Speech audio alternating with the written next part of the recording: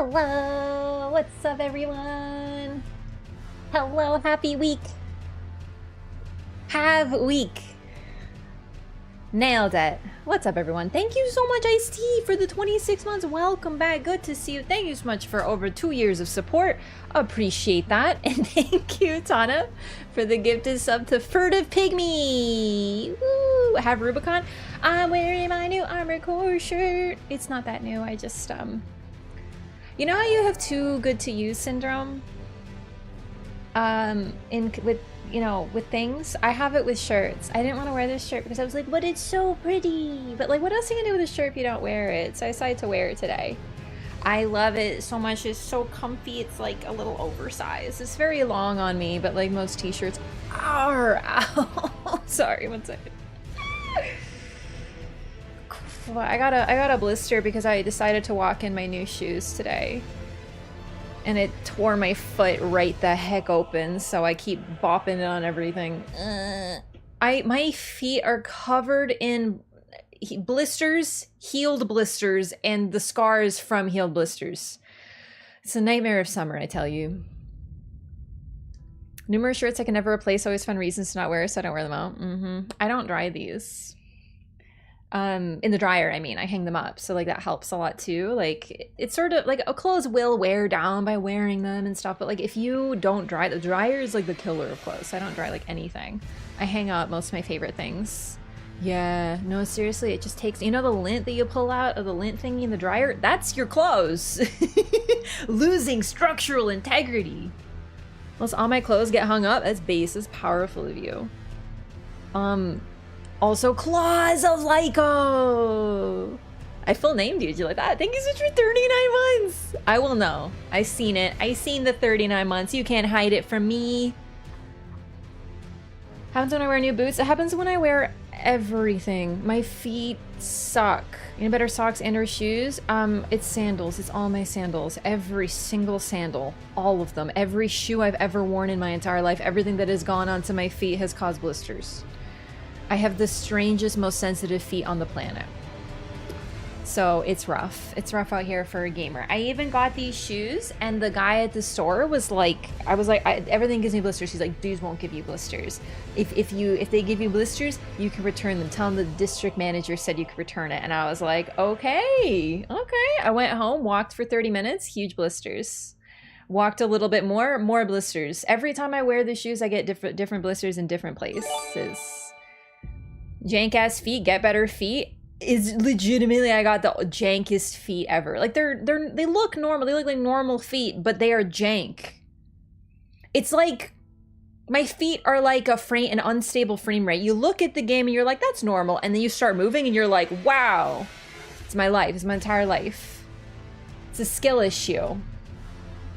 We're already talking about feet? Okay, but we're not talking about like feet in a horny way. We're talking about feet in the way of like, I fucking hurt them and they hurt real bad. Don't believe, show feet? Nice try.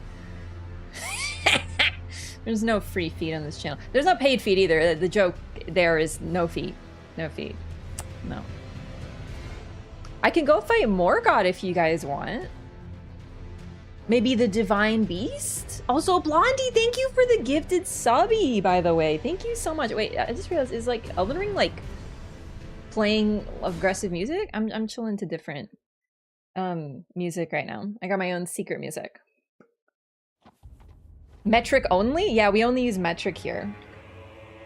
Only, oh my god, I can't talk today. It's a good start today. We don't even get Marlow beans. The Marlow beans, I tweeted or said that I would tweet out my cat's feet, like the little toe beans, you know, when I get 10K on Twitter.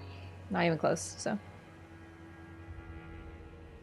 She runs an Elden Ring mod that actually removes all feet from all mods.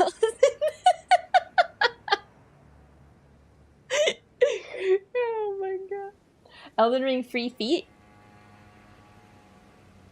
What about Elden Ring feet free? Show meter pics? No. I don't know, a meter's like this much? This like, that's a meter. Yeah. Yeah, about this. There you go. Did that help you? Sig shirt, thank you! Holy shit, I accidentally just full screened YouTube chat. Just everything is YouTube. I'm really picky with t-shirts, to be honest, but this one's poggy because it's oversized. I love oversized t-shirts. It's not like hugely oversized, but it's just like I feel like comf, you know, like I'm just chilling in my t-shirt. No show Mateer pics. Could you imagine if Mateer was feet instead? Cletus, thank you so much for the not another, I can't talk, well, another gifted sub, a total of 2 in the channel. Thank you for the support. I appreciate that. Thank you so much, everyone, for the hype train. Someone should do a ranking of all the feet in Elden Ring? I'm sure it's been done. I'm not above doing one, though. I would do that. I'm really good at opinions, so I could rank everything.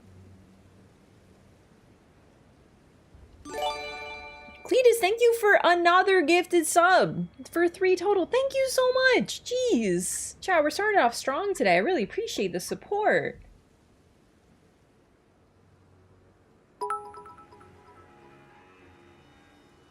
Oh my goodness. Mild Ride, thank you for 100 biddies as well. Hype train choo choo. Hell yeah, baby. J. Jonah Jameson. Oh my god! Cletus with 5 gifted subs to the channel. Jeez, I'm just like warming up. Like I'm like waking up at this time. I'm just like, oh my god. Thank you so much. Jeez, Cletus. Oh my god. It just keeps coming. What the heck? Cletus, thank you so much for 5 gifted subs to the channel. Jeez, just 7, just like that. Just like the meme of the guy dropping sparkles? I don't even know what he's dropping. Sugar? But like for gifted subs. Thank you so much. And Cody, thank you for the subscription as well. Welcome in. Please enjoy your butterfly and emotes. Such as Rap Snake. Via has the cleanest feet? What? I'm alarmed. What kind of ranking is that? Cleanest? Can you show Renala's grippers? Why are they... Listen, I'm just gonna put this out there. Why are feet grippers? Like, don't we normally grip things with our hands?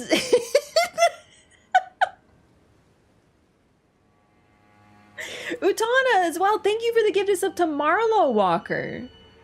Is that my cat's alt account or something? For his other family? And Master MPS, thank you for the gifted sub to Good Start. Oh, jeez. Alexander Warrior Jar, best feet? I don't know who's the best. We gotta start it off. We can't just start off with best. We gotta lure them in if we're doing a ranking. You know what I mean? Playdula, thank you for the gifted sub as well. ShamWow36. Damn, that is a blast from the past. Hello, I came here for feet. Excellent. We're already on the subject. People arrive, people leave. Listen, I'm just trying to commiserate with chat about how my feet hurt. Because I get blisters from everything I've ever worn, including shoes that are already broken in. Like, what is wrong? What is it? Like, I wear a shoe and it's like super broken in and they're good. And then I wear them in the season again and they hurt my feet. Like, I'm not even being degenerate this time. I'm just being like, what? Like, why? Can someone explain my feet's malfunction? You know? But anyway, I mean, I went to my doctor, my doctor was just like, yeah, he's got to wear Crocs. And I was like, are you sure there isn't something else? And she's like, no. And I was like, oh, okay. So that's my hell now. Better socks? Well, I'm not gonna wear socks with sandals. I'm not a father. No, but in all seriousness, it happens with my sandals. You don't wear socks with those. I mean, you could. It's just like the whole point is to, you know, have the fresh air on the beans. Your own human beans, you know? Just wear Crocs. I'll never prescribe those. My doctor basically did. Excessively sweaty feet. They're not sweaty feet. Are you a medical expert? What? You just diagnosed my feet with sweat? Are you sure you're not a father? Has anyone checked? I mean, as far as I know.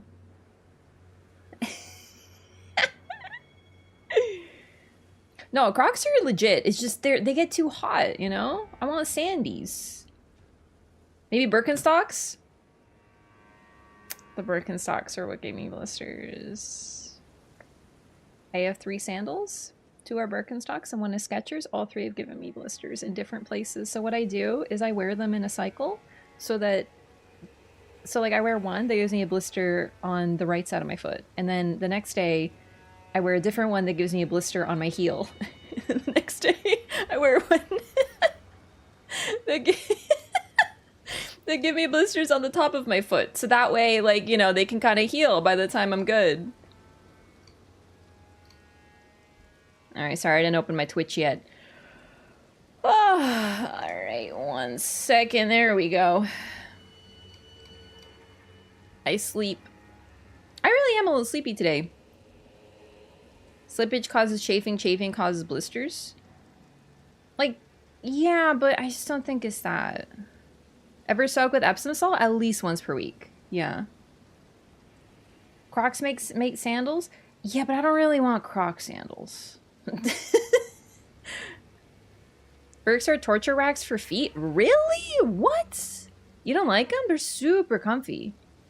Usually feet grow calluses to counter that? Yeah, I also got calluses. Meme audio where Melina talks to Tarnish about her feet? Oh. I haven't heard that. Insoles. I guess I should. I just don't really know. Like, that won't really help in the summer, but it might help in the winter.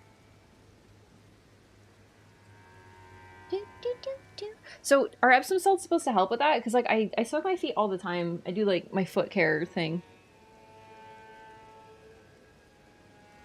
Where'd you get it? I actually don't remember. I just got it on the internet.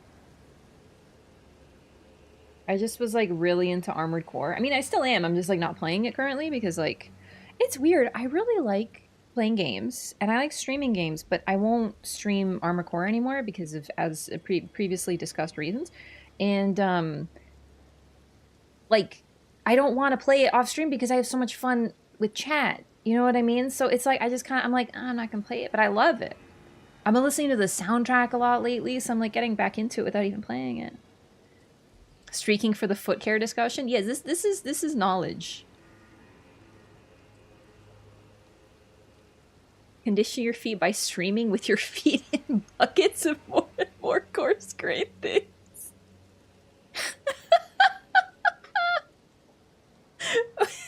Is that a real thing? It sounds so specific. Chat doesn't know that I have a bucket of salt at my feet right now.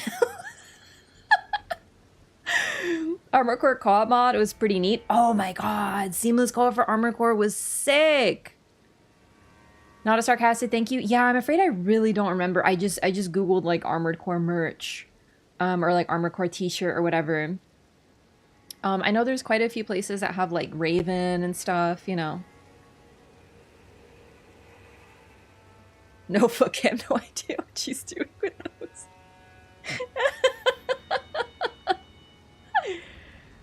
Lightly powdering your sandals could help with slippage and reduce irritation. Maybe it's, I don't know. It's just like, I don't know. I miss Armored Core 6. I do miss Armored Core 6. Powder them with what? Baby powder? Because I'll try that. Do you be open to streaming Kingsfield someday? I don't know, because Kingsfield comes from an era of gaming that is sort of like before my time. And I have a difficult time adapting to games like that, you know? Because like there's FromSoft vagueness, and then there's Kingsfield. I watched some gameplay of it like way back when, right? I was Lance McDonald. He was playing, I think, Kingsfield 4, and I was watching him. And of course, you know, this was during my insomnia arc, so Lance streams very late. He starts at like 7 in the morning or something. So you can imagine that I was watching him because I was up all night and then I would fall asleep. So I don't remember much of it. I just remember here and there. And I was like, God, I have no idea what's going on right now. So I am open to, but I'm scared because I don't know how to handle games like that. Do you know what I mean? Columbia sandals that are very comfortable. Okay.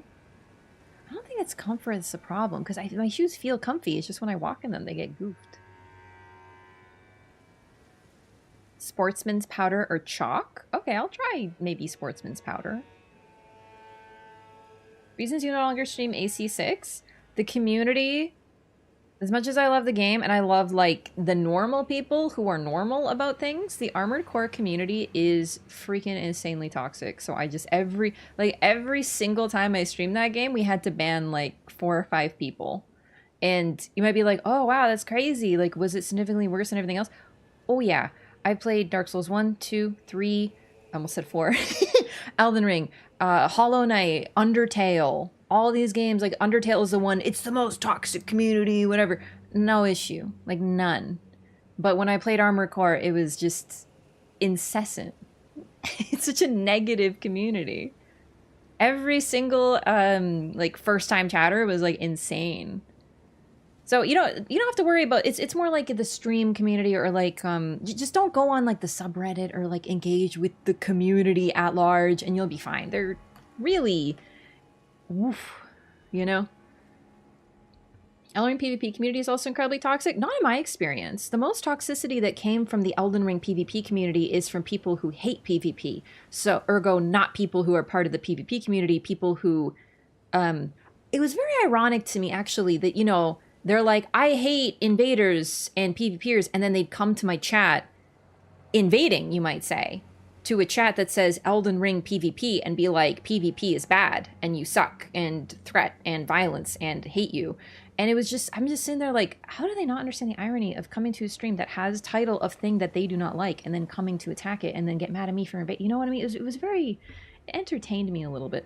Anyway, generally, I don't really get too much issues with them. Elden Ring subreddit is pretty insufferable.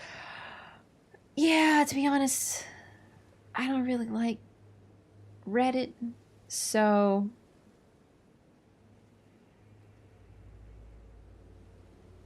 but no, like Armored Core is really, really, really good. You should play it. Everyone should play it. It's so much fun. Incredible game. I talked about it. It is the most human game that FromSoft has put out since Dark Souls 2. And you'd never see a single human in it. It's really cool because it's all about humans. You can forget because there's a lot of mechs and stuff, but I find the story is very straightforward, but there's still fun lore stuff. And there's still interesting things to uncover. But it's a lot, you can't really miss the story because characters are always talking to you in the background while you're playing the game. And it's really cool because it allows you to engage with it. You don't have to worry about like missing anything really to a point. The story is a lot more presented to you. It's very arcade-like. So it's just different. Toss a message I saw in Elden Ring. The thing about these games, because the online is so ephemeral, you're not like talking to people. You don't have to worry about like, you know, a voice chat. So you won't engage with toxicity within the community itself. But once you get into the online sphere where people have keywords, then yeah, of course you're going to deal with that, you know? Usually don't like futuristic stuff. Would AC6 still be good? I think you should give it a try if you ever get the opportunity. Because I am definitely more fantasy, and I'm not into mechs, I'm not into future, I'm not into techie stuff. I like sci-fi TV shows, but they're not my favorite. And I love Armored Core. Do you know what I mean? So I would always say give it a try, but you just might not like it. But I think it's worth a shot because it's so damn good. Like, people are sleeping on Armored Core.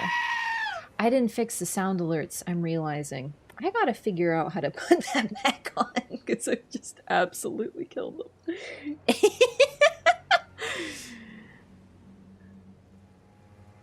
Yeah, that sounds about right, Blondie. Trust me, I actually have been thinking a lot about PvP lately, and this is gonna sound insane coming from me, but I really, really miss Dark Souls 3.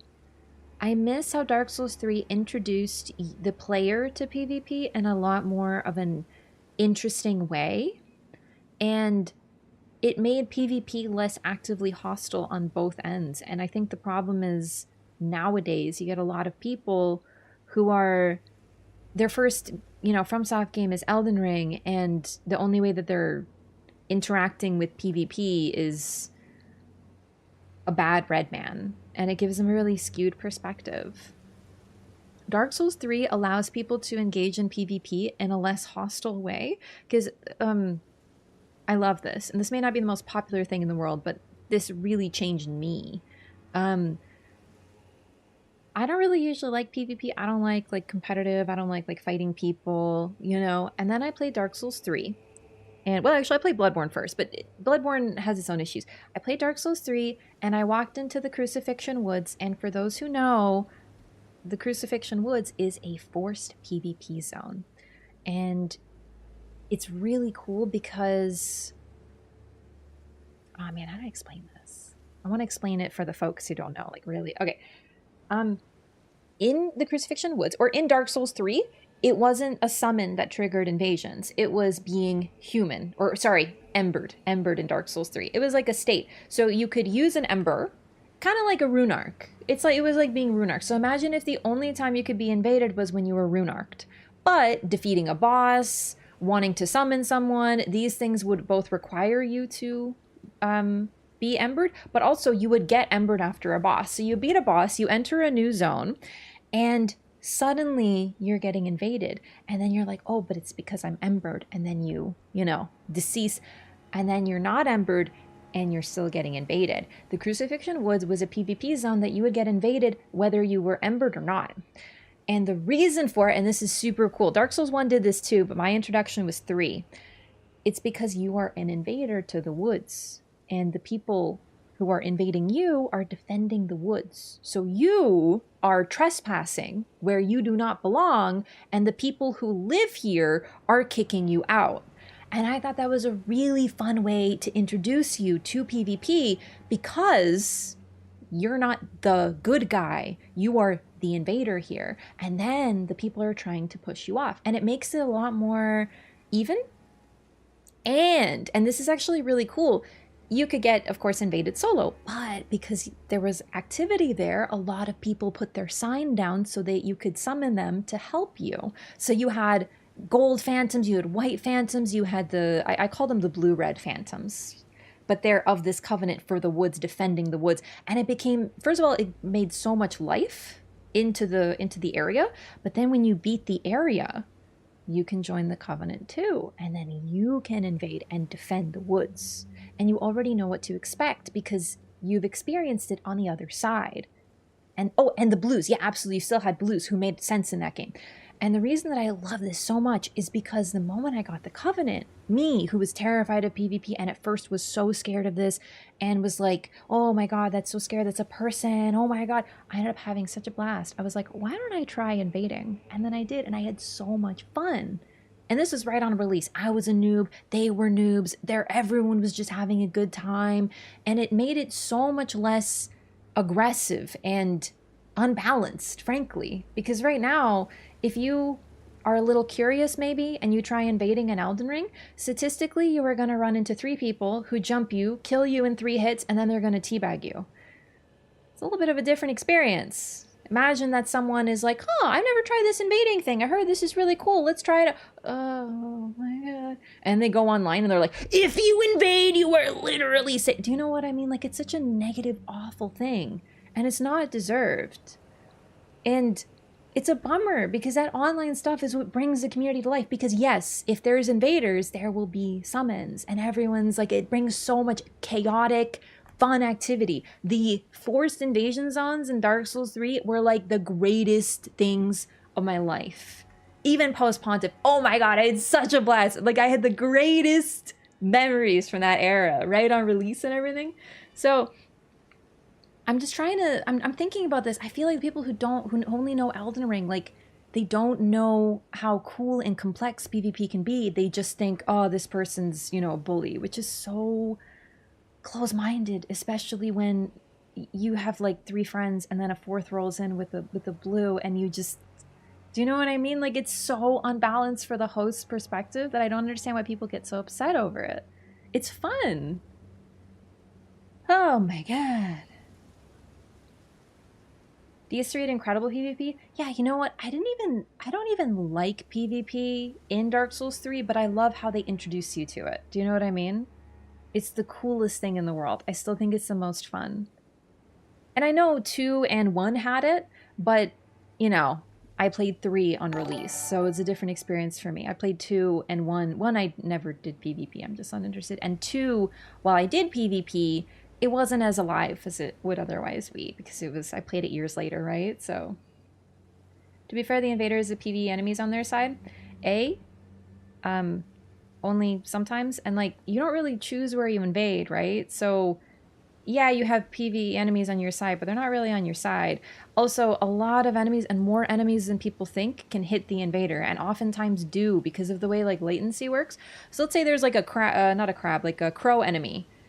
Do you know how many times I've been pecked by the crow enemy? Me, not the host, because the crow enemy is attacking the host, but the host ran past, and then I ran past, and the crow was still attacking here, and I get hit. Do you know what I mean? The enemies are not allies to invaders. They are really not. Oh my god, the amount of times that I've been cooked by dragons, and I'm sitting there like, I just want to fight these people, and there's some freaking crow over here, and there's a crab, and I'm just like, oh my god. That's why my favorite invasion zone was a place with no enemies, and it put me at every single disadvantage, and it was the most fun I've ever had. Also, Butters! Thank you for 30 months! Welcome back!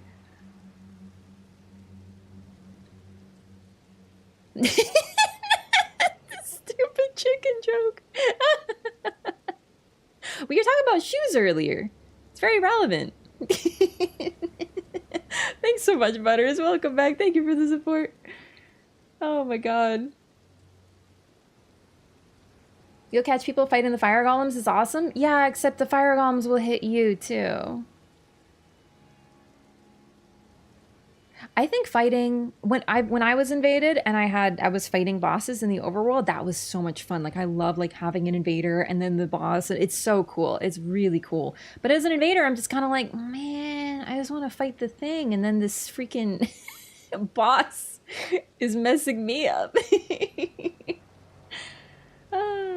PvP element into let a gang squad fight. The gang squad fight is so totally pure PvE though. It's fun, but it's so like, it's such a story fight. It would have, as much as I love PvP and PvP fights, I think it would have ruined it, right? Because it's about that culmination of the NPCs that you've gathered, the allies that you've gathered, the enemies that you've made. Oh, and Mirror Knight. Oh my god, I love Mirror Knight. Trying to fight Fire Golem without Torrent. Yeah, I don't normally use Torrent for fire golems, but I'm weird, I guess.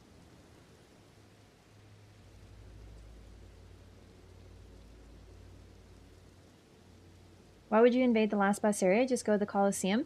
Number one, invasions are very different from the Colosseum. I really don't like the Colosseum. The Colosseum is more like Call of Duty, free-for-all, little weird, you know, it's just a different thing. Invasions are very different. And they're different from duels, and they're different from the little clean, stupid, tiny circle Colosseum fights. I want invasions, number one. Number two, you don't choose where you invade. Nowadays, in this game, they actually put in this thing that you can invade all over the world, and it tries to match you with people who are at your level range. So it makes it a lot easier to find people, but you don't choose where you invade, ever. It's you could invade nearby, but like no one does that because it's hard to find connections at your level. So most people, they're just invading. You never know where you're going to end up. So, you know, it's like the whole thing about invasions is that they're a very specific thing. And I think a lot of people don't understand invasions and invaders, and they don't want to, which is a real pity, because I think that a lot of people, if they had a different introduction to it, would actually love it, like me. Like I am literally, hello, when you talk about don't invade because you're bullying noobs, I was that noob and I had a lot of fun with it. I got invaded and I thought, wow, this is crazy, scary, and really fun. And I got hooked. So, you know, it's not, I don't know. It's just a very strange attitude the Elden Ring community has taken, but it's the way that Elden Ring is constructed. So I don't necessarily blame them, but I think that there's this really disturbing level of hatred toward a game function.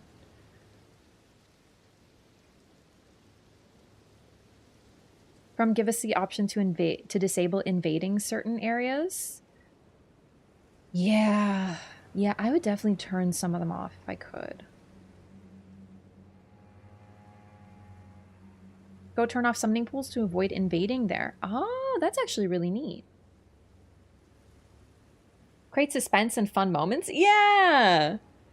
Having invadable states areas meant you ran into way more people with chill builds rather than what you get in Elden Ring. Yeah, the thing about Elden Ring, and you have to understand this from both ends. Number one, the host has usually 3 people, right? At least them and one friend. Normally, statistically, you're invading 2 to 3 people almost always without fail. And then even if it's only 2 people, very often the moment they see the invader show up, they summon their blue, so they have a third coming, and then, you know. So the thing is that as an invader, you have to be ready to deal with 3 people. And it just makes it a very, very different experience with that versus a 1v1 duel or a Tantra's Tongue or whatever. Like, it's just something different. So if you have to be ready for 3 people, yeah, sometimes you have to bring like really strong stuff because you have to expect to kill 3 people in a single while all of them are on you. And it sucks sometimes because often, like, I would love to use some absolute dinky build, but at the same time, the dinky build, if someone just jumps you and you're dead in 3 seconds over and over and over again, it's like, well, okay. And you can have fun with a dinky build or a gimmick, but when 3 people jump you, stab you, stun lock you, you're dead, there you go, over and over again, you know. So fun invading when even your fellow invaders can betray you. Yeah, that's the thing too. Since co-invaders were more common in the previous, in Dark Souls 3 specifically, it wasn't as annoying when they turn on you. In Elden Ring, I don't think Reds understand what the fuck is going on. Oh my god. Invading on release and fighting 3 Rivers of Blood users, it was an experience? Yeah, yeah. You should bring back 6 players limit? Yeah, I would love that. Just play offline if you don't want invasions. Yeah, like there's always the option to play offline. I love playing offline because as much as I love notes and the phantoms and stuff, it's also nice to just have it like clean, right? For like the recording and streaming. So I play offline all the time, but I also love online. Just needed covenants. Invasions were fine. That's a very rare opinion. Like a lot of people really hate invasions. And I'm glad. I'm glad that I'm not getting a lot of like, no, invaders suck here. But I mean, I feel like folks here have either been here when I've been PvPing, so you know already, or you're just like reasonable and you're not like the weirdos on the internet. It's actually scary how negative people are toward invasions. It's really upsetting. I know that a lot of people, they've only played Elden Ring, but it's so sad. It's so sad to see people just talk like that and say awful things about people who are literally just playing the game.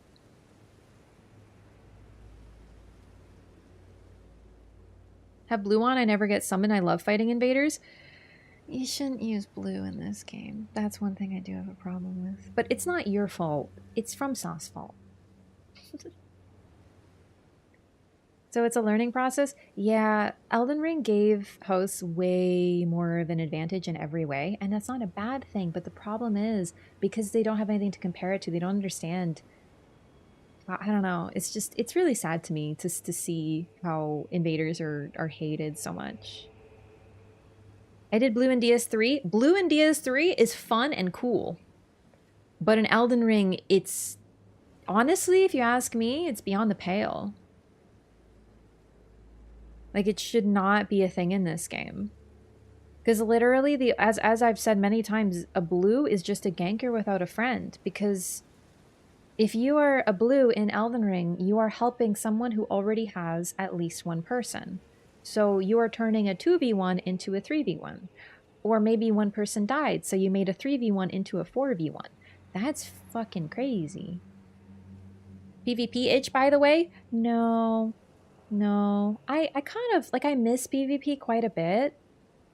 I don't know. I just hate seeing all the online bullshit negativity. Or a Taunter's Tonguer? I don't blame Taunter's Tonguers because a lot of them are simply people who enjoy PvP, but the problem with Taunter's Tonguers is it pulls people from... Taunter's Tongue is prioritized over a group. So if you are a one person using a Taunter's Tongue and then there's 2 people playing the game, the Taunter's Tonguer is going to get prioritized invasions, which means that as the invader, you're going to be running into a Taunter-Stunger all the time.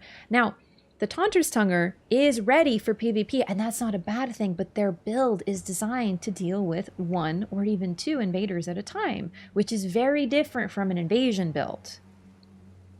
System is a problem, not the player. Yeah, I know. Like, I don't blame blues, but it's hard not to when, like, what are you doing? You know what you're doing.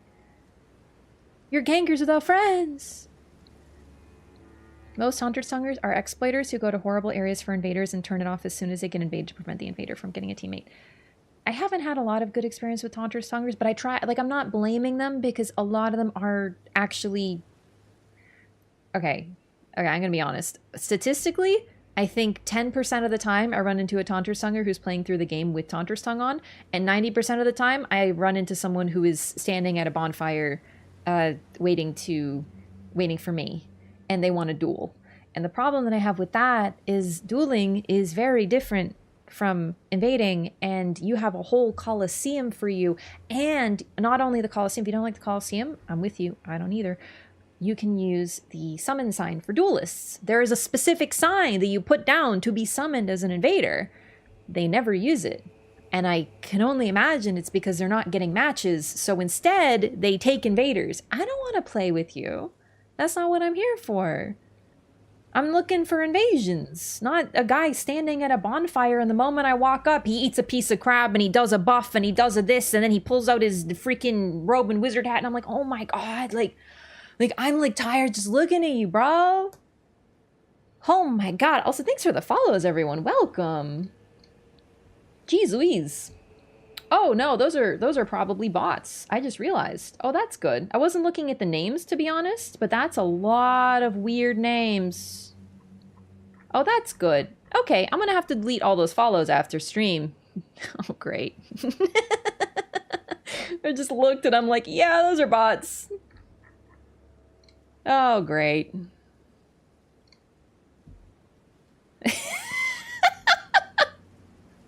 I just saw the flashes. I was like, oh, that's a lot of folks all of a sudden. That's weird. They want the advantages of being a host and an honorable duel at the same time. A lot of the ones that I encounter happen. Okay, not a lot. I would say 30% of the time they have a rune arc.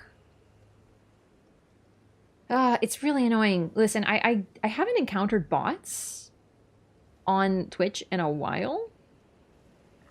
Holy shit. I remember when I played Dark Souls 2, it was like a pandemic of bots. Okay, I'm gonna have to turn off alerts if this continues. 2, 3, 4, 5, 6, 7, 8, 9, 10, 11, 12, 13, 14, 15, 16, 17, 18, 19, 20, 21, 22, 23, 24, 25, 26, 27, 28, 29, 30. I can't. There's like fucking 50 bots. I'm not counting anymore. Jesus Christ. Noah has a notebook on their desk where they track their kill-death ratio in Elden Ring. I was about to be really upset and felt called out. And then I was like, oh, wait. No, mine's for lore. What's wrong with having a notebook on your desk?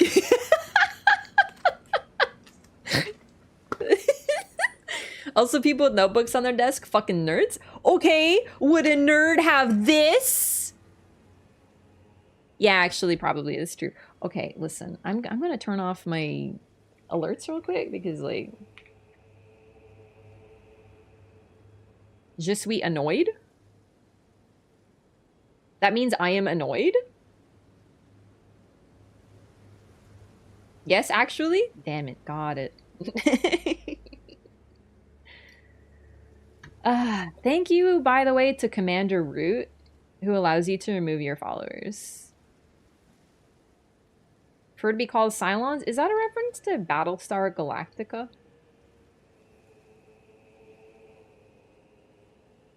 Okay, so I'm just turning off follow alerts. They're probably going to play until they're done here, but if this is going to continue, I don't want to have to deal with it the entire time, so... Sounds like nerd talk. True. Is it still going? Okay, I think we're free. Oh, there we go. Not a bot. Finally not a bot. Poggy. Okay. Is it still going? I turned it off, but it's not saved. Wait. Followed. No. Yeah. Okay. Disabled. Okay. Okay. Okay. And then, all right. What was I doing? Commander root. I'm gonna open this so I'll remember after stream. Oh. When I was like I was mentioned, we've been, dare I say it, invaded? No, human. Have to be human. Bots are subbing because of the Armored Core bot on this shirt. The Armored Core community is very horny, so that would track actually. I think it's just delay. I mean, 50 follows is gonna take a while to play. Oh, this is so freaking annoying, dude.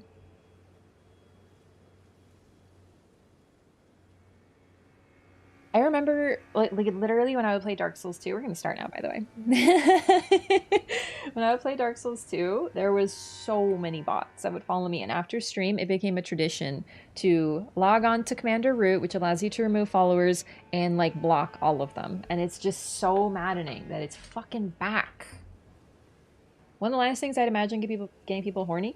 I make a joke. I don't think they were actually horny. I think they just, I mean, they were just saying lots of horny shit. Do you know what I mean? Oh shit. Yeah, okay. There we go.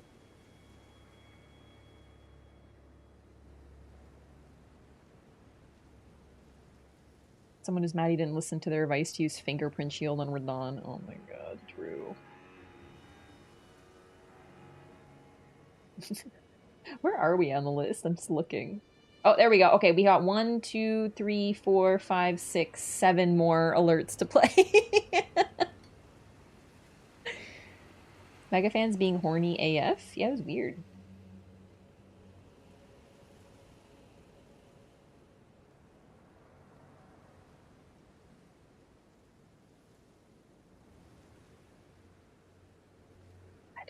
Okay. All right. I don't really like these weapons, by the way. I don't love them, but there's what we got for now.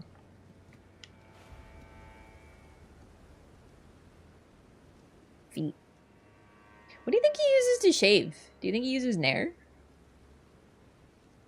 He's so smooth. Like, I'm almost, like, envious. Like, how, like... Man puts caterpillars on his fucking head, but his feet are just...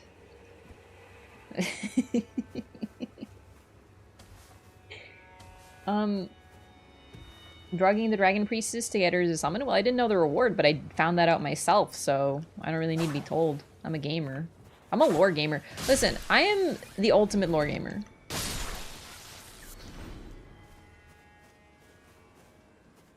Those are caterpillars on his head? Yeah, according to his item description. Oh, sorry, you're not Born Scent. I don't know how I got that confused. It was just my periphery. According to the item description, those are fucking caterpillars. He's got like wrapped up in on his head. I also thought it was string. Yeah, Yeah. Okay. Right, the alerts are good. I've turned off follower alerts for now. Sorry to all the follows, but you know, not sorry to all the bots. Oh, hang on. Oh, check this out. What time is it? Is 8 fucking, hang on. I can get it to auto remove all the followers. It was 9 minutes ago, so that's like, fuck, what is that in like weird time? Okay, so like 10 minutes ago, let's say, so that would be like around this, like that. Okay.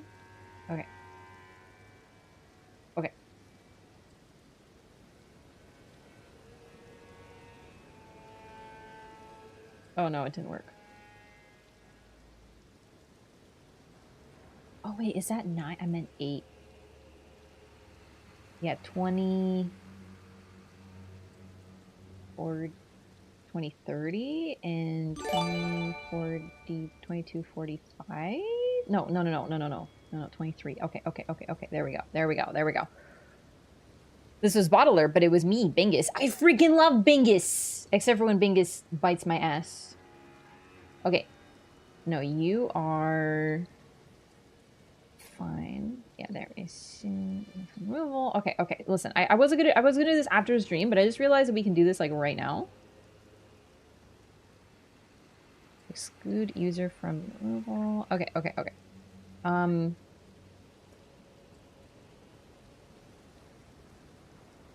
Remove. Remove. Okay. Okay, this is weird. Is this working?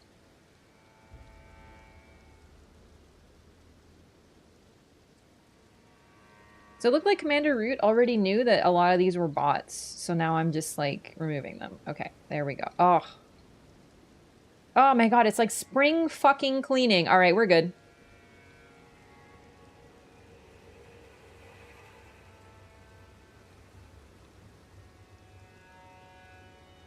Okay, first time chatter. English only. Oh no. Oh no. Yo, Oro! Thank you for the resub. Thank you for... Oh wait, I forgot to say Hugo. Sorry, I saw Bingus and I got really excited. Hugo, welcome back. And thank you to Mr. Meat Chunks for the second month of gifted sub. Thank you so much to both of you. And Oro, thank you for 34 months. Yeah, you like my shirt? Thank you. Thank you for the support. Welcome back. Good to see you. I got followed by 50 bots. Folks who are just coming in. Yeah, I got followed by like 50 bots and I had to... Oh, the thing ran off. That's good. Wow, this stream is starting off really well today. Anyways, I'm just removing all the bots. The thumbnail is just you looking at Hornsen's feet. Well, at least people know what they're gonna get.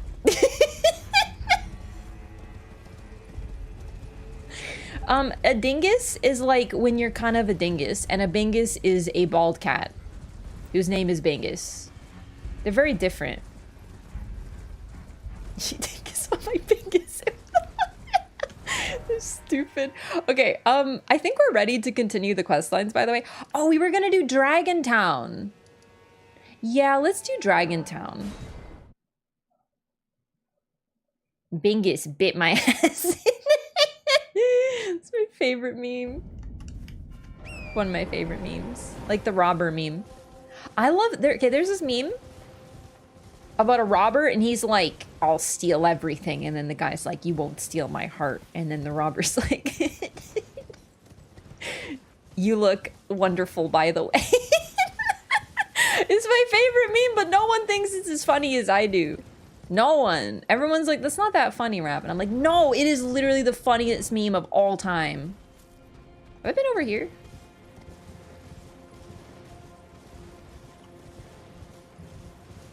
And the other one is about Bingus biting people's asses. What's your overall opinion on the furnace golems? I don't love them. And I mean, they exist.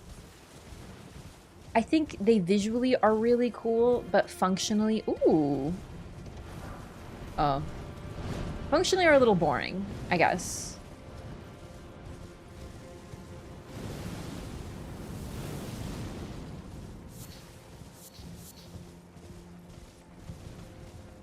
Like, I don't enjoy fighting them. It's just like another thing on the checklist.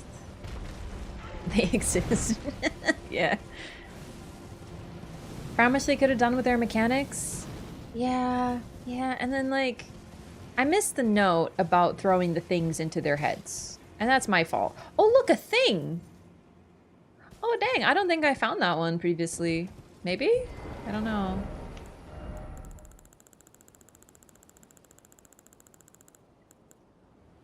Do I not have a bow? Definitely have a bow, right? Oh my god, no. I only have the fucking bone bow. Is it cool? I mean, it's a bone. It does exactly what it says in the tin, I guess. Oh, good.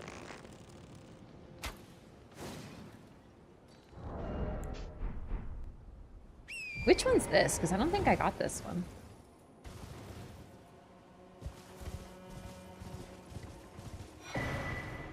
herbalist. Rata fruit. Maybe I did then. I don't remember. Pretty simple once you learn their trick. Yeah, but we're not really talking about difficulty. We're talking about like, do we like them? You know, because yeah, once you understand what you need to do with them, they're just a checklist. It's like, yeah, okay, so you have to do this and this and this, and it's. I feel like, unfortunately, a lot of the time exploring the Elden Ring open world does become a checklist. It's like, okay, there's a boss here, and then you know you run over here, and then there's another boss here. Check that off the list.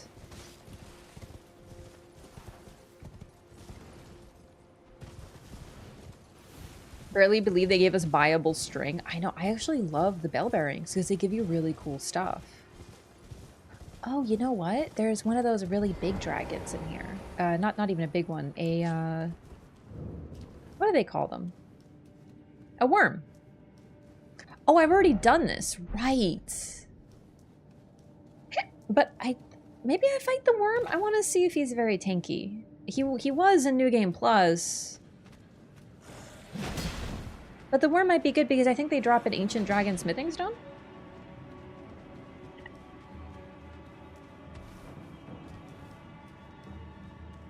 Listen, when I got the string selling one, I was like, I bet this would be so cool for the people who like do crafting, but I am not one of those people. Holy shit, that scared me.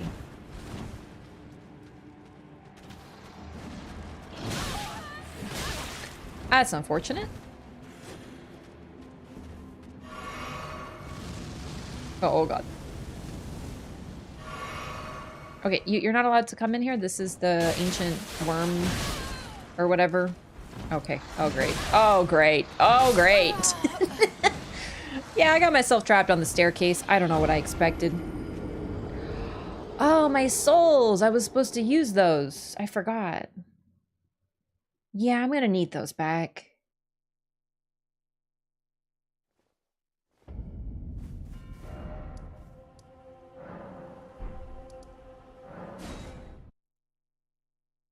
Constantly rendered absurd distances, so you legit need to kill them for your FPS. Oh, could that be part of it? Oh. Yeah. Chore to do before I can explore thoroughly and leisurely. Yeah, I can see it that way too. Have I been down there? Alright.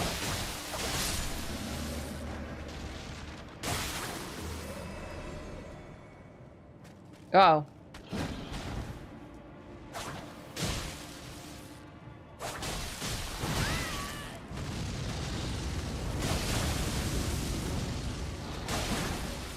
I still have blind spot, right? Okay, good. I miss my running R2, I think. I don't really like these weapons because as much as the range is cool, it's just not enough of a trade-off for me.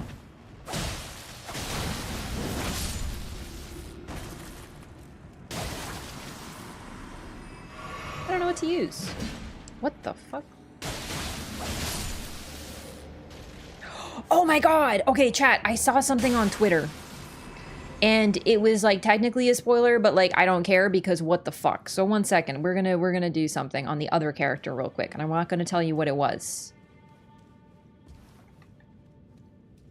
Just I have to do this whole thing. But I'm telling you, this is the sickest shit, and I'm like a little bit pissed because I'm like, how the fuck were you supposed to find this?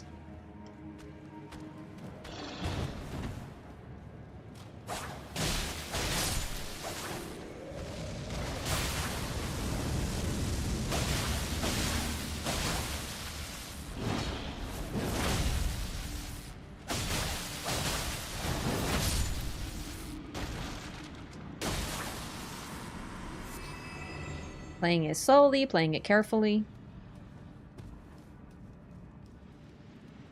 Yeah, I want to use the other character because they have done more. What's sick? I'll show you. Just wait. I'm leaving you in suspense right now. No, no. Okay, okay. Where are my souls? What? There was two? Confusing.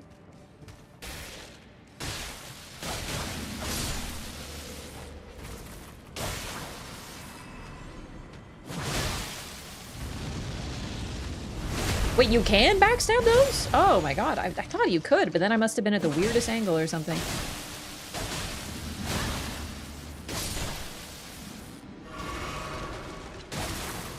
Crazy stuff about Mateer. I'm gonna hold on to it till you get there. What? Help, my souls. Okay. I might summon Tish for this because, like, you know, who fucking cares, basically? Oh, good start. Listen, please don't kill me. You don't know how annoying it is to get here. Okay. But I just remembered that I can't summon Taiki without using the special fucking tier, which is really annoying.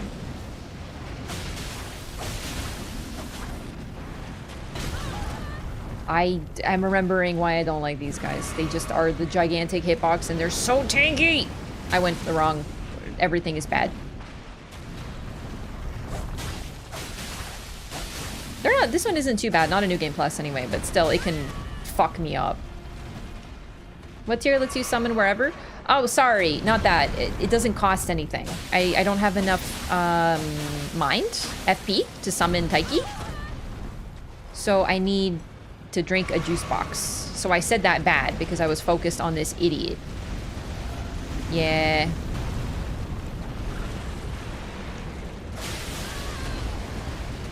I just don't understand where you're safe. It's not the Grundle. You know? He's just spewing fire all over the stupid, stinky arena with his stinky face.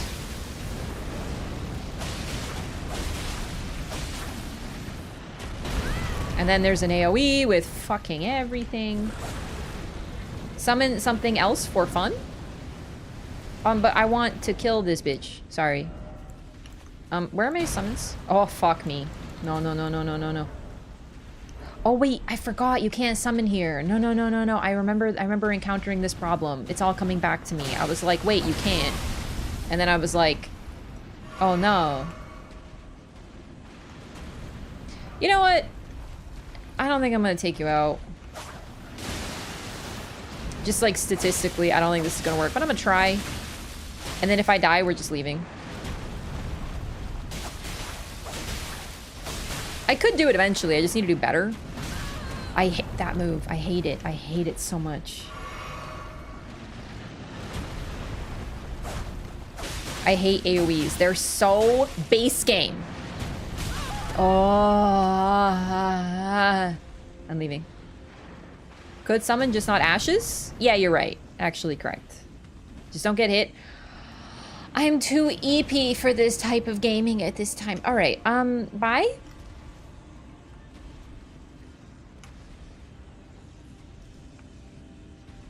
God, doesn't this make you think of Dark Souls 2?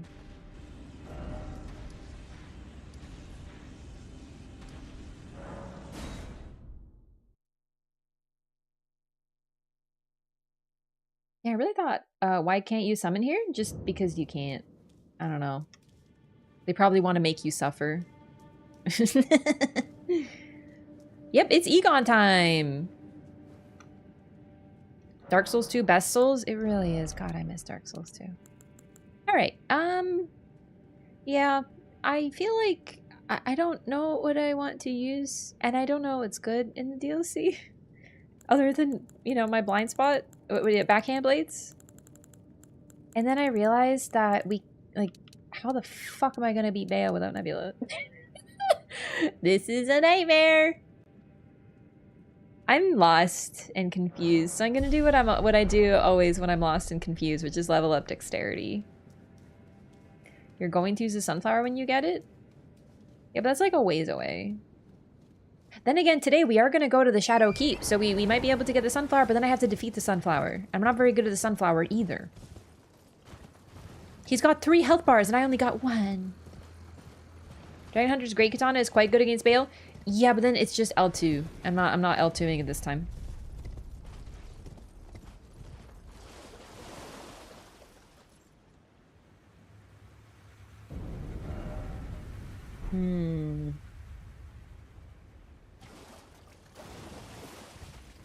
Defeated Sad BF? No, not in this playthrough because I haven't broken the charm yet. So I haven't gone near Shadow Keep. But we will be doing that soon because from what I can tell, I've done the quest lines right, so... Alright. Hail, O terror incarnate. Again I stand afore ye. I love this, by the way. It's Igon! Is it Egon? Or Igon? I forgot now. Didn't see this before? Yeah, I found it the last time through. So for lore thoroughness, I wanted to show it off. Egon? Egon. It's a stupid name.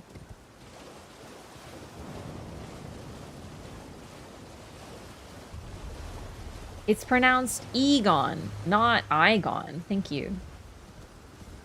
Remember his name? I remember it's either Egon or Igon. One or the other. I don't remember which.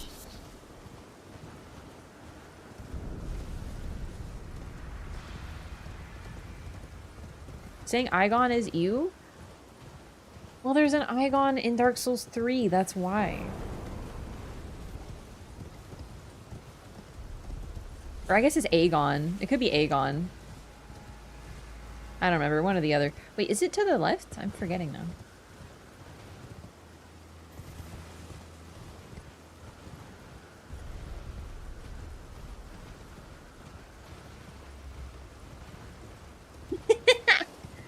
It's Aegon. Yeah, it's Aegon. Just like that.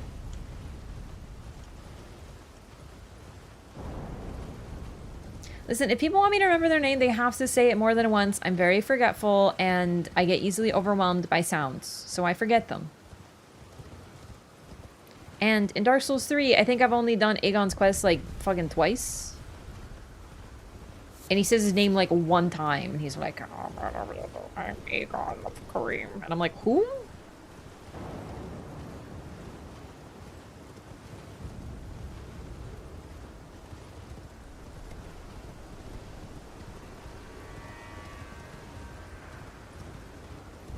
Presents by yelling my name when I come to chat like a Pokemon? That would be helpful. Yeah. Speak to Aegon a lot? I also speak to Aegon a lot, but the problem is he's a little bit flighty. His quest line's particular. And he only says his name one time. Literally screams in the boss fight? No, he only screams, "Curse you, Bale!" And guess whose name I didn't forget? Bale. I'm just saying. I'm just saying that I never forgot, you know, Bale. But I forgot Egon? Is it Egon? It's Egon. It's Egon.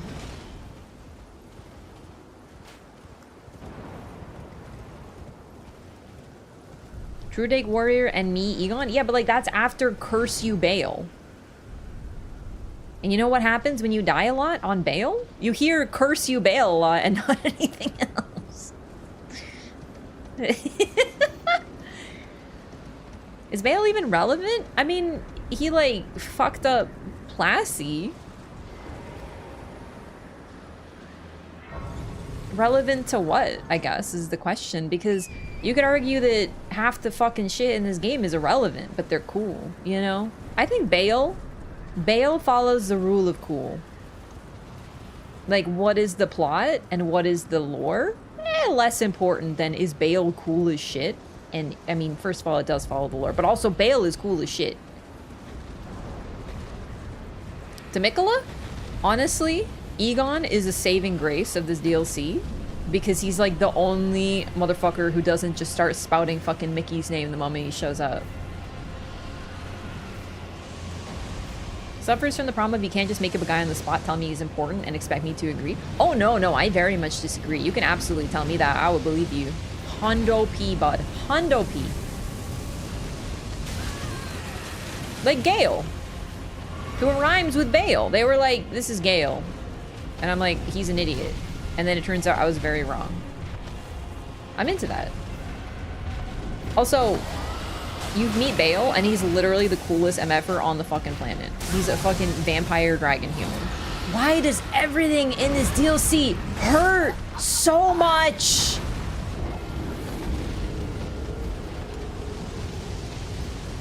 Why? Yeah, Gale is the GOAT. That's correct.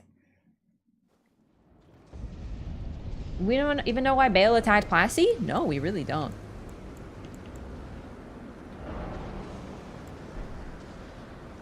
Oh, I'm running this. Let's run back this again. You're wearing a dress? Your point?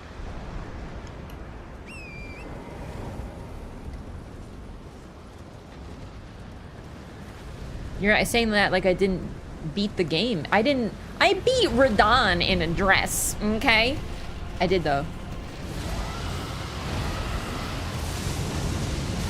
Are you fucking joking me right now? I need to defeat you so I can meet Igon.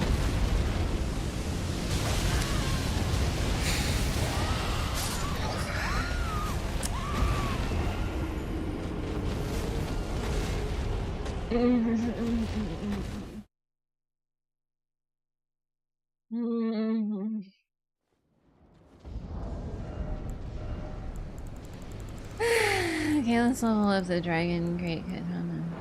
Where is it? Okay. Let's go level it up a little bit. A Geel. It's a Geel. Random Drake is stronger than Elden Beast? Fucking everything in this DLC is a nightmare. It's not a bad thing. It's just, it is a thing.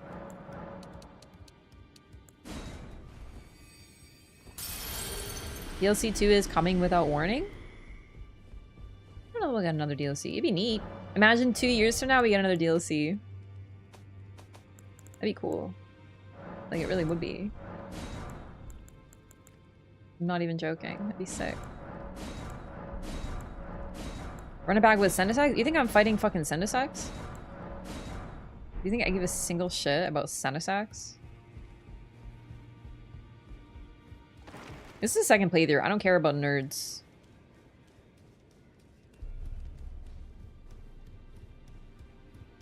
Hello?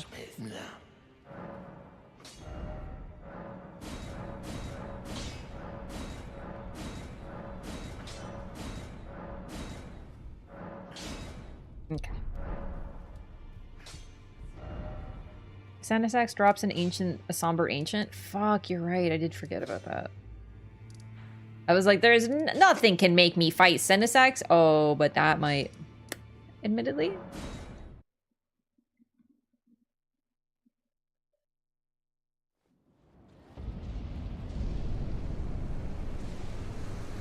Bale is a successfully evolved magma worm. 1,000 we get from Straiten's magma incantations. Yeah, I thought he was just a human. But then he could there is a chance there's part of the magma worm is like part of it. I think it's less okay. Drakes who descend from dragons are not cool as shit. Right? I have a plan. It's more like an adjustment to the current plan. There we go. Okay. Bro, it's a single gust of fire. How much could it hurt? Oh, I forgot to get my juice boxes, didn't I? Wait. Oh, I have to hold it. Right. Okay. Oh my god. They're just spamming fire blasts against each other. Runs directly into the fire. The fire ran into me. I don't know if this one stays dead. But I need one of them out of the freaking way, you know?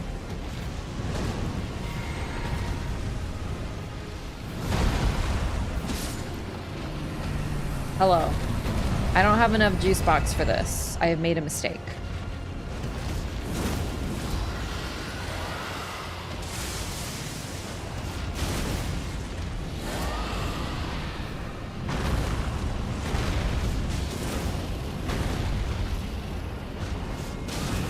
Oh, I got him in the grundle. It's the weak point of every dragon. Oh, fuck off. Yeah.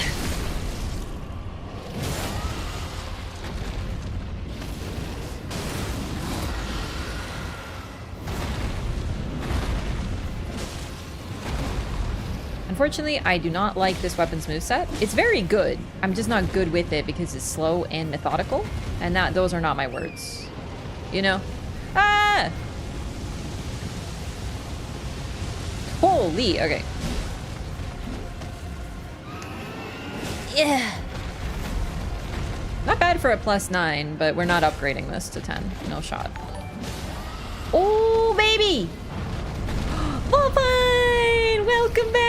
Thank you for 31 months! Stuck on the final boss, everything else finished. Here's 31 months. I'm so glad. Not that you're stuck, but like the rest of it. Welcome back. It's good to have you. My favorite part is getting folks who finish DLC, like, returning. You know what I mean? It's like so poggy. Welcome back. It's good to have you. Thank you so much for 31 months of support at tier 3. Thank you. Great katana movesets. It's really sick. Like when I see someone using a great katana, I'm like, there's the bleed proc. I'm like, this is the coolest shit I've ever seen in my life. And then I use it and I'm like, no. What a sight. A warrior true, if ever one there was. A fellow Drake warrior. It's me. Igon. Piteous Igon. Do you not remember? Conjure your past. How once you were. When fear was yet foreign to you. And his eyes are blind too. He's got the milky blue pupil.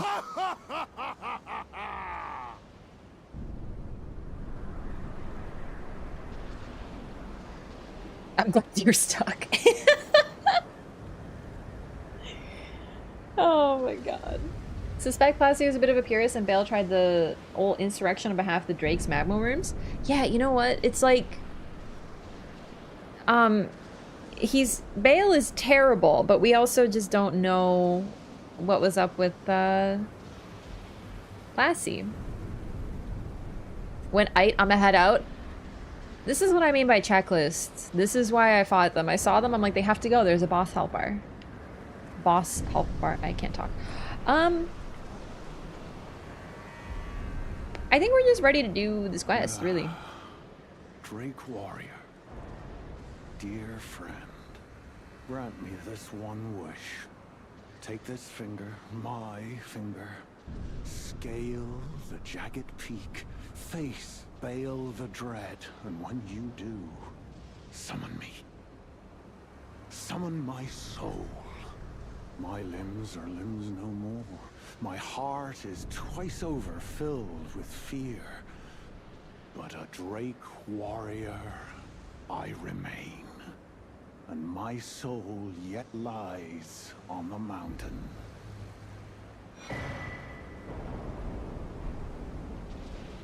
I love how he actually gives you his finger. Egon's quest is very cool because it sort of goes over what you're doing here. It's easy to forget. I know we've been through this for lore a ton of times, but every single item that you use is someone else's finger, a tongue of someone that came before you. Someone who is a bloody finger. This one is one of Rikard's fingers. Or at least suggested to be, implied to be. Could be someone else's. Could be one of the manservants, but, you know. Is your own finger. But the rest of these are fingers that are cut off. And here, Egon's like, here's my finger, summon me with it. It's really cool. Sorry, your dialogue? Hello? Proud Drake warrior. I You beg see, of he's you, called Igon because you can only see one of his scale the eyes. jagged He peak, lost his other eye. face Bale Rap the smoke is dread, Igon. and when you do, Dude, summon me. Joanna actually nailed the pronunciation. Need a finger whistle to Sekiro now? Well, it's not like a finger whistle in that it's a finger. But the whistle we use to summon Torrent is kind of also. No, Joanna nailed it. Well, thanks for the 100 bids.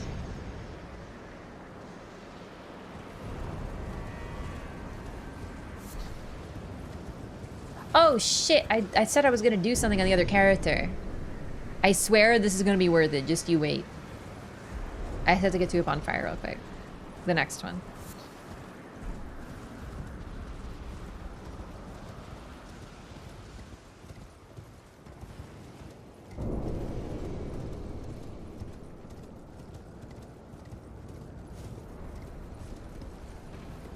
Isn't there like a Chatterjee blessing somewhere down here?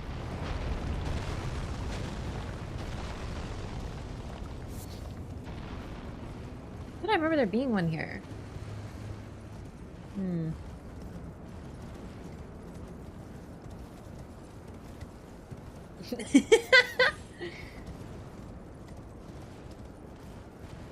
So I don't know if we have to summon Egon, but we're going to because it's cool. Oh, there. That's probably it. Or no. Well, let's find out. Okay, there we go. I did remember. Okay, I think I'm gonna try fighting this dragon because if it drops an ancient dragon smithing stone, that would be helpful. Oh, this is the wrong way. Oh, that's my bad. I didn't mean right now, I meant later. Nope.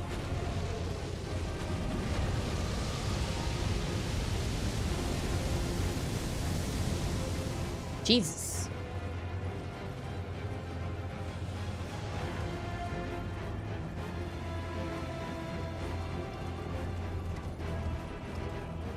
So that is an ancient dragon that betrayed, that sided with Bale, probably? Because some of them did. Which is kind of cool, because it means he kind of had a point then. Right?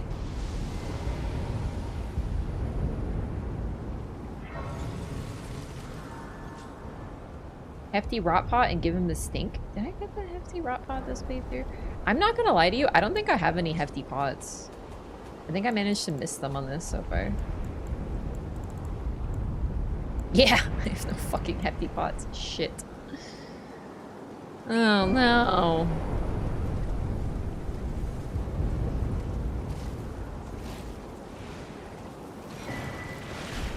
I never found Egon's Cookbook one. So much brown in this DLC? This area for sure. When I think of the DLC, I mainly think gray, but like a very vivid gray. You know, gray sounds bad. Like a nice gray. Wait, okay, hang on.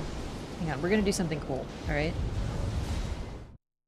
I have to try to find out. Hefty pots are super fun. They're also kind of required, so I really do need to get those. Monochromatic, but in a fun way. You know, not in like a, sorry, this is me, but in a Dark Souls 3 way. Dark Souls 3 is a little colorless, I feel sometimes.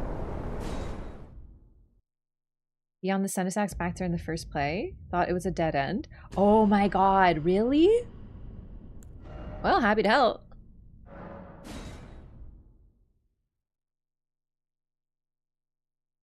So we're going back to the other character real quick.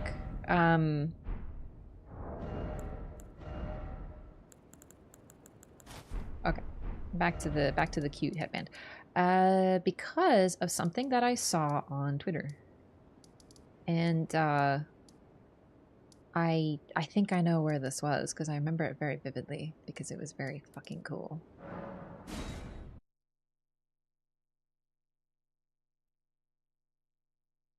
Imagine if this whole mountain ended with Cenisax. It's kind of how it felt in not the blue town but red town.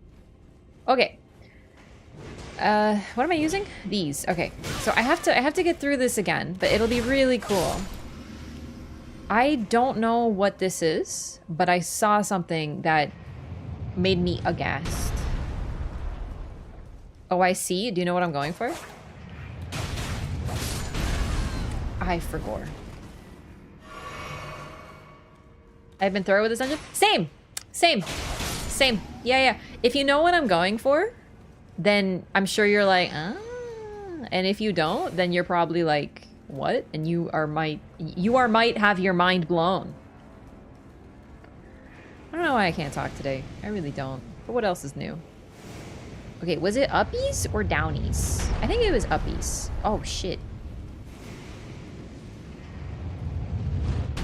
Uppies. I think no. Oh yeah, I think it was.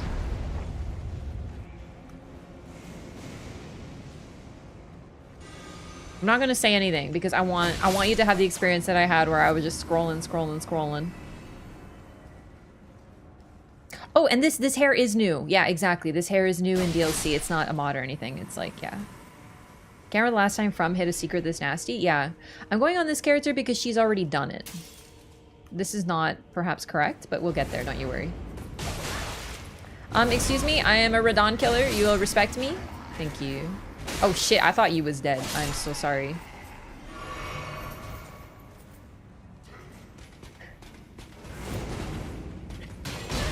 Excuse the fuck out of me?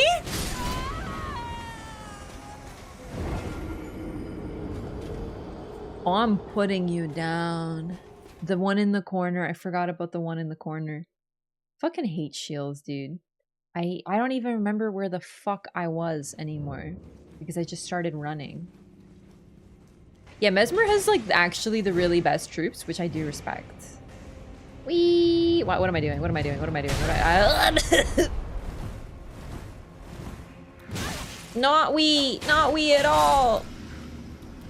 Are you fucking hitting me with these guys? Get out of here! No! Stop it! Oh! The pogo!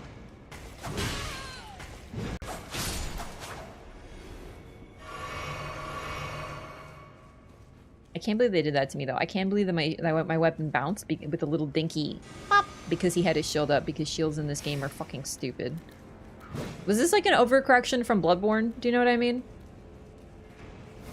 I know I've said this before, but the way that the thingies work in this game, shields work, like the gimmick. I would say that deflects, or whatever they're called, guard counters, are like the gimmick of this game. You know, like transforming weapons and like how Sekiro's like parries. Not all the games have a gimmick, but I think that's like the gimmick of the game. And it reminds me of Z moves from Pokemon Sun and Moon. From, oh, you don't like the imps of the base game? Here are more annoying ones. Raft is respect. Not throw her weapons? Oh, these aren't the throwing weapons. Okay, listen.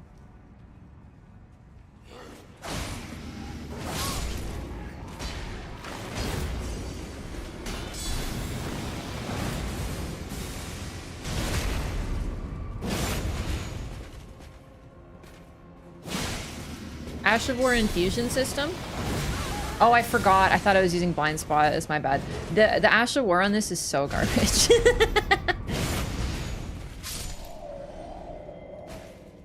Alrighty. What was in here again? Oh, there was probably an item. Might have been a band mistake? Oh shit, really? Hang on.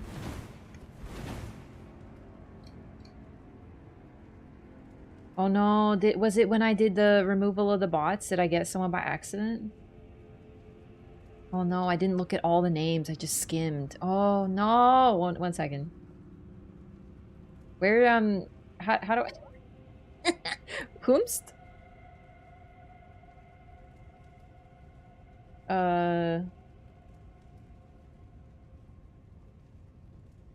Wait, who? Message got deleted? Angry Gamer 8's request? Oh, not one of the bots. Wait, how do I get to my unbanned requests again? Hang on. You're gonna hear me for a second while I open up mod view. Oh, that was very unfortunate. Yeah, I thought it was just... No, you could just unban them if it was an innocuous thing. That's my bad. I just assumed first time chatter. Yeah.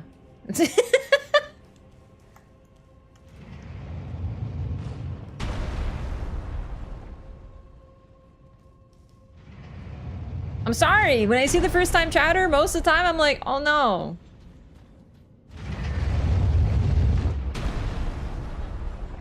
It was just a silly little misunderstanding. Something of a goof.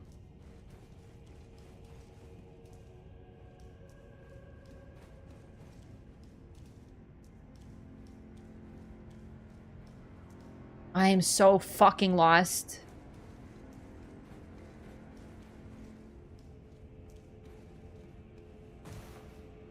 But don't tell me, I'll find it. Wait. Wait, wasn't there... I remember... Hang on. Hang on, I remember... Yeah, something of a goof. Wasn't there like a ladder or something? No, this I think is just this, which means it has to be a different direction, which means maybe it's downstairs. What are you looking for? Don't worry, I'll find it. I don't want anyone to tell me.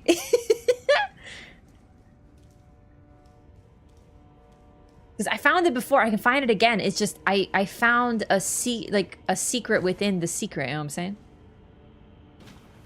Don't worry, you'll see. You're gonna be like, what? Just like I was.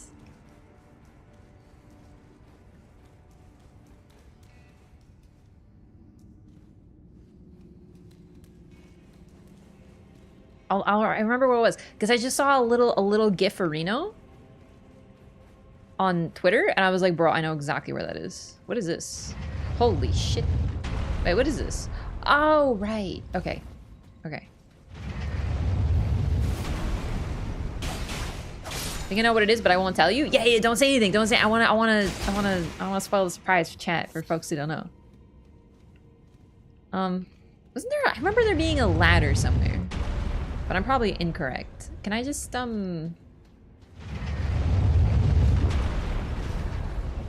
Okay. No, you're totally fine. I apologize so much for the ban. I saw first time chatter, and you know I misunderstood the situation. I apologize so much. Thanks for being a good sport. It is a ladder. Thank you for being a good sport about it. It's actually really funny now that I know. This is the type of thing that we laugh at once it's over. Mass Champions, thank you so much for the gifted sub to Angry Gamer. Please enjoy your emotes. See, now you don't have to, now you like, you know, as exchange. It's like reparations, you know?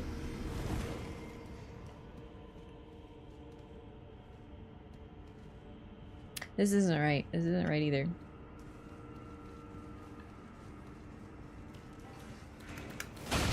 Oh, they got me with the surprise. It was all part of the plan. Yeah, apologies for my behavior. Pardon me, I'm very jaded with the internet sometimes, so I just assume that someone's being a dingus way too much. Welcome. Thanks for not being mad. I don't apologize for rash behavior. It's good. I don't apologize either. Just kidding. I do apologize, actually. Okay. This is looking familiar. It should, Raph. You've been to the place that you're trying to get to. Everything here is familiar. You've done this already. Okay, shut up, straw person. That I made up in my head. Oh no, we went in a big circle.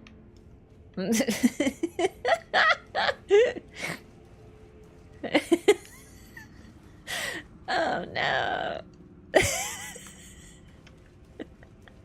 Okay, listen. I found this. I am capable. I'm a capable gamer.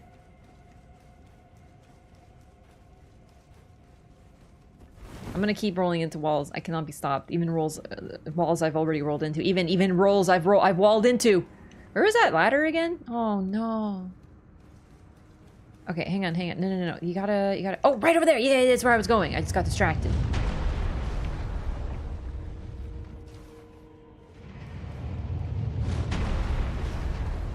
Yeah, don't tell me. You're spoiling the surprise.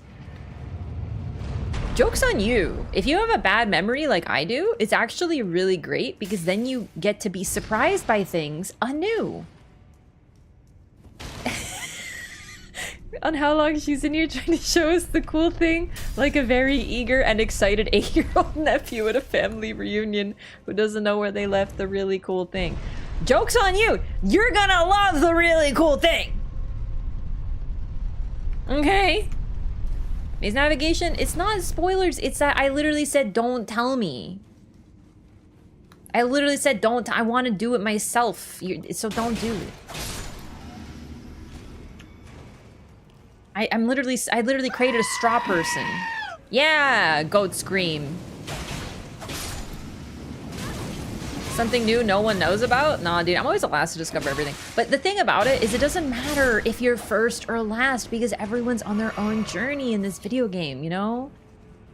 So like, if someone plays 20 hours of the game without sleeping straight, yeah, they'd probably get further and uncover more than someone who plays 6 hours a few days at a time. Or, you know, 6 hours at a time. But you're still experiencing the same thing, and that's like so sick, you know?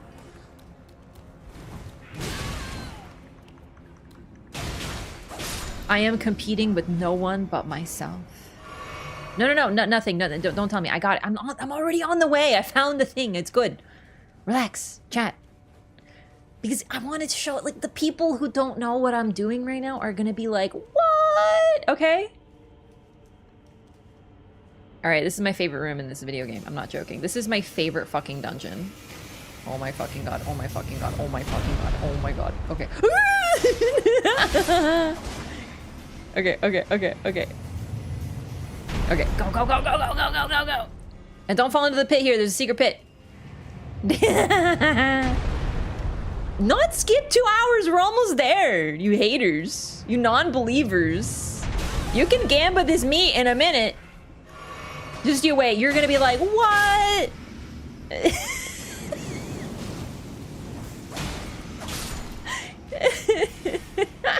Okay.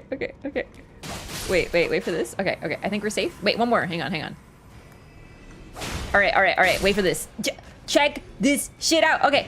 All right. Wait. Another fucking pogo stick nerd. Get out of here. Go back to the fucking 90s, you bitch. Is that when there were pogo sticks? I don't even fucking know. Okay. All right. You ready? Wow. Check this out. All right. Okay.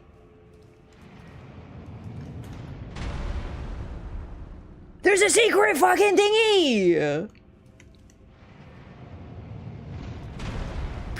Oh, fuck! No.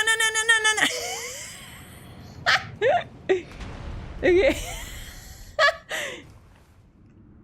Yeah, right? Isn't it an OMG moment? Okay, now what? This is all I saw. This is all I saw, by the way. Like, literally just this. So I don't know what the fuck this goes to. I just found this, and then...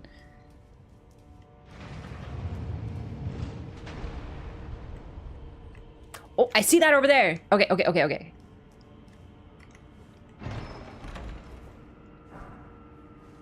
Blink bolt? Shit, really? Holy, this is cool. Skill used by the Golden Knights who serve Godwin. From a low stance, the body is transformed into a bolt of lightning and charges straight ahead at fulgurous speed. Cool. All right, and then I need you to go down, and then I need to jump on you, because I saw that over there. We should look for hidden walls. Ah, fuck it. Bro, what the hell? Okay. Bro, what the fuck is this?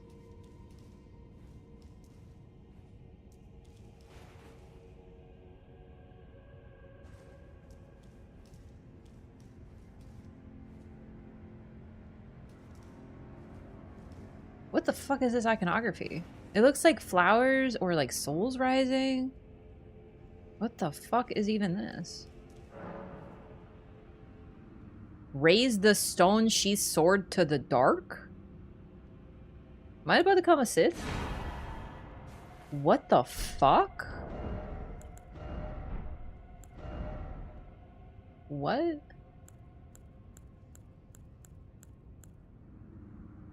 Huh?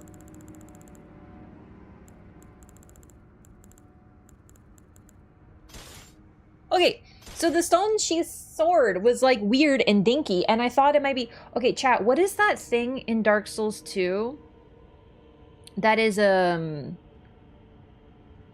thing? In Dark Souls 2, the twin blade that becomes cool as shit when you break it? Yeah, Santiers. Thank you for understanding Raph speak, by the way. Listen, we're not looking at it yet. Wonder if I'll get to unsheath it when you first found it? Yeah, I was thinking about, like, I didn't think about it, you know, but I was wondering if it's something like Santir's. In Dark Souls 2, there is a weapon that is literally a twin sword that has like a statue handle grabbing it or something. I don't remember exactly what the problem is. But if you literally smash it, because in Dark Souls 2, there's weapon durability. If you hit it against an object like 1,000 billion times, it breaks and become like the stone around it breaks off and it becomes a different weapon, and it is one of the coolest weapons in the entire game. And I was wondering if there's something like Santir's. I was wondering maybe we can like do some weird shit. And okay. What the shit is even this? I gotta take a screenie of this. This is cool. Selfie! Sword of Darkness pulled from its stone scabbard at an altar. From the quick of the root, wandering coils of darkness coalesce and release their eddies and vortices, giving form to the dark blade. It's faith. Is it good?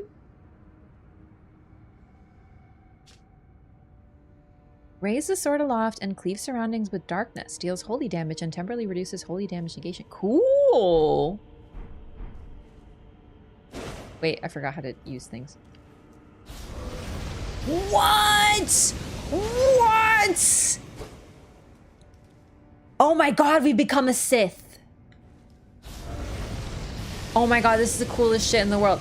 Okay, so I finished watching The Acolyte. I'm not gonna spoil for those who haven't seen it, but like, holy fucking shit, I might be a Star Wars fan now. Like, I am so into that show.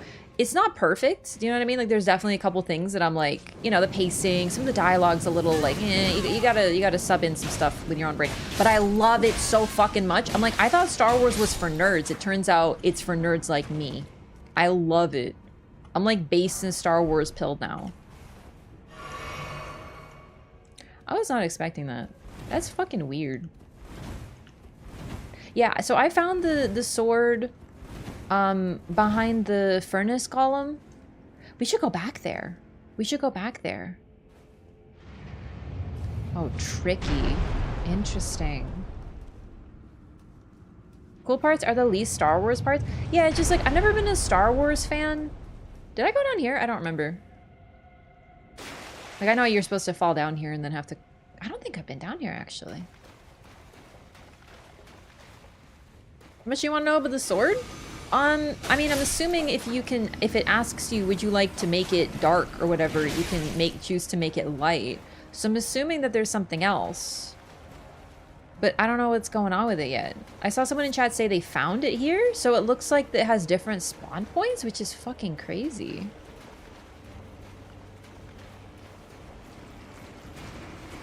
I did because it wasn't Star Wars? Yeah, honestly.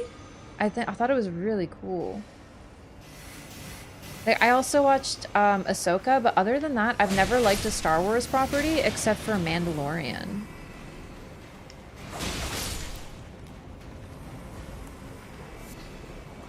I just love, like, the tropes they were using. Do you know what I mean?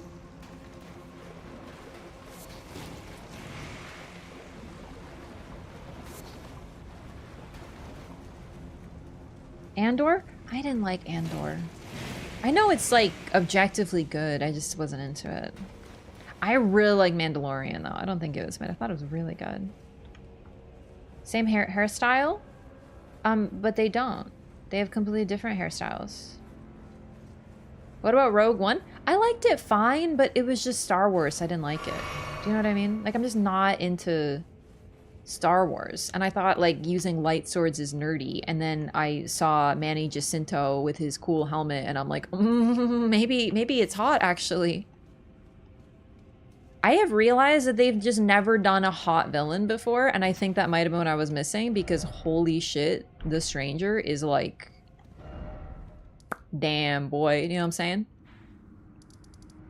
Also, I have always been like, I think the Jedi suck. Like, from start to finish, I thought the Jedi were stupid. I thought they were hypocritical, and you know, they're all like, we're the good guys, even though we use like mind control and shit. And I'm like, okay, so if the good guys do it, it's okay. So I've always hated the Jedi. So every single line that villain says where he's like, the Jedi suck, I'm like, that's true. So, you know, I understand that a lot of Jedi are heroic, but they also have hubris. And I never thought that they were the good guys. I was going somewhere. Oh, right, let's go to the town so we can try to see if we can do something.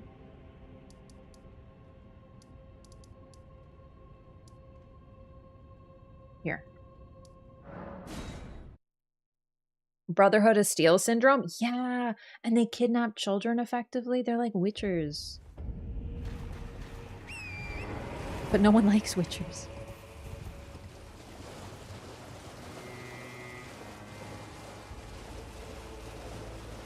Yeah, I just didn't like Rogue One. I don't know. Like, I liked it. It's very good. But I didn't vibe with it. Also. It was bold. What's this? Oh, it's just a shiny skull. Okay. Burn a skull and to move out of the gate, you have to wake the dog up. You're telling me the religious military cult is not the good guys? Yeah. So it's a different symbol on this one. Interesting. I'm gonna compare. They don't have... It's different, but it... interesting. That implies there's another altar that I missed. Don't say anything, chap.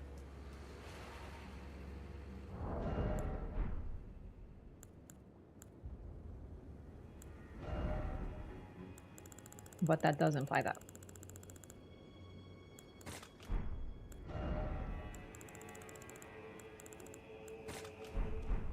Anything, chat. I'm gonna level up this weapon, though. I want to try it. It seems cool. Maybe... Wait! Why don't I... Oh, okay, you know what? It's, why don't we try this on the other character? Is it, like, good? Because, like, maybe I use this on my other character. Oh, but then it's, like, a straight sword. You know what I mean? Like, that's, like, dinky. I don't like solitary straight swords. It's kind of cool, though. Yeah, I don't like straight swords, but the dual wielding could be cool. If I could just use another one. Late Republic era Jedi are supposed to come up as being kind of hypocritical, lost all their purpose and methodology since their belief extinction of the Sith. Yeah, like, I'm getting that. Like, I'm with you, right? Also, Ahsoka is, like, the coolest character ever, and I love her so much, and she's so, like, cool and funny, and, like, I love her dual-wielding white sabers, and she's, like, actually the coolest. Raph hates everything not curved? That's true. It needs to have a curve for me. That's all I wanted to do, but now I'm troubled because now I'm like, shit, I meant to miss an altar somewhere. But that was weird. Do you know what I mean? That thing? Where we found it? Alright, that's it. Phrasing?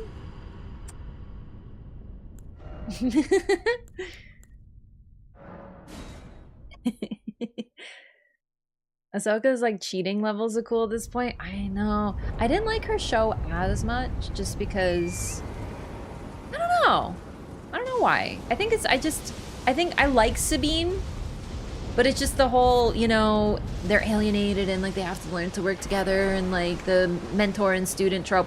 I'm just fucking tired of Jedi and their freaking Padawan dinguses. I'm so fucking sick of Padawan. Shut up! Use real words! You know what I mean? Like, I'm just, like, over it. And even though Ahsoka's really cool, she just didn't carry enough.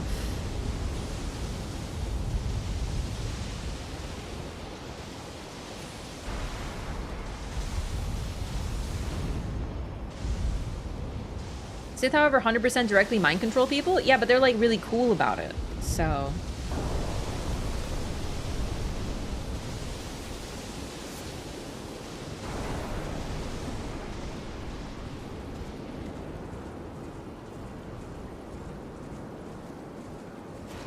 What is this? Oh, sick. Supposed to be using an alternative to violence? Yeah. Whatever they say. I don't buy the Jedi for a freaking second. They remind me of Vulcans from Star Trek, and they're like, we are logical, and everything we do is logical. And I'm like, shut up, stupid Vulcans.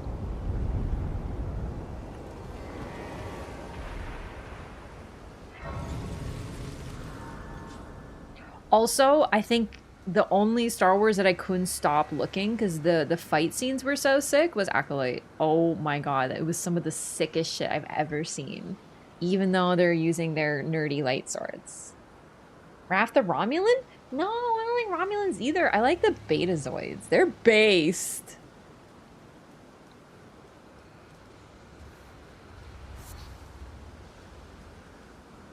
Dude, the fight scenes were the sickest. When that guy with the helmet came in, I was like, what?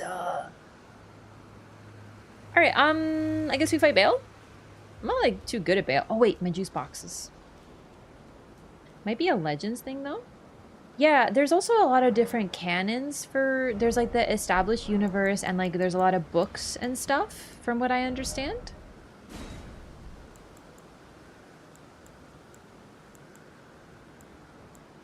I don't really have a lot of good tiers. I guess we'll use this.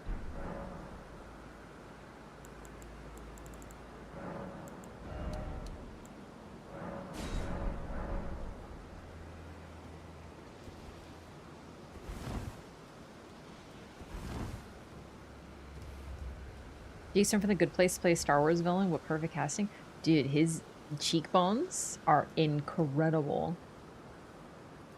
The prequels are kind of looked at fondly now, but originally the hate boner for them was strong. Yeah, I mean, even when Star Wars came out, I know that it's really easy. I think that no one hates Star Wars more than Star Wars fans. Wow. Do you know what I mean? Like, by far. Wow, he, like, descends. He, like, airdrops.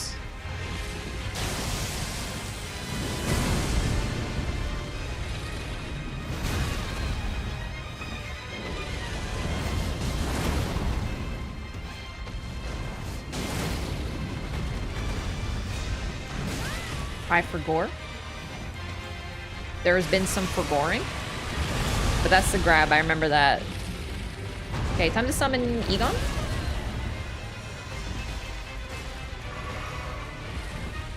Yeah, I don't love the prequels, but I think it's just because, listen, I'm not saying it's Hayden Christensen's fault, but like I watched them and I'm like, I don't know if this man can act, and I don't think it's his fault. Maybe it was the writing was really bad.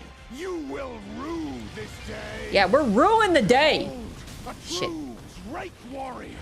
Me. I, Igon. Yeah, Egon. Yeah, you hear that? Your fears are flesh, brother. Oh shit. Oh shit. My cheeks.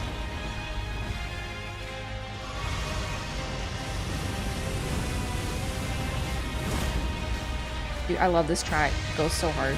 It's so sad. Yeah. But I will riddle with holes your rotten eye. With what? With what, Egon? With a hail of harpoons. That's fucking right! With every last drop of my being. Yeah! Tell him! Oh! Oh, yeah!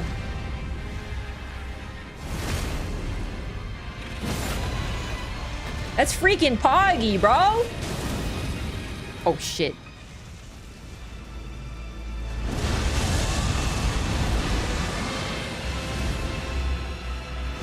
Ah, I don't remember how to dodge this. I don't really know what I'm doing. Just like living my life. And then. Yeah! And then. Yeah, we live, bitch. No, I'm already over here. Are you joshing me? I thought I was under your chin. Your chinny chin chin! Wow! And then run? Oh. Tonight, the simulator. Last Garino.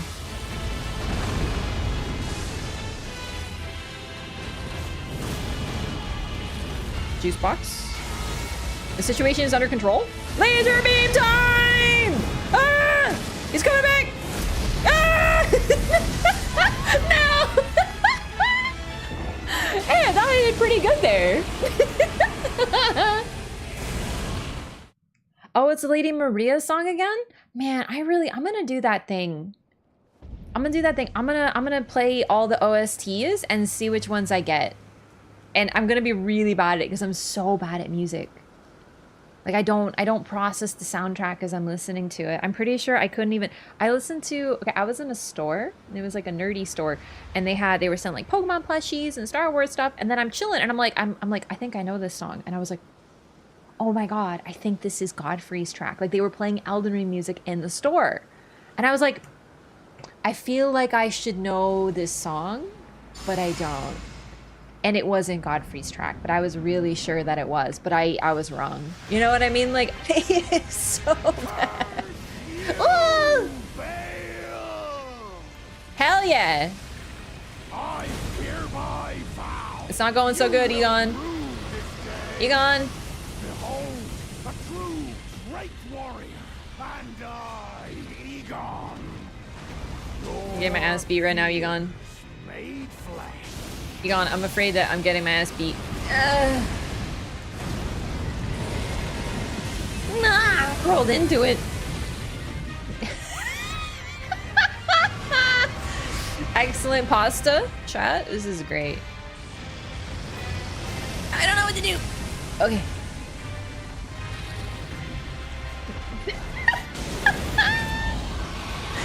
I don't think we have the pasta right now, but I guess we could make it. But I will riddle with holes. Play you Lords of the Fallen OST and you'd try to guess which Souls game it's from? Yeah, probably.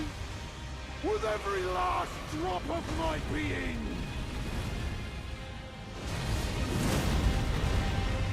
Dude, I love when the song goes doo doo. It's my favorite part, dude. It's sick. Oh fuck, it's happening again. Alright, what we're gonna do? Where's he going? Alright, we're going this way. Yeah. Oh, he's on Igon. Oh, he sucks, dude. He's missing. Oh.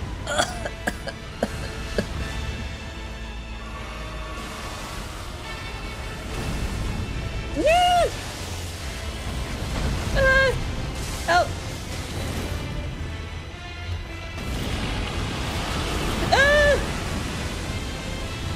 Help. Hit him in the meat. Fuck. Shit. Igon, the fucking champion.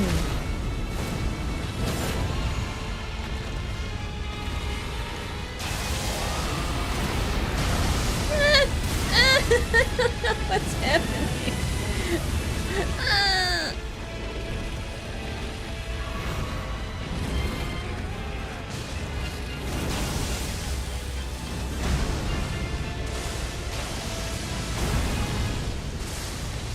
He's still going. He's chomping. Oh, he's headbutting. Oh my god. Oh, that's good. That's good. I don't really know how to avoid the laser beam. Historically, I've simply gotten hit, but I think that I just have to not be rolling.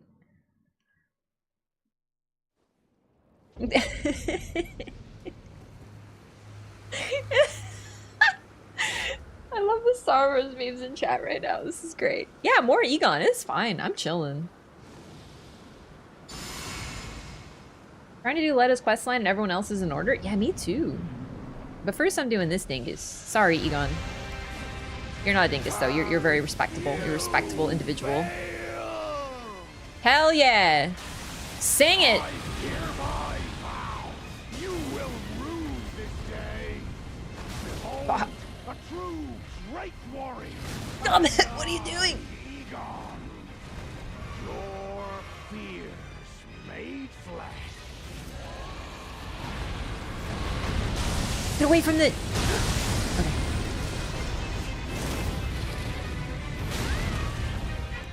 I don't love this Asher War. It's like really good, but I'm really bad with it, you know?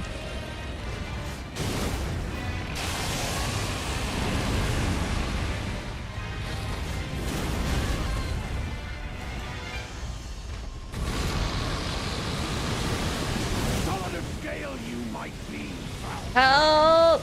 but I will riddle with holes your I got stuck on his grundle again, dude. with a hail of harpoons. I'm just saying that this wouldn't happen in Armored Core. Armored Core doesn't have any grundles.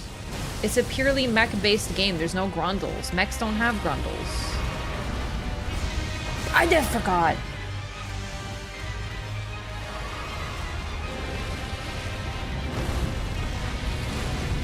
Get away.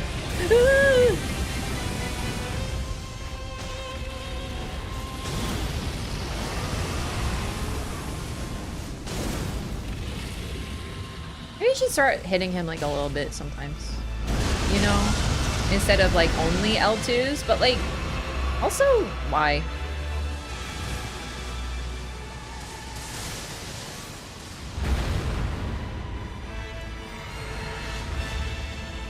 Oh, whoops, I forgot to change my damage reduction tier.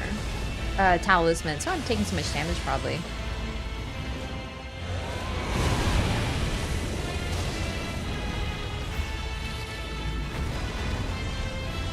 I forgot, I always forget about the tail.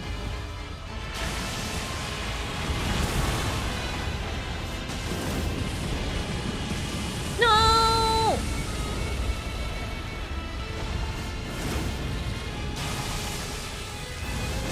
Roll, roll. Ah, yes. Oh shit. Roll? Okay, okay, we're living. Oh baby.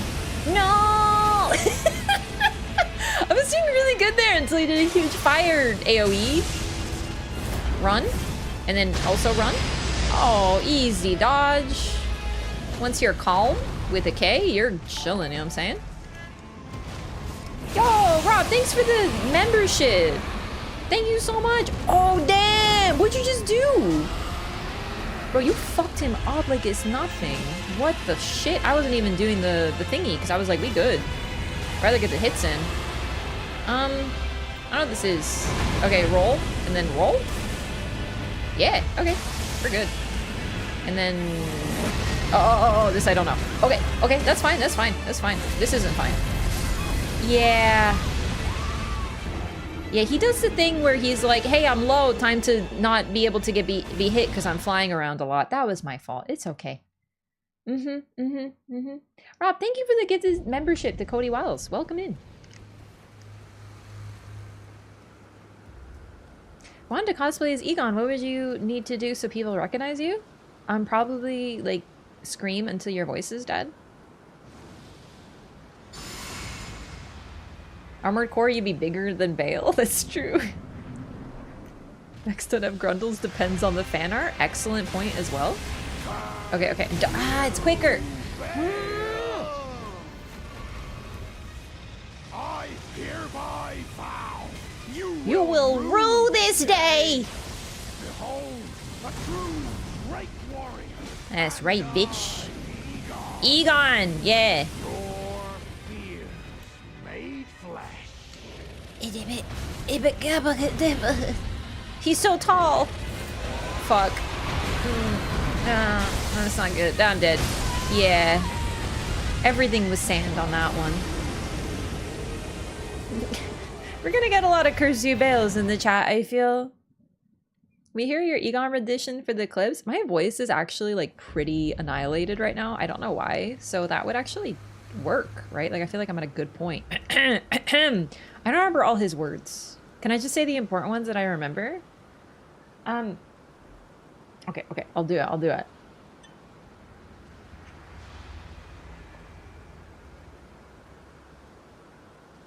I letting Egon die? Egon can fucking die? I don't think I'm gonna live longer than Egon. I gotta be honest with you, I didn't even think about that. Can't remember the words all over chat? No, you need to remember it with your brain. Okay? Like an actor. Curse you, Bale! That's pretty much all I remember.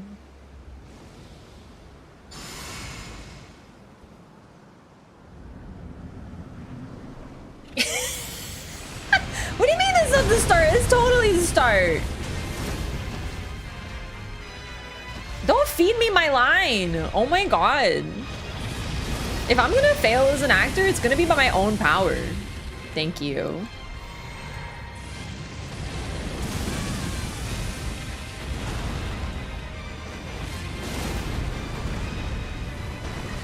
Yeah, I'm gaming now. Without Egon, I'm fucking gaming out here.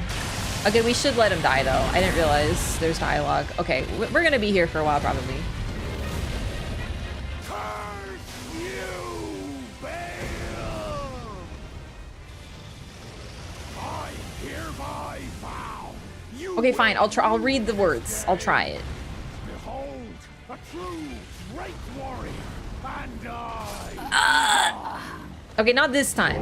your fears made flesh. Bro, I can't even, like, live. Alright, we're gonna try this. Are you ready? Curse you, Bale! I hereby vow you will rue this day. Behold, a true Drake warrior, and I, Raph, your fear made flesh. Solid of scale you might be, foul dragon, but I will riddle with holes your rotten hide. With a hail of harpoons! With every last drop of my being! Alright, you're only getting one of those.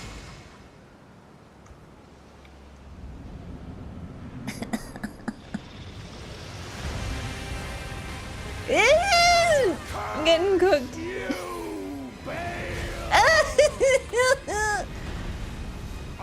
I hereby vow I'm gonna fucking die.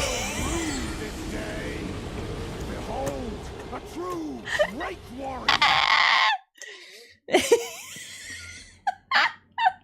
Just summoning him kills me, dude.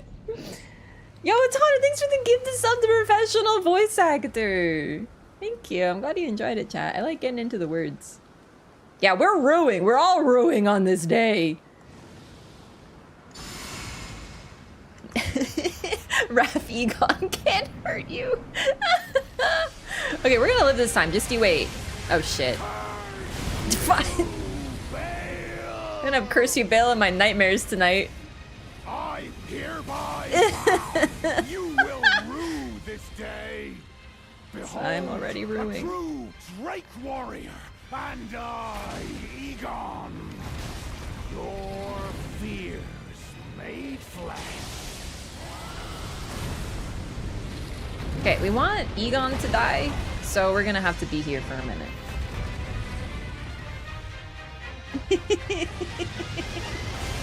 Ah! Alright, he's killing it. Good job. Maybe I should take the dress off. Dude, how is he doing that so good when he's getting grabbed? Rotten hide. With a hail of harpoons. With Every last drop of my being! Get him! Get him!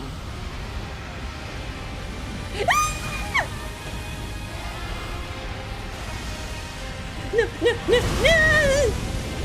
Egon, help me! No! It's so hard to live! I'm so bad at this fight.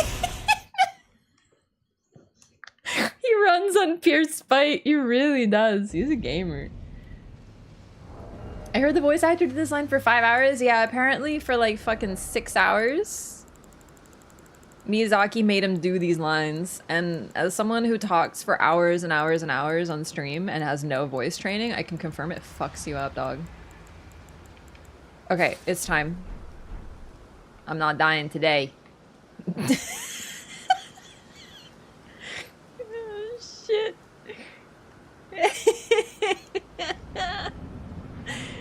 I want to know what happens when he dies, but I need to live. You know what? Fat rolling might not be a good play, actually. Are you joking me? You will rue this day. Dude, Bulgos isn't helping. Okay, wait. It's probably like lightning or some shit. I don't know. But also fire? Hang on.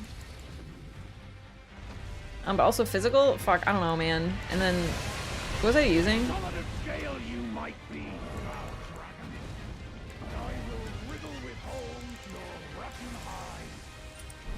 With a hail of harpoons, with every last drop of my being. I want to know what happens is lore.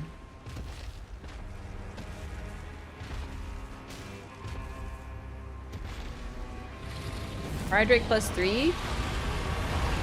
That's true. I guess I'll use this, but like, it's lightning and fire probably. Don't tell anyone that I put on bull goats, okay? Dude, this song is so sick. Bale's done more ruining this day than a French chef. That's a good fucking joke.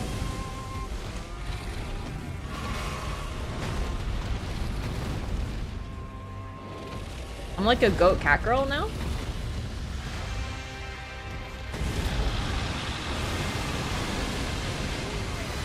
I can't see his health bar though, because he's like a special guy. He's my special little guy.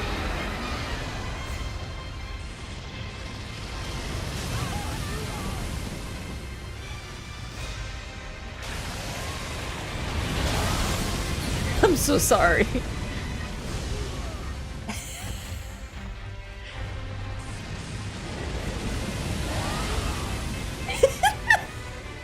I love the sounds he makes, dude. It's so good. Woo! Sorry for this, Igon! Woo!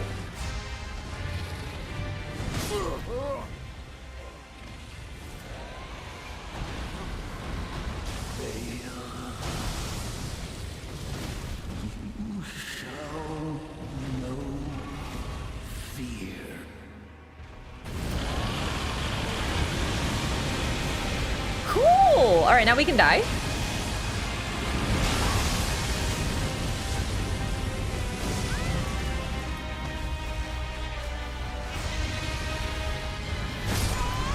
That's really sick. I should have realized he has dialogue because, yeah, the other summons that you can summon that are story related have some. Why Bale has a cat-like tail, kitty tail curl? I have to wonder, have you ever seen a cat tail? Because, no, I'm kidding. I don't see cat. I feel it has more like a Rathalos from Monster Hunter thing going on. Okay, I think this is good though. And then instead of this, we can put on Shard of Alexander. Okay. Get Marlo on the line? Oh man, Marlo. He bonked his face on a chair the other day because he was chasing a ball. His ball. And he just friggin' nailed his own freaking nosy. Rathalos are cats. Nailed it. Nailed the roll. He was fine. It was just really funny. He's very clumsy. I hereby vow you will rue this day. I'm telling you, the amount of times that I die. Great warrior. Like before my man's done yapping. Every time I summon him, I take more hits. He does do a gesture when summoned? Yeah, you know what? I forgot to talk about that, but I kind of noticed it when I summoned him way back on the first play. All right, come on, babe.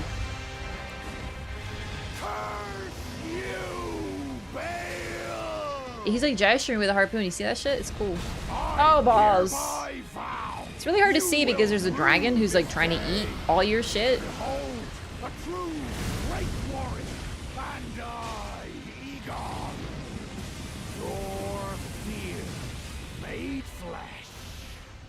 I don't know why my voice is so destroyed today, like actually. I feel it, like my voice feels like damaged today. Questline also emotes? Oh yeah, I love that. I actually love that in the DLC, the NPCs have some like summon / invade character. Not all of them, but quite a few, and the dialogue they have during the fights, it's very lovely. Egon style, it hurt before. That's why I'm so confused.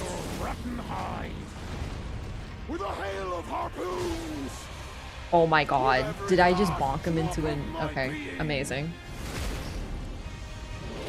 Never take Questline seriously with that haircut though. I love Questline, even though he is a certified bad bitch, but not, you know, bad hair bitch, you know? Oh my god, he's ascending.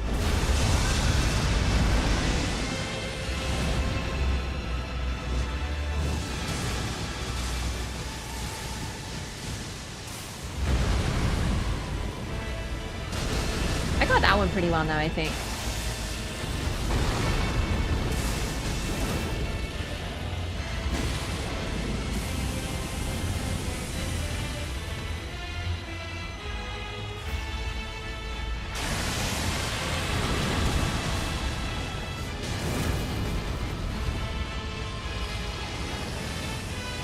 Ah, shit, I couldn't see where it was. Igon, baby! Igon, baby! Baby? Where are you? No, don't yell at me. Rude. Rude. I can't see? Okay, to be fair, I absolutely could see shit all of that. I might die here. Yeah, I forgot about the follow-up. Where was Igon? Like, it's not his responsibility, it's just I want him to be nearby. But I think it's just everything went a little awry there. Some of these should have brought back since DS2. I still think this game doesn't have as much as it should for like personalization of the NPCs, even in the DLC. I like the dialogue when they're summoned, but it's not all the time.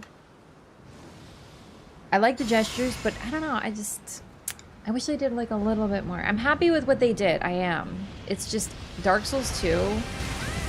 I feel like if you've only played Elden Ring, then you might be like, okay.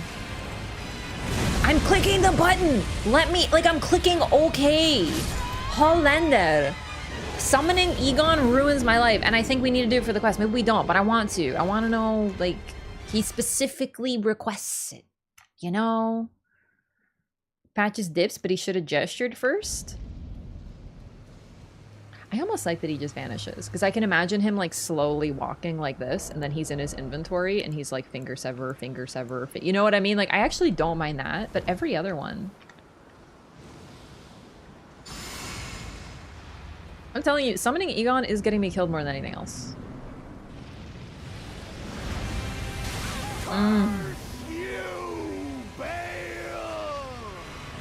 As cool as this is, and as much as I enjoy Bale, mostly, I don't want to be here all day, you know what I'm saying? Dark Lord! Yo, thank you for 4 months! Welcome back! Stream's been great! I've been Egoning it up, and Baling it up. With little Bailey poo over here. Ooh, okay. I'm gonna intentionally... I was about to say I'm gonna intentionally die, but I wasn't expecting it to take my entire fucking health bar? Question mark? Like, that was the point, but, like, what? God damn, that does damage. Okay, now that we've encountered Bale, I want to go talk to, baby girl over here. No, Mimic Summon could help speed things up. No, dude, I got Bailey. Or, sorry, I got Igon. Hey, I met Bale. Alright, she's depressed, that's fine. Maybe Igon has something to say about this, matter?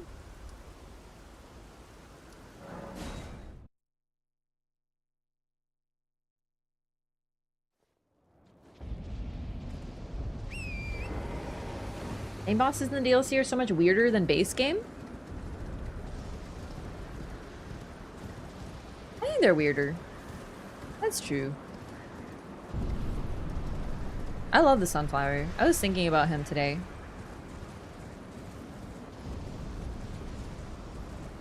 Skeleton of horse riding the putrescent flesh of a horse? Egon?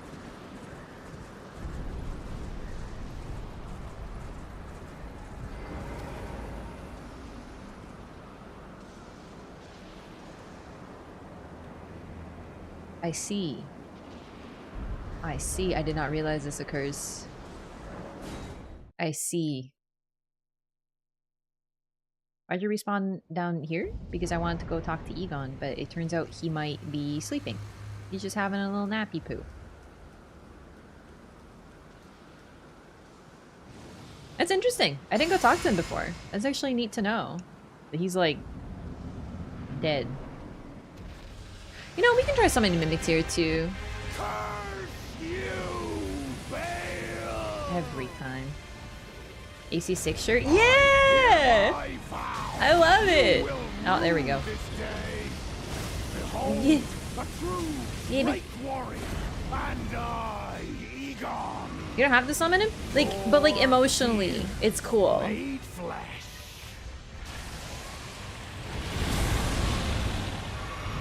Okay, I want to be full HP so I can summon... Oh, shit. Mistimed it. Okay. I'm not really, like, prepared for this.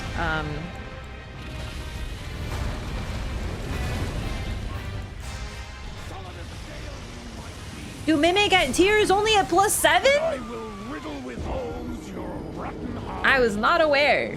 with a hail of harpoons.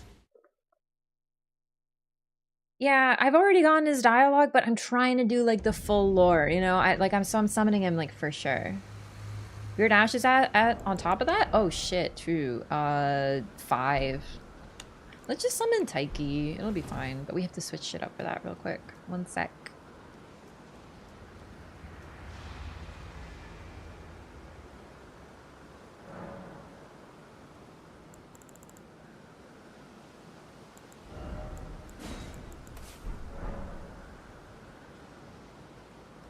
Nerfed and lobotomized Mimic? When? I remember it got nerfed way back when, but I actually didn't get it until after it was nerfed, I think. Or at least I never used it until after it was nerfed, and I still love my Bae, you know? Mainly because she's the only bitch I trust, you know what I'm saying? Like, it's very powerful. Curse you, Edie. I hereby vow you will rue this day. I'm probably dead. Behold, a true great warrior, and Igon. I don't think I need to summon, actually. It's fine. It's just the time of summoning is really goofing me up. Spirit Ashes do not adjust difficulty? Yeah, I didn't think that your Ashes did. It's only summoning NPCs. But I think I remember seeing something in chat that summoning with NPCs doesn't... With NPCs that are in the boss arena, it doesn't adjust health, which is rather interesting, actually. I haven't confirmed that myself, but it's pretty neat. Okay, so that just moves. Good to know. I'm not gonna lie, the straight fire, I do not know how you dodge it. Because you can't outrun it either. It kind of pisses me off, not gonna lie. Curse you, Bale. Confirmed summit recently by game data. Cool, that's nice to know. Vow you will rue this day. Yeah, I think they also just wanted to try to get people to summon because people get really weird about summons in this game. Fear made flesh. So they want to motivate people to do it. Man, this is not good.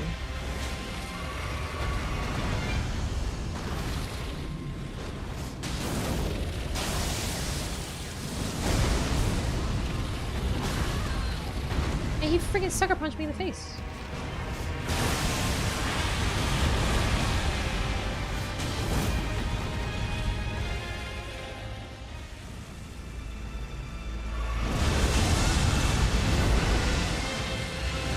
I don't know why I tried this. Like, I know that that's not gonna work. Where'd he go? Oh, dang it! Igon kind of threw me off there because I listened to the roar and I turned toward it. But it wasn't Bale. It was Igon!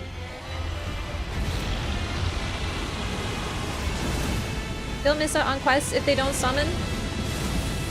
So far, you don't. There might be an exception in DLC, and we'll test this at some point, but I'm still very early on, relatively, right? I haven't done all the quests. But, so far, generally, it seems that you don't need to summon for quests. It's just a choice. Oh, you gotta wait to roll that. Okay. And then this explodes? Okay, I did it! Kind of, mostly. Oh, shit. I don't know how to dodge all your shit, dude. I don't know what you're doing. You're too big. I can't see you most of the time.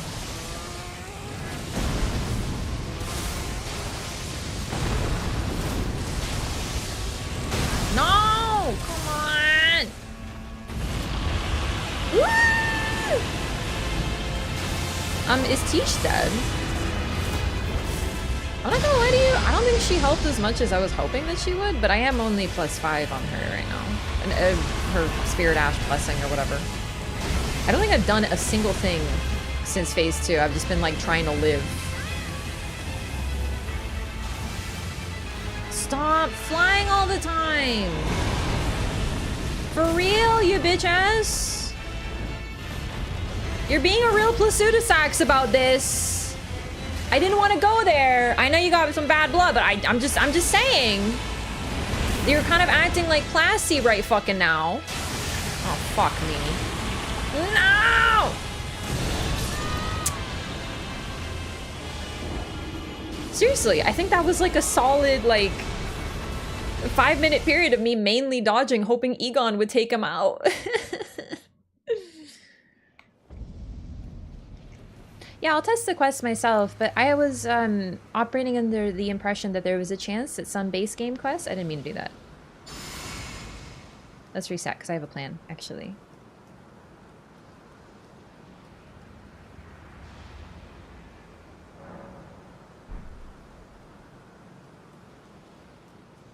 No.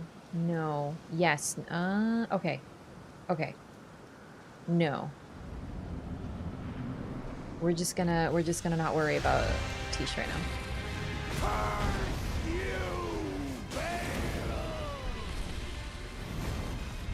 I hereby vow you Aww. will rue this day. I don't know how to avoid this. Behold, a true great warrior. And dodge. Okay, okay, okay. Your fear made flesh. I'm locking in.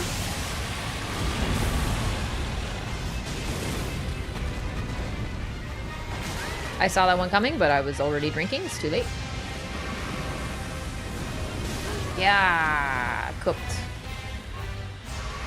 I still find him very, very cute. I don't mind him as a fight either. I just like don't love him, and I don't love this weapon, so it's like a bad combination.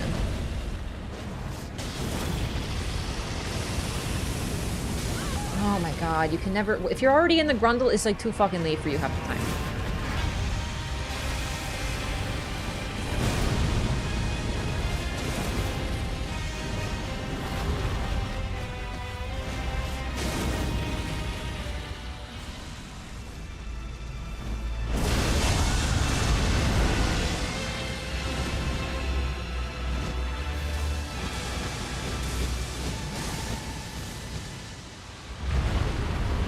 He's on Igon. That works for me.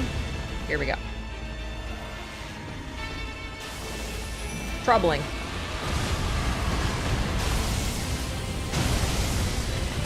I'm so glad I was locked on for that. Oh, for fuck's sakes, brother. I got 10 seconds to use my shit.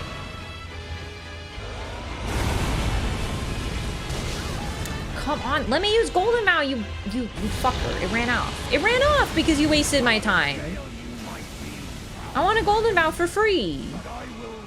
In this economy. Oh, what's he doing now? Oh, he's exploding. Okay. Damn, Tish is already half dead. Alright, so this was basically like her last chance.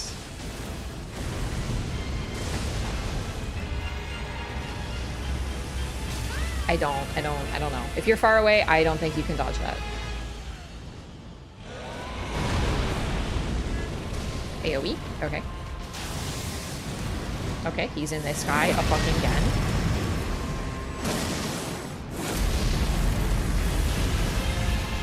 Okay. Alright, massive AoE, follow-up AoE. He does get like Plasudasax at the end, where you're sort of just waiting for him to stop moving so you can do something. Oh, fuck.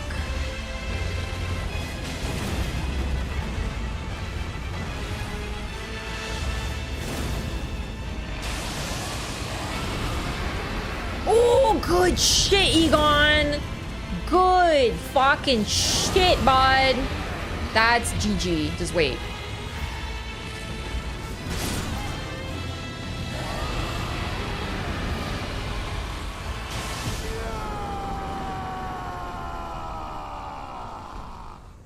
Dude, look at him.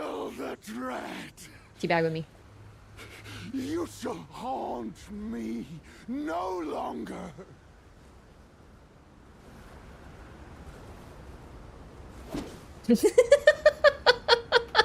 I'm telling you, Egon, like, when I beat him the first time, he just backstepped out of the arena until he vanished. He always does something goofy. He's actually a king. I love him. Literally weapon swap dancing? Yeah. Oh, man. Well, that was great. I love Egon. He's a homie. One of the coolest NPCs. Dude's first video game voice acting, he's a legend. I'm not gonna lie to you, like, FromSoft always does this. They always pick, like, absolute unknowns that we can't even identify what the heck they've done, and they're always bangers. Because FromSoft picks people because they're good at what they do, not because of their name. And I'm not saying that they need to, you know, but, you know, there's a reason that, like, fucking Vin Diesel voiced Groot, and all he says is, I am Groot. Was that really the best? Or was it just, well, he's Vin Diesel? There's a reason that fucking Chris Pratt voiced Mario. Was he the best? Or is it because he's Chris Pratt? You know what I mean? Like, it's cool that they actually just pick people because they're good. Good direction? Yeah. Voice actors killing it, the director, the people, they know what they want to hear, and they're not picking people because their goddamn name. Def top notch Mario. I had to listen to that movie at like fucking 0 because I hate that man's voice so much.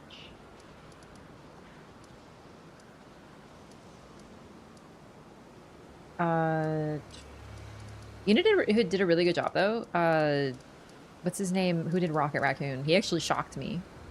He was good. Egon, right. But let's go to the lady first, because I'm really curious about this.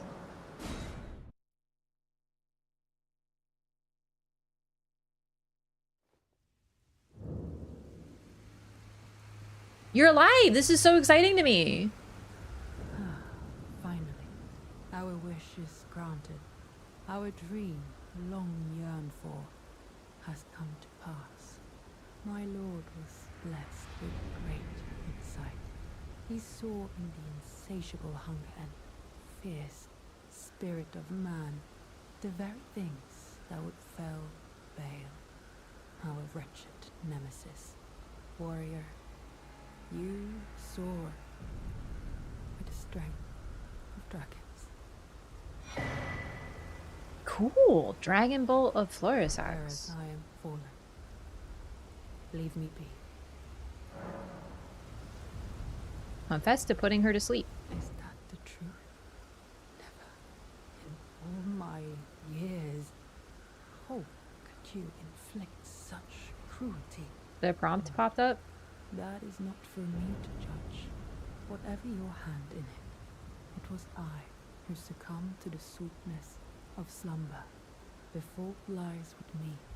I may be fallen, but I need not surrender my honor.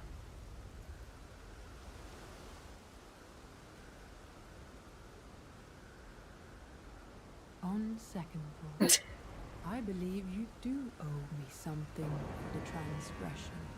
On a mere whim, you've stripped me of my one and only law. Yeah, what up, baby? Looking for another? Yo, really? You. One day, may you become a dragon whole, a lord of your own making. Lead me, and I will follow, my good lord. Sick?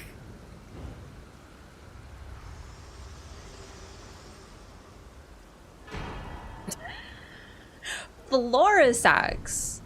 Florisax, like Flora. So all the dragons, I don't know all the words, but they're named Sax Mountain in, oh my god, I forget what language it is. Old English, I think. And Flora, I'm just gonna guess that it's flora, like floral, like flower, because her weapon is an ancient flower too. Well,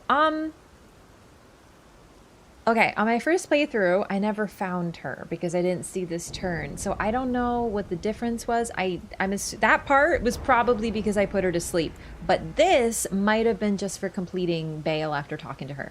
But either way, we got new stuff that I didn't get before. Special incantation of the ancient dragon Florisax calls down red lightning to bolster the caster and nearby allies.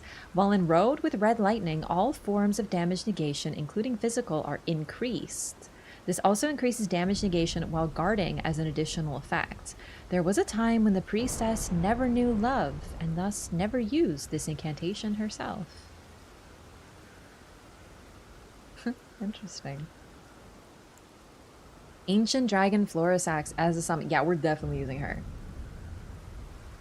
Florisax assumed the spirit form to offer her service to a new lord. Uses her own Dragon Bolt to increase all damage negation, including physical, for herself and nearby allies. Strikes foes with the Flowerstone Gavel's Dragon Bolt to reduce enemy lightning damage negation. Very good on a dex build. Long ago, Florisax assumed human form to share dragon communion with the world. Now, she has acquired a human heart. Ooh. Her mace and ancient dragon priestess transform. So what's interesting is I had a theory that there's choices you make, and one leads to a summon and one leads to their weapon, and this seems to be following my guess here. So what we're gonna do is when we do Matir and Yolan's questline, we're gonna do the opposite we did. We're gonna give Questline a dark eye, an iris, a dark one to scare him. And then we're gonna give an eye of grace, an iris of grace to Yolan. And then if I'm right about this, she should give me her spirit summon. And then, because that's what's happened so far, and then I wonder if we can do something at that Anna puppet that I found that I wasn't able to do anything with. Because, like, it's just choices. And based on what we've encountered, because Questline I gave the eye, iris of grace, and he gave me his spirit. And then I did the opposite. I only had one of each, so I didn't know. I didn't, like, you know, I was... Basically, this is confirming the theory that when you do something different, you get different things. So that's cool. I'm really happy. Either way we did it. This was neat, though. So that's one quest done. Let's go get Igon's stuff. Rest in peace, sweet Igon. And then we're ready to start working on the meat of the quest lines, which I'm very excited about. On a puppet, where was that? Okay, it's really random. So when you go up here, Shaman Village, if you explore out here, there's, no, sorry, here, right here. Remember that tower? This guy's? This is Shaman Village. You want to go to the edge of Shaman Village, and there's some, like, drop-down graves over here that are kind of hard to see. You drop down, and then you can actually find a secret path into the top of the tower, which is there. It's at the very top.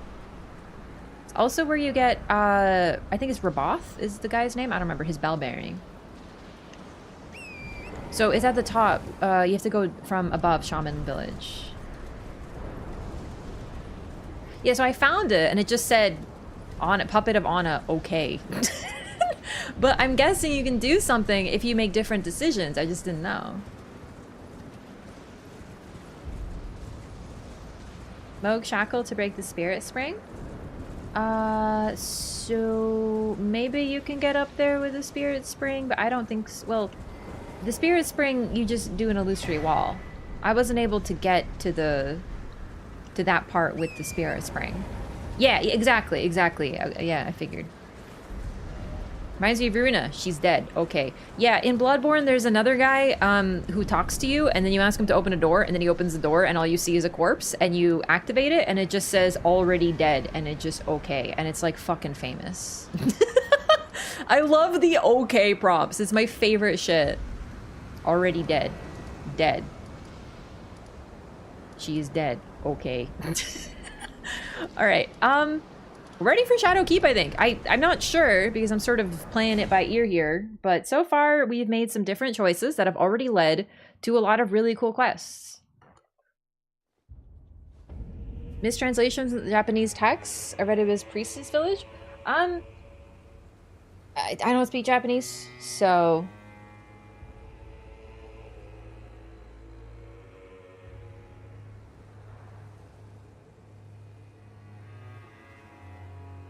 I'll be right back, though. I'm just going to use the restroom gamers, okay? One sec.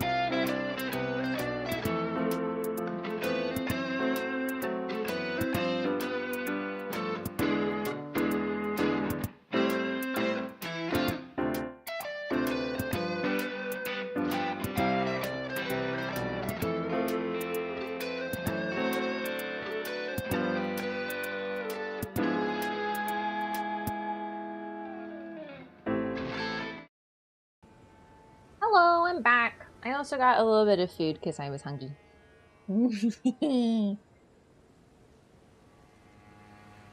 Yeah, there you go. Okay, Pete, you basically said what I was thinking. I wouldn't call anything a mistranslation. It's just like choices. Do you know what I mean?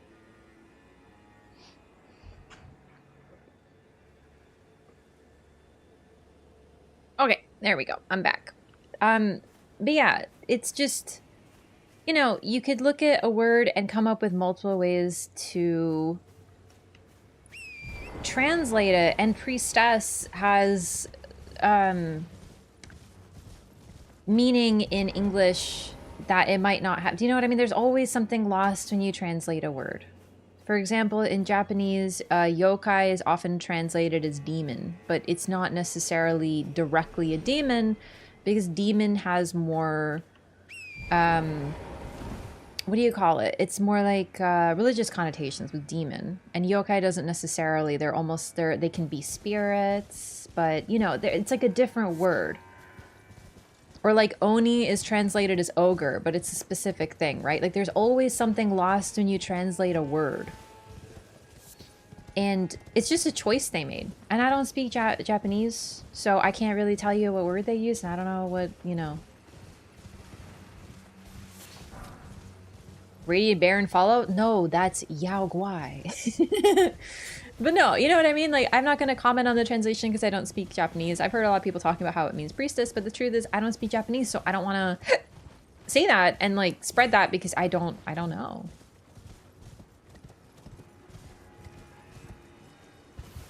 Priestess has religious meaning. Shaman can too. But it's a little bit more open-ended. Also, yeah, all the Newman/shaman that we know about are female. So priestess might be a good word. But I don't know.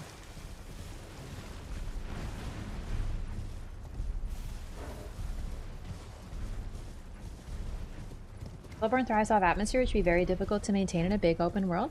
Yeah, I don't, like, I love Bloodborne very much. I don't know where I'm going. Sorry, I'm just, I'm gonna spend these souls, but now I think about it, we really should just go to the Shadow Keep. I think we're set. Let's progress some quest lines. I'm a bit nervous about it, though. Yeah, I wouldn't want an open world Bloodborne. I love Bloodborne very much, but I don't think open world always betters everything.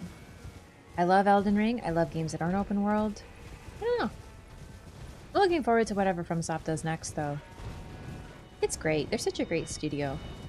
It's nice to have developers that are still doing really great things, because sometimes I feel like the only developers you can really count on are indie developers.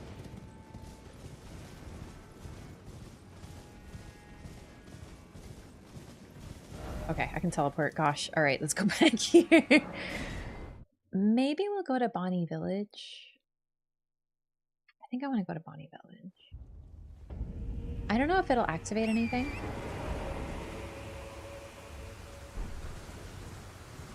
I don't think it will. I don't think well, we can get the gesture. But mainly, I just want to do... I want to do in that order, I guess. We won't leave through Bonnie Village yet, but I want to go there.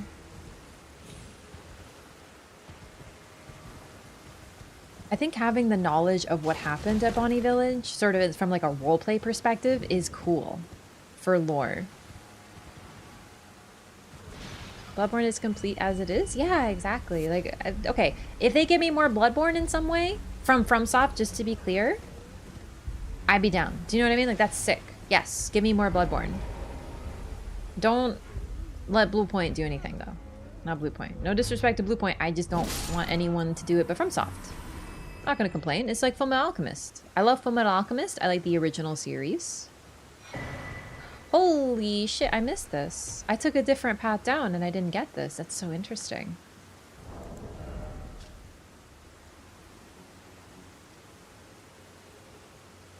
Oh my god. Oh, this is such a neat lore, and I missed it. Shattered Linchpin Stone raises potency of kicking and stomping skills. Oh, I kind of want to try this with the Dryleaf Dane kicks. Linchpin stones are spiritual anchors said to hold the ground in place and quell the fury of earthquakes. When this one shattered, the surrounding town fell into the broken earth.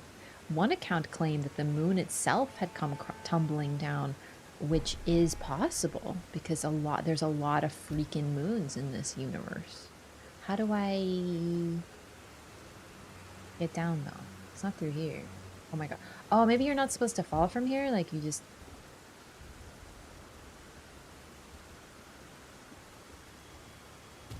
Maybe that's why I missed this. That's too high. I don't like Blue Point remakes. I still haven't played the original Demon Souls. That's on my list. It's just I'd have to emulate it, and that scares me as someone who's not the best with technology. That's not what I meant to do. Oh god. How did I find my way down here? I did it complete... Oh, you know what? I thought there was a ladder or something like that. Yeah, like over here. It was over here. Yeah, so I found this, not that one. That's what happened. I'm understanding. Oh shit, there was something up there.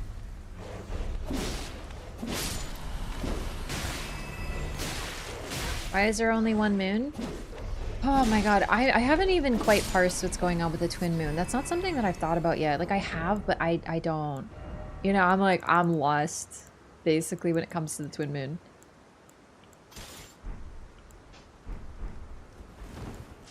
Because we knew about 3 moons. Did a good job of Shadow. Oh my god, they did a good job on Shadow of the Colossus. That's good. I like Demon Souls Remake. It's the only one I played, but I don't have anything to compare it to yet, so I guess we'll see. But I know a lot of people who played both who still prefer the original. Oops. And there's something to be said about that. So it's not that I dislike Blue Point, it's just when it comes to Bloodborne, I am something of a purist. I don't want anyone else to touch it because I don't think anyone else can do it like FromSoft. It is really hard to interpret Lovecraftian stuff. It's a very misinterpreted concept. Honestly, I feel like most people still think it's just, you know, when there's aliens and tentacles.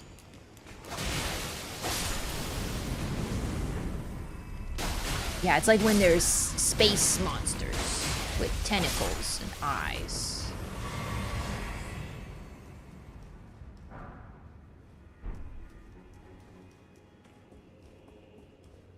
Interesting that there's Inquisitors here. It's one of the few places we find them. They are in the randomest places. The Maddening Hand? Oh, that's a cool weapon, yeah. It's a console exclusive, just ain't worth it to Sony at the moment. Yeah, that's true, because it would still be, Sony would still be involved, like Demon Souls, probably. Yeah, I don't know.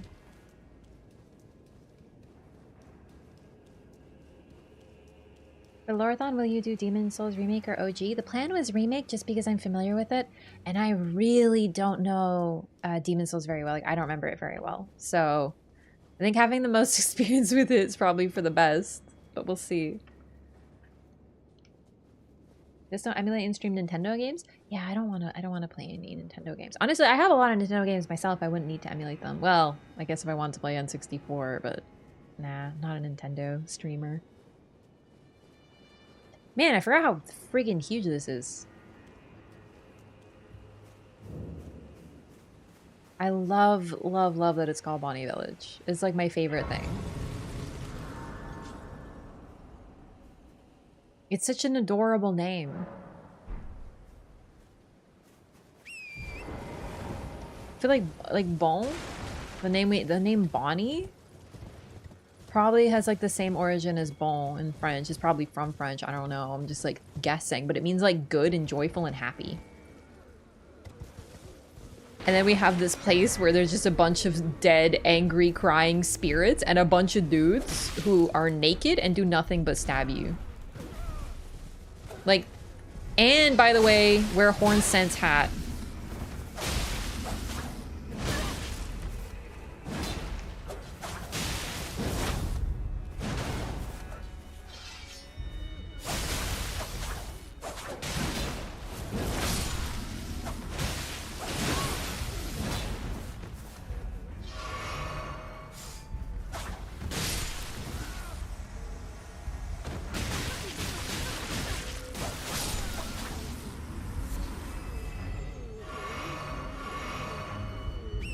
Okay, so we're gonna get the gesture over here. I want to explore though.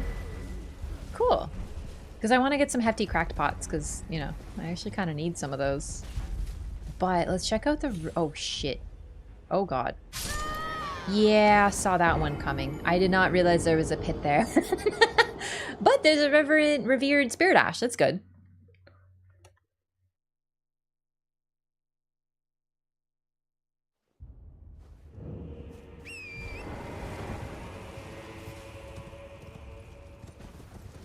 I want to do a little bit of build up here.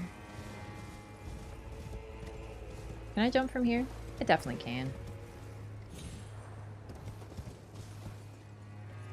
Oh, my souls are back there? Oh, okay. Okay, so.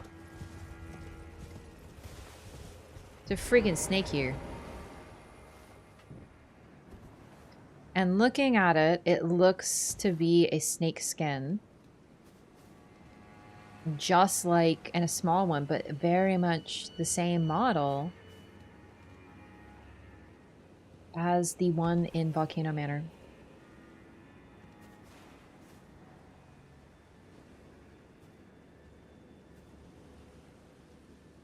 Smaller, but still. It's the only one we see in the game as far as I can tell. And then very nearby, we have this gesture to Mother. By this tree. And now that we have an idea, this was likely one of the shamans for sure. Now we know who this could be. Headless though. Just like every single statue of Marika, except for the one behind Mesmer, it's headless. Not the stake of Marika, but the statues over the big ones are all headless, just like this.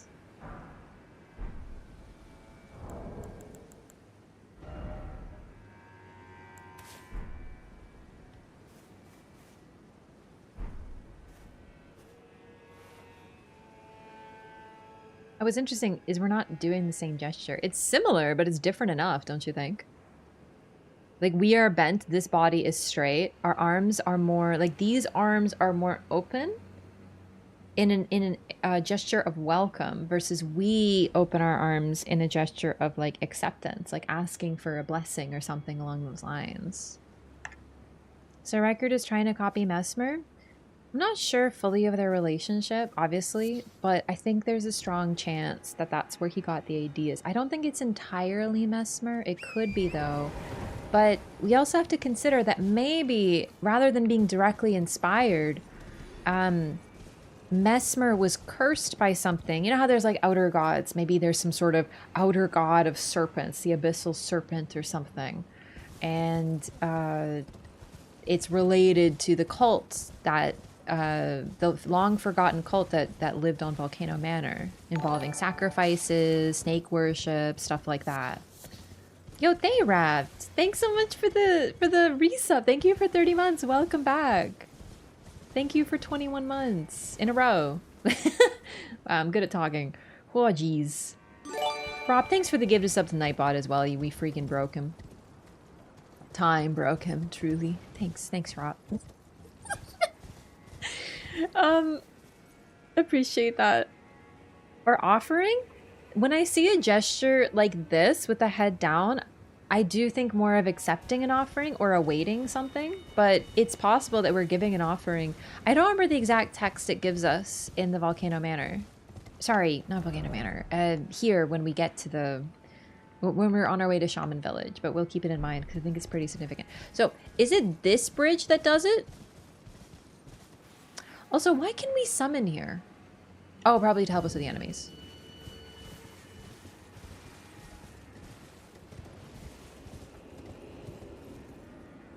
I don't know if it's this bridge or the next bridge that triggers the charm breaking. But I want to go over there if I can because we had a really interesting conversation over there. And there's some cool lore. I'll risk it. It doesn't matter. Yo, take it easy, Wise Day. The statue in the halo tree that embraces Miquella and Melania is wearing the circlet of light. Could it be Radon instead of Godwin? The circlet of light? Bonnie is a Scottish word. In Scottish, it is used as a way to address someone's love or a baby, but also means attractive or beautiful. It is derived from French bon. Okay, so I was right about the bon thing. Bon in French just means good. But like, yeah, attractive or beautiful for bon. So like, they named this place, that's what the name Bonnie means. And when they named it, it's named like Beautiful Village, and it's one of the most horrific, violent places. Whipping hut. The tooth whip. Whip bestrewn with rotting, misshapen teeth, filthy and seething with disease. The teeth are embedded in the whip and dose the victim with deadly poison upon each strike. As the wounds ripen, they grow inflamed and ooze pus. The flesh of shamans was said to meld harmoniously with others. Unique skill, painful strike. A chastening whip strike honed to maximize pain. Temporarily reduces the rate at which stamina recovers. Thus does the pain encourage obedience. For pity's sake, your place is in the jar. Nigh sainthood itself awaits you within. For shamans like you, this is your lot. Life were you accorded for this alone. So, the reason that I don't necessarily think that priestess is a better translation is that a priestess suggests training. And yes, it's cultural, and yes, it's religious. Shaman does too, possibly. Do you know what I mean? I don't know that there's a word that fits, but when I think of priestess, I think of someone that was given a task and then was trained in it, versus a shaman is a little bit more ambiguous. So I don't know. I don't know if I like priestess necessarily better. Hayden love how this ghost is positioned like he's about to whip someone. Yeah, so this is, yeah, of course, like a horrific image of what happened here. We get a lot of background information on what, like, this one section gives us so much lore. It's phenomenal. Yeah, let's go break the charm. I don't want to do it here, though.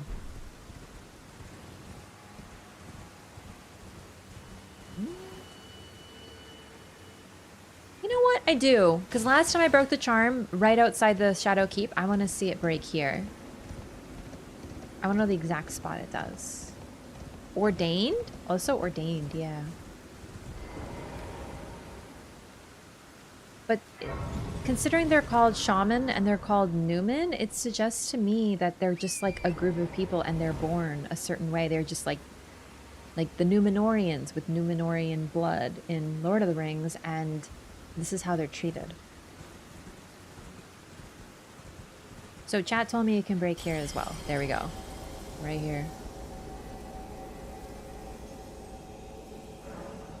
Somewhere, a great rune has broken. And so too has a powerful charm. So, number one, it looks like it covers the entire land, which is insane. It's in Enhir Alim, right? We know now he's all the way up here, so apparently he's able to cover the entire area with this. I don't know why we can detect the charm breaking, because the only people who mention it are people who were charmed. So the fact that we feel it suggests, I would say three things. Number one, we were charmed, so we feel it break. Number two, we have a lot of great runes and are a lord, and you know, so we feel it because we have an affinity for great runes.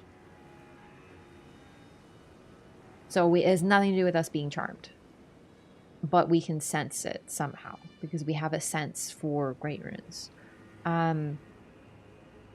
Or 3, it's someone else's power is telling us this. So rather than something internal, it's external. Like, for example, the fact, like this grace, the same thing that allows us to see grace is telling us about this. So yeah. Also, it's really interesting that we now know that, well, then again, we don't know where Miquella is because apparently he's like in here, but this whole divine gate is really interesting. So considering the divine gate, and then we never actually go to the tree, it's possible that what the divine gate leads to is the tree. I don't know, but the point is that we find out that the rune ends up down here with the shadow tree avatar. Number 1, we were charmed. Number 2, we have a ton of great runes. Number 3, someone else's power. Number 4, we're built different. Number 4, we're the protagonist, baby. No, really, that's actually a good point. So that's it. Circle of Light is at Miquella. I think it could be Radahn instead of Godwin. I don't... The item we... Okay, so the statue that you're talking about has little laurels over here. And we never see anyone wearing those exactly. So it could be Godwin, it could be someone else. I not me, but like I and others all together, we were like, what if the statue isn't Godwin? What if it's someone else? What if it's Mesmer or something? I don't think that's the case either. But yeah, basically. Why do we think it was Godwin in the first place? Because we never seen the laurel before. The body type was good enough, and we know that Miquella has a relationship with Godwin. That's it. That's why we guessed it. So it was never confirmed that statue was Godwin. We don't know who the statue is.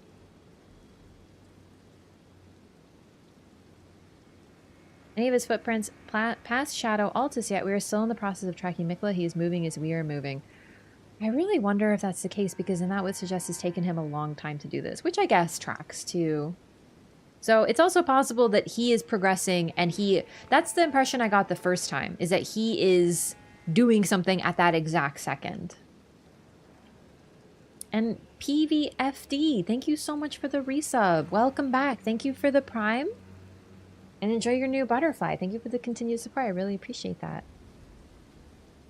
Any depictions of Godwin in base game? No. The only images we have of him are his body, of course, his twisted one, the opening cutscene, and the story trailer. Those are the only 3 depictions of him. And depending on which depiction, he either has like pin straight hair or slightly wavy hair. Interestingly, Marika is the same thing. When we see her in certain images, she normally has braided hair, but we also can see her with absolutely pin straight hair in the Round Table Hold. So while we can still acquire hair lore, some people thought that Godwin's hair doesn't really fit, and to be fair, it doesn't. What's really interesting is what we see of Mesmer's hair does fit, though. The laurel, we never see that, but the Godwin had like all even length hair thrown over his shoulders, versus the figure in the statue has like 2 bits of hair here in the front, up to like here, that are slightly wavy, and then the rest is down the back, kind of like Mesmer. I'm not saying it's Mesmer, I'm just saying that the hair is not what we see from Godwin, but the statues of Miquella also don't have his braids. So, you know, hair lore. And Radahn's hair is different in both depictions.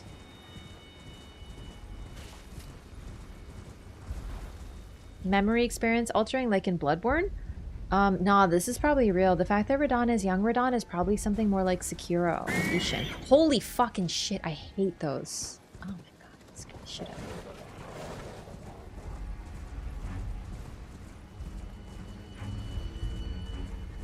Went to the Shadow Keep and spoke to Mesmer. Maybe consulted something in his archives. He abandons his great rune at the base of the Shadow Tree, and Mesmer floods the church district after he leaves to block it off.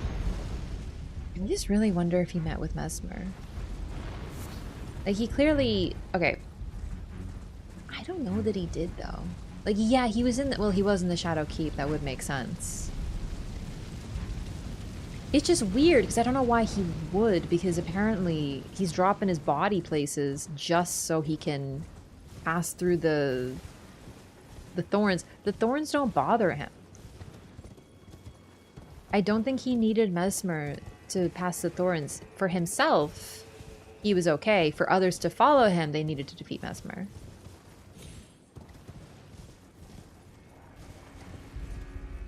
Seems intentional. I have no idea what to do with that.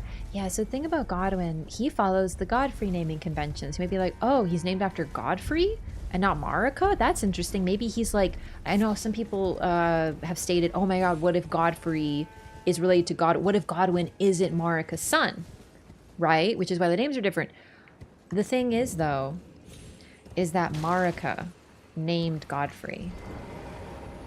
Right? Like, when he became the first Elden Lord, he went from Horaloo to Godfrey. And also, he was granted Siraj / he was, like, limited by Siraj. In other words, you know, it's... it's sort of like... not necessarily a... It's as if Marika named Godfrey in the first place. So the weird naming convention is a little odd. But then if you realize that Marika basically named her own husband.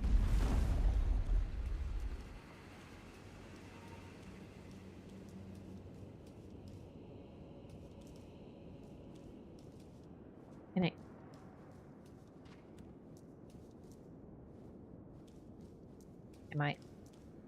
Am I not allowed?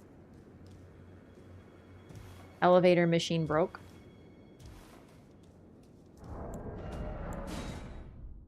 Weird. Cut content at Mesmer didn't even Miquella, I think. I have no idea about cut content, and frankly, I just don't. Okay, I'm a little confused. Oh no, Silly, you take the spirit spring. Right, no, I knew that. Yeah, I just forgot about that stuff.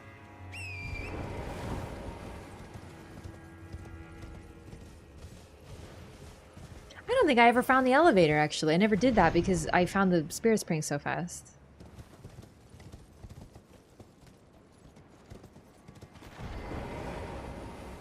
So up there is the bell bearing, and even higher out of sight is the Ana puppet. It's really weird that it's here, though.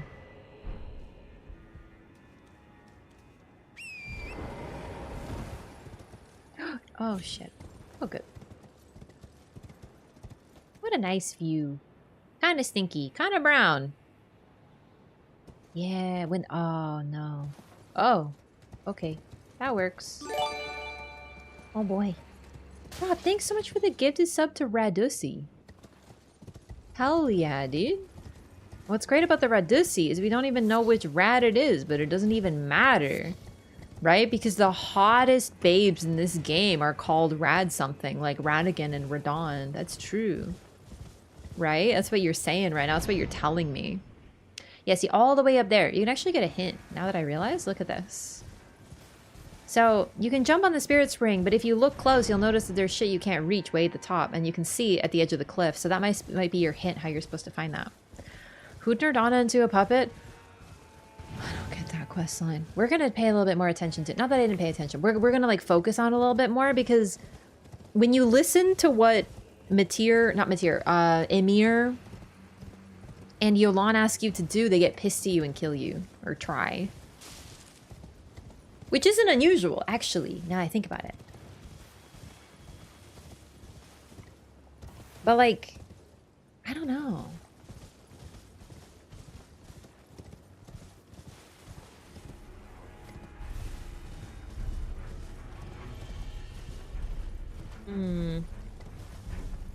It's weird that there's nothing but wolves in this forest between Bonnie Village and Shadow Keep.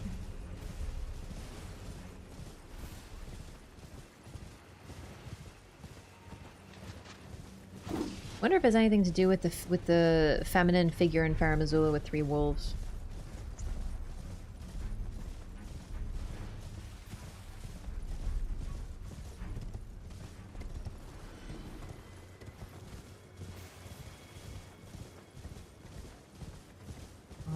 the ear.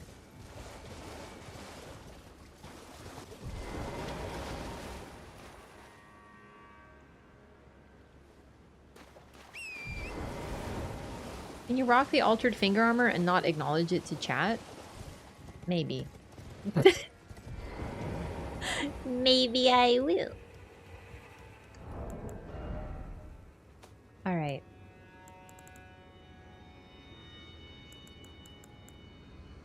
I don't have an Iris of Grace, though. I remember where one is, but I don't remember where the other one is. Chat, where is one of the Irises of Grace? There's one in the Drowned Village. In this area where the water is, but I don't remember where the second one is. You can tell me because I found it, I just don't remember. Also, please mind your step. You don't want to hurt the boy. It was the most brilliant line read. I think this is some of the most interesting shit that happened in this game. Pot Hospital in Fort Rubberman. Perfect. Thank you. Thank you. Okay. That explains it. We'll get it. Perfect. Because I need one for Yolan, but that'll be a ways away. I need to go to both Finger Towns first. I haven't been to Fingertown yet, though, and I don't actually remember how to get there. Oh, shit. I want to say it's on the Cerulean coast. You know, I actually never realized the giant dragon is on the map. Like, I never noticed this. Like, I should have, but holy. Yeah, I think it's through here somewhere and along the beach. Okay, okay. Rubberman does not have the Iris of Grace. Oh! Yeah, no, I got that one. Sorry, I thought Fort Rubberman was the Pot Hospital, but that's, like, not at all. Yeah, no, I got the one at Fort Rubberman, and that's a dark one. That's an Iris of Occultation. Both Grace are in Shadow Keep. Cool, interesting. Oh, Ilan isn't here, so she only appears after you talk to Emir. Interesting. Or for the Sunflower Boss? Yeah, that's the one I remember. I just remember the other one. We're good now. Well, we don't often receive visitors. I am Emir. Welcome to Manus Metter. It is Metter. a pleasure to Okay, I've been saying that too. In Metter. lands so forsaken Metter. as these, chance encounters are precious indeed. Seeing that we have convened here on this day, allow me to mark the occasion with a modest offering.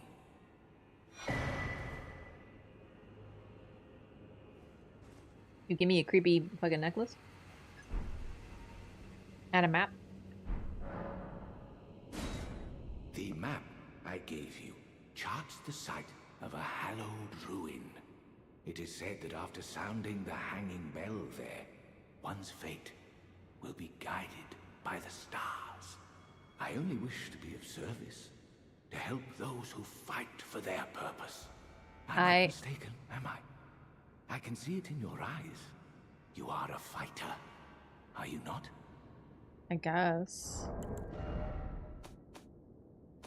I'm looking for something. 1 second. Ymir reminds me so much of Gowry. It's very funny, actually. He just shows up. He's like, yeah, can you do this for me? Dang it! I need to get the furnace pot. I don't remember where that was either. Chat, where do you get the hefty furnace pot recipe? Is it at the very start? Or is that fire pot? Ever seen Ymir cuddle Yuri? Yeah, it's really creepy and adorable. Is something the matter? I've given you a map to the hallowed ruin. Oh, I suppose you expect a lesson of me, do you? I know the feeling. Those with purpose are nothing if not ravenous. For power. For truth.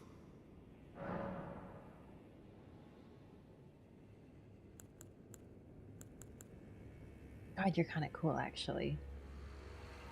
Yo, Toblerone Ice Cream, thanks so much for the 5 gifted memberships to the YouTube community. Thanks so much for the support. I appreciate that. Everyone, please enjoy your butterflies and your emotes and being cooler than others. Left of the Great Bridge, you can go under it. Made a little hut. I don't remember that at all, but we'll take a look. Thanks. Left of the Great Bridge. Okay, okay. Welcome, new members. Thank you. I have no money. I'm broke. Ask about glintstone sorcery. I am a glintstone sorcerer. We study the stars and examine the life therein. Are you familiar with our findings?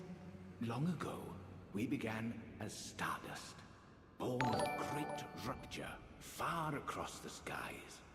We too are children of the greater will.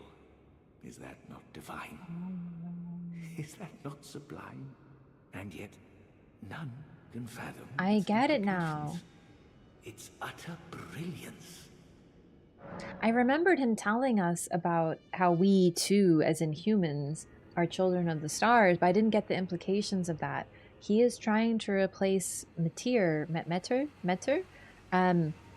because Meter is the daughter of the greater will, and if humans too are children of the greater will, then he is perfectly capable of becoming a finger mother, because she was. I actually didn't even realize that. That makes sense. Like, I remember the whole Children of the Stars, but he's literally trying to become a finger mother just like she was. So she's like, hey, I have the same, we're all Children of the Stars here. It's rather interesting. Disturbing, though. Are you winning? Yeah. Having a good time. I'm probably going to need another coffee, Oh, yes. though. Do mind your feet around the church. You wouldn't want to hurt the little boy. So disturbing because there's no one here. And then, is that what triggers you? Yeah, she just appears out of nowhere. No wonder I missed her. That's so cool. I love her. You know, I've always thought that this symbol on her chest looks like the fire giant eye. Not quite, obviously, but I thought it was cool. Hey, babe. She's a little jittery, isn't she? Looks like a, you know, Fallout New Vegas NPC. Everyone's reaction to that line is like pure shock and walking around the room. It's so good. I know, it does its job. I've no interest in small talk. My only concerns are the concerns of Count Emir, and you are not among them. Only, there is one thing I will say. Count Emir's kindness is a gift. Should you cross him, you will sorely regret it. Okay, so I had a thought, and I'm sharing it with you because I think it's neat. I realized I was thinking about this yesterday, but I'm not sure that I want to like stand by it, but I just thought it was cool, so I thought I'd share. So, we find Yolan's armor in one of the prisons where they were turning people into pots. So we know that a lot of shamans were put into pot centers. And I was wondering, we know only that her and her sister suffered greatly. Her sister's puppet is only accessible from the Shaman Village. I was wondering, what if this is what happened to some of the shaman? And now they like fell to night or something. I don't know, because we only know that they suffered immensely, and we find their armor in one of the prisons. I was wondering, like, maybe that's what makes them special. I think her sword is called Sword of Night, but I don't remember. Oh my god, did I nail it? Yeah, you have to do her quest and then give her an iris of occultation. So you have to choose. Do you want her... I'm guessing, by the way. I'm not sure, but I'm pretty sure you can get her Spirit Ash or something. Just like, based on process of elimination now. So, you can get one or the other.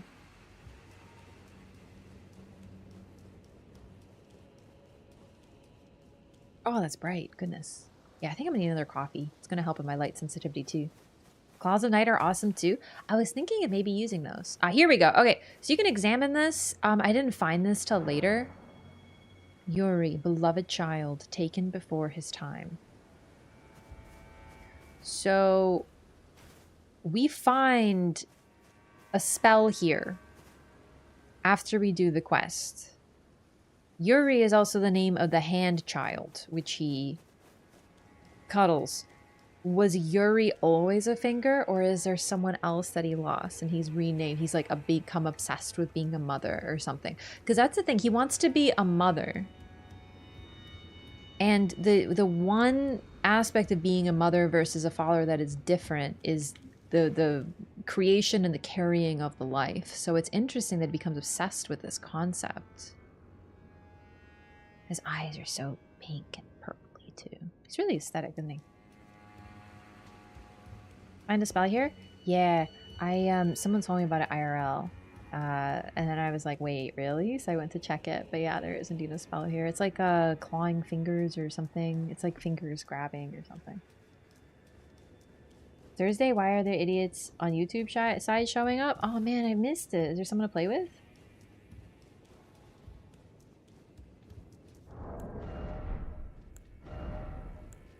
You've been doing too good a job. What the heck? I haven't seen anything.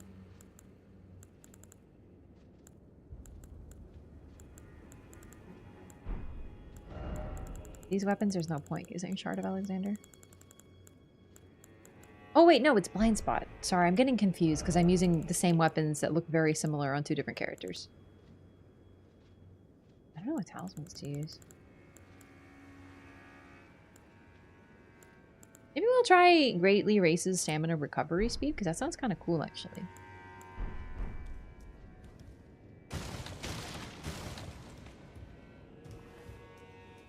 Something like, so it seems like he wants to usher in a new mother to replace the current one. Yeah, I didn't yet predict that he wanted to become the mother.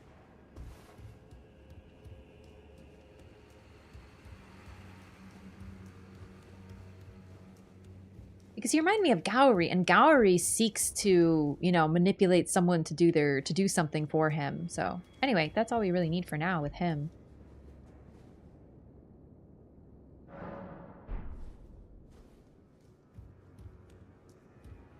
Enough evidence for Age of Stars, Ronnie versus Age of Compassion? Enough evidence for what?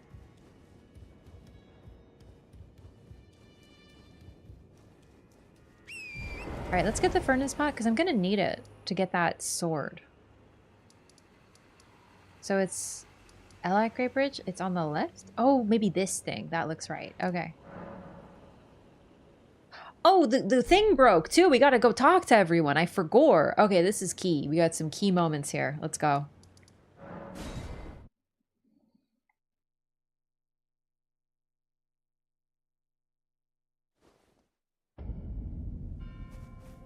Hello, I broke the charm. Oh, are you not affected? Even with the spell broken, I'm feeling rather lost. Haunted by memories of St. Trina. Her visage, her scent, the lure of velvety sleep. Would kindly Miquella chasten me for falling for St. Trina, while knowing that she was the discarded half?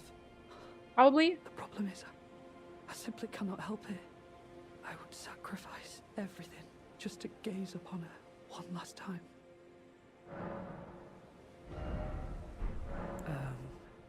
Just give me the word if you need any more poison. I love his shuddering breaths.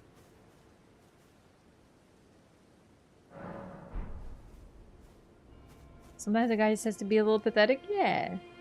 I'm feeling rather lost of St. Trina. For a conflict between the two? I mean, you can only have one age, and they do seem to be pretty opposed.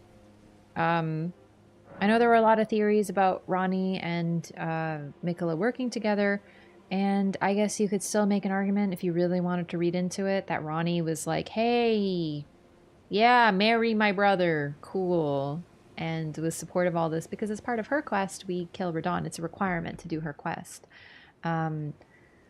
So, you know, there's an argument to be made that maybe she was involved. I don't think so, though, personally. But on the other side of it, if they were conflicted, yeah, they wanted very different things. But with Ronnie being very Machiavellian, it's also possible that even knowing what she knew about Miquella's goal, if she knew anything about it, that she would have been like, yeah, I'll help you out as long as it also helps me.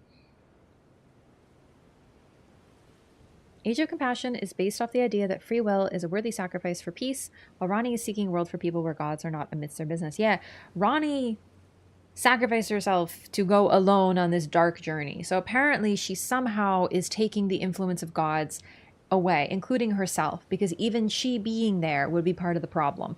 And now that we know what Miquella's goal is and what it looked like he was going to be the complete opposite. He was going to be sitting on the shoulders of his number one soldier, Radahn, and being amidst the battlefield where Radahn was fighting. And I know people say, oh, but he wanted compassion, he wanted peace. Yeah, but apparently he wanted the type of peace that you have to fight for, or why would he have selected Radahn? And why would the first thing that happens is everyone starts swinging when you walk in? So even Marika was a distant goddess at a certain point. Miquella was like, I'm gonna be in the trenches, hugging everybody out here. Bringing the Elden Ring with her? If she becomes the new Marika, yes, she would indeed be taking it with her. She becomes the goddess and she becomes the new vessel for the Elden Ring, which is why she holds Marika's head and speaks to her. So yeah, I think it's a very fair interpretation. Okay, Tio, I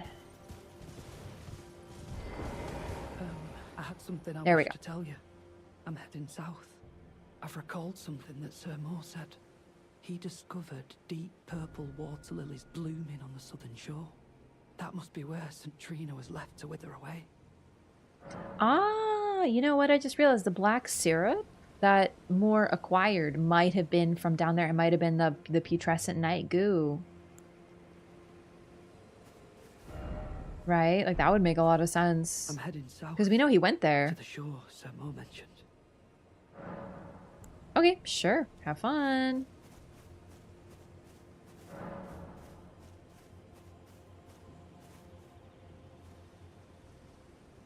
Moog was treated very unfairly. Yeah, and that was before Miquella gave up his love. Bring the black syrup for more? Yeah, I had to do the Dragon Quest line. Did all that.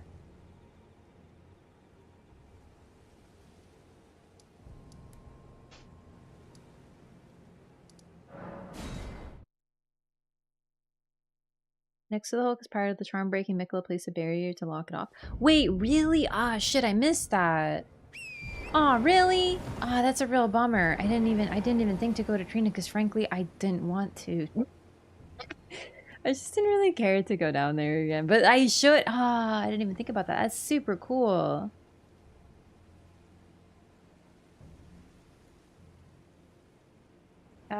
Ronnie kills got him to prove an heir of gold can be killed. Well, she didn't do it just to prove they could be killed. She did it because she needed to get rid of her body. Miquella uses enchantment to make Radahn stop the stars. This both the DLC and Ronnie's quest need you to kill Radahn.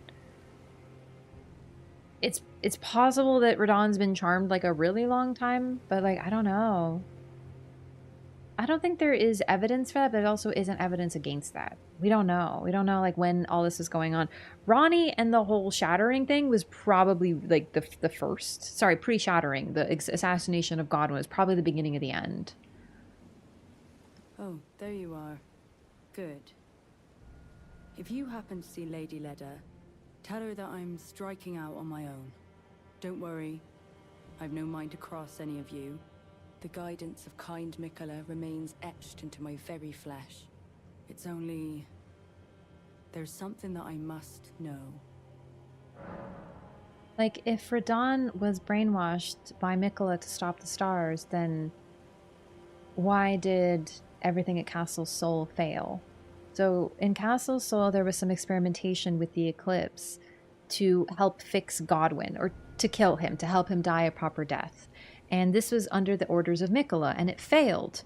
And likely an eclipse cannot properly occur if the stars are frozen. So why would Miquella fuck his own plans by telling Radahn to freeze the stars? Not want to join Miquella and stopping the stars as part of his attempt to resist Miquella? Because we don't really know how the charm works, right? Her face has a scar matching the one described by her armor. Oh, that's nice detail because you can see the mark there. Miquella wouldn't need any vow if he was just controlling him? Yeah. Or his attempt to resist Miquella. Yeah, I don't think that Miquella... Alright, listen. I think that Radahn wanted all this, but I also think he was charmed. And just like Leda We know that their behavior can be manipulated a little bit, and definitely through charms, people can do things they don't want to do. So like Ansbach went from holy shit, this guy is a monster to I will serve him with all my heart. Do you know what I mean? So the aspect of charms is very broad. And we don't really know everything about them. So it allows for a lot of room for interpretation. So you can interpret it as Radon was charmed to make a vow to Miquella, but also managed to resist somehow by freezing the stars, which would stop his fate. Right? Chad is getting stunlocked on Miquella again. We aren't at that point in lore hunting yet. The charm did break. I will understand that. But no, I definitely agree that Freya is 100% for Radon. She's only doing what she thinks. Honestly, I don't think she cares about what Radon wants, though. I think she just cares to see him again and to serve him again. Miquella was walking in his mother's footsteps for sure, but also he didn't want to become his mother, which is really interesting.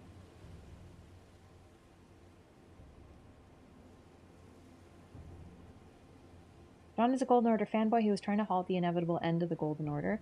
I think we gotta look at everything that Radon did with new context. That's no doubt.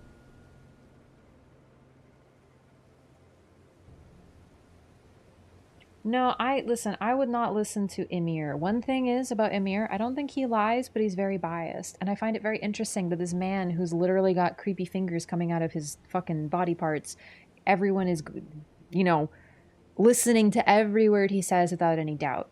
Of course he thinks that Mother Matir is broken. He's trying to replace her and create a new mother. So of course he's the most biased motherfucker on the planet. So while I agree he has a point with what he's saying, if he says, like, it's like him saying, the CEO of the company is garbage, I should be the new CEO. Like, of course he's gonna say that. I would not trust him. By all means, listen to what he says. But when he says Marika's evil, poor Miquella, maybe we should wonder if the guy who's trying to kill Matir is not kind of biased in this fact. Because literally, he's like, oh, poor Miquella. Yeah, poor Miquella, who brainwashed Moog so he could manipulate him to get him to the Land of Shadow. And this is before he started dropping his body parts. So this is Miquella with his love intact, and he still did that to Moog. And then he wanted Moog dead so he could use his body to put his boyfriend in. So why is it poor Miquella when he was doing all that shit before he started, you know, it was for the greater good. Okay, so he did some really fucked up shit, just like Ronnie did, just like Marika did. But I don't really trust him. Poor Miquella, he says it's a tragedy. And he says that, like, Marika and the mother is the problem because of where Marika got her information. But it's the guy who wants to replace that sort of information. Like, Matir is a sad, tragic figure. She's basically Ebrightus from Bloodborne, the left-behind Great One, who is just sort of sitting there in mourning. She's sending out messages to someone that never answers, and we don't really know why.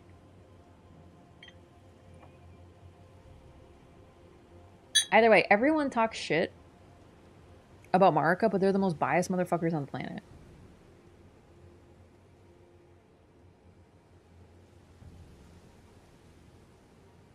I was gonna get a Halo Tree tattoo because of how beautiful I found Miquella Melania's story. Glad I waited. It's like naming your daughter Khaleesi, isn't it?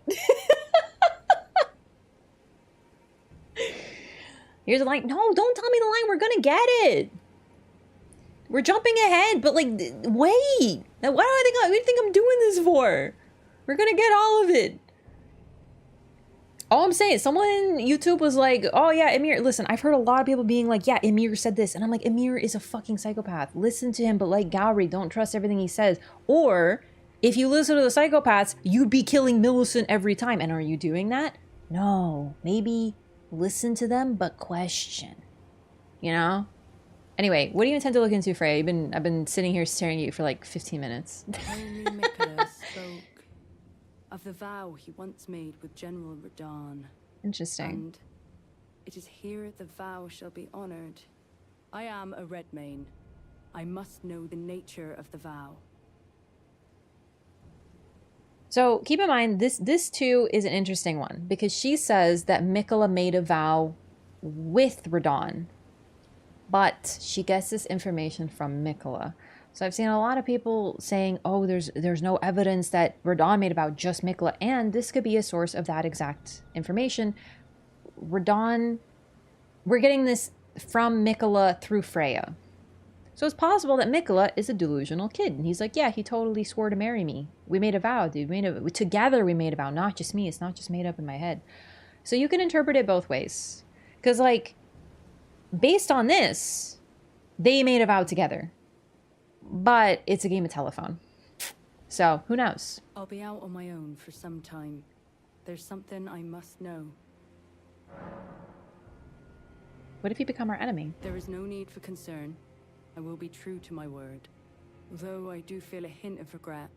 Lady Leda and Honorable Ansbach are of a special breed. How glorious it would have been had we met in battle as sworn enemies. I'll be out on my own for some time. There's something I must know.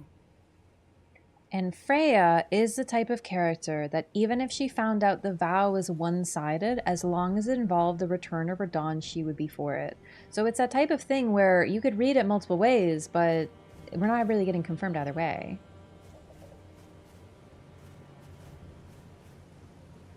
Maybe the Greater Will has just drifted beyond the event horizon of the observable universe. It's also possible that the Greater Will is like some sort of star. Because as children of the Greater Will, if it's a star, it would be Stardust, right? Like, it's possible that it's a star that died. Is she in love with Radon? No, she just, like, respects him a lot. Not every character who are opposite sex require romantic entanglement, do you know what I mean? Ramen or a frozen curry thing?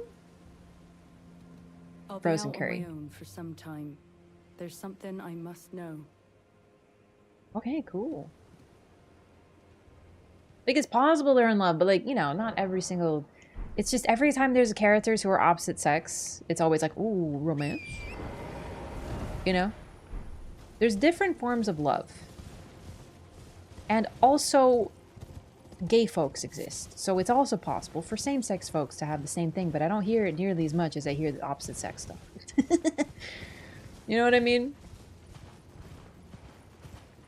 Like, no one's asking if Ansbach is in love with Moog. You know?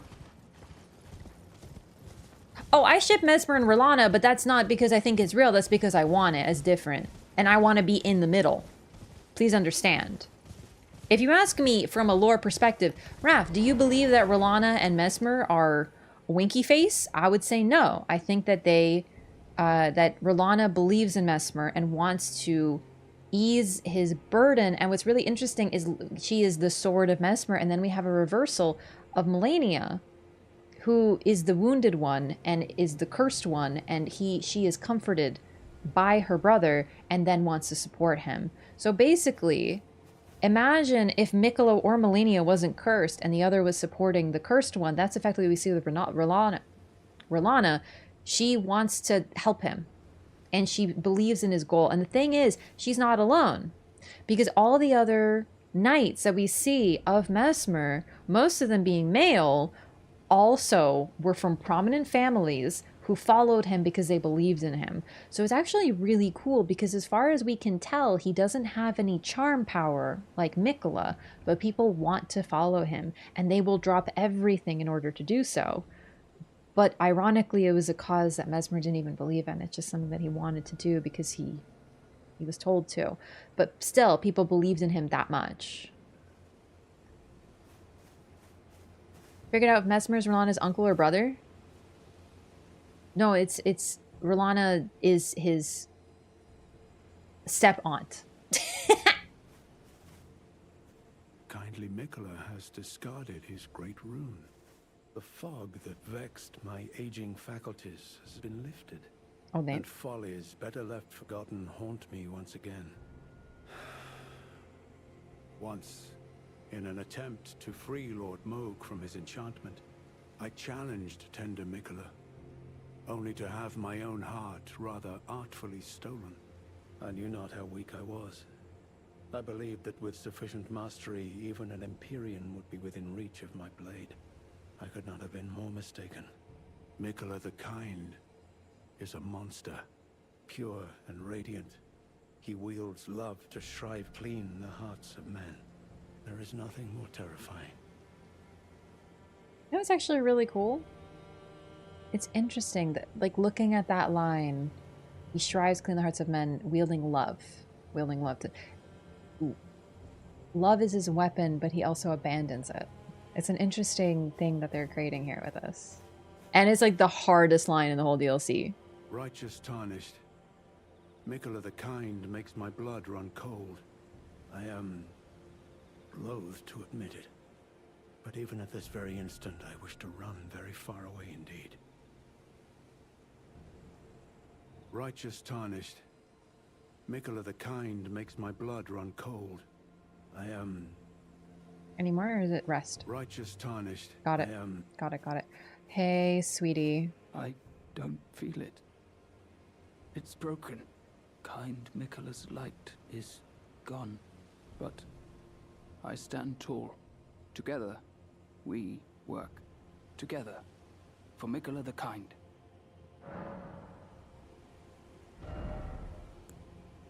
Okay, no new offerings. Talk to more. I don't know what to do. Our mother abandoned her brood. She did not love us. We are her children. What should we do? Must we be sad forever? Yes. Remain sad forever. Sad forever. Sad forever and ever. You understand this is the correct choice this time. You wanna know why? Because it's the other choice that I didn't make. No, not fuck him. He's a sweet boy. It's just I made one choice. I gotta make the other choice this time. I like finding things for you, Lady Leda. Oh, see, he's over it. Allies, and the forager brood. Things bring joy to all. Oh, that was a weird little crackle. I like for you. Things bring we'll joy. find out what happens. Goodbye. I'm wondering what changes to make. Maybe he doesn't even move. We'll find out. Oh, okay. Bye. Righteous tarnished. I am... Okay. Sad forever and ever. I like finding things for you. Things.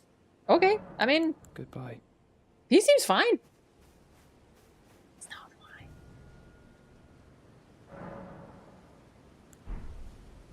Alright, I need you to, like... We're just gonna do this real quick just to see... Listen, I love the gank fight. It's one of my favorites. But I'm just curious what the difference is. This is the point of the second playthrough, is to make the other choices and discover different permutations. Oh, no. Okay. Yeah, alright. That's what I figured. Okay. So I would estimate it's about a 50-50 that we get, like a random... what's his face body somewhere. Oh, poor guy. You know, I don't know yet. We'll figure it out. Poor guy. Let's get this. I have to talk to Hornset and Letta, but I need the furnace pot because I'll need it for certain things.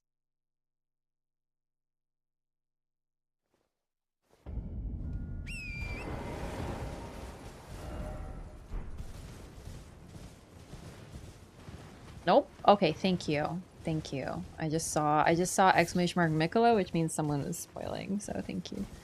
Don't tell me anything. I don't want the answers. Listen, I'm taking my time. These are the few mysteries that I have left. Don't try to take them from me.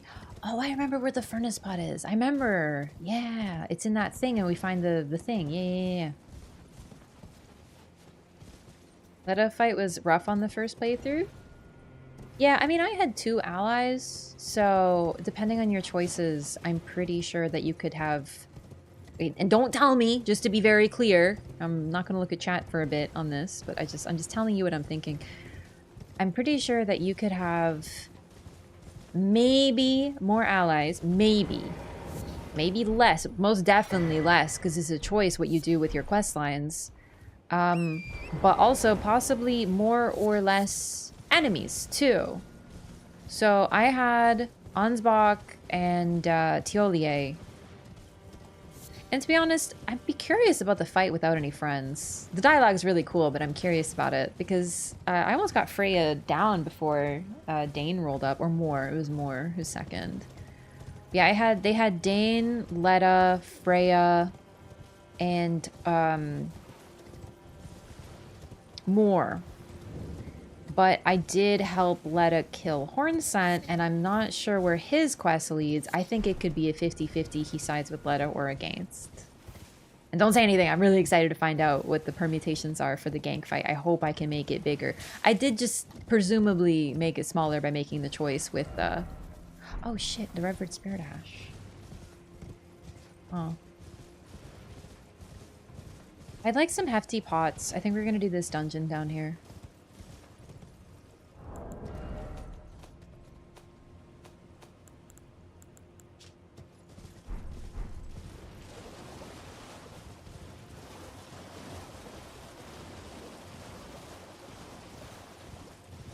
Anyway, I want to make that fight even more. Like, I'm not going to fight Final Boss again, probably, because I just don't care to. But that fight, I'm very much looking forward to seeing what I can do with it. Surprised you got through the gank as easily as you did. It was basically PvP, but with less, with more brain. But less bullshit. So, it was nothing. Like, seriously.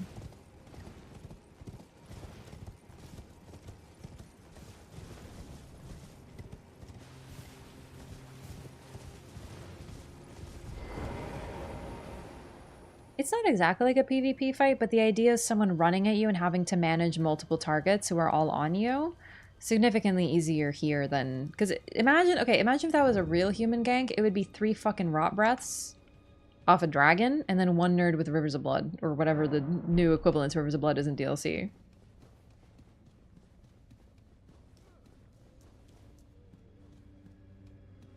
My first attempt, I did pretty well, all things considered, but I failed because I let them talk instead of fighting.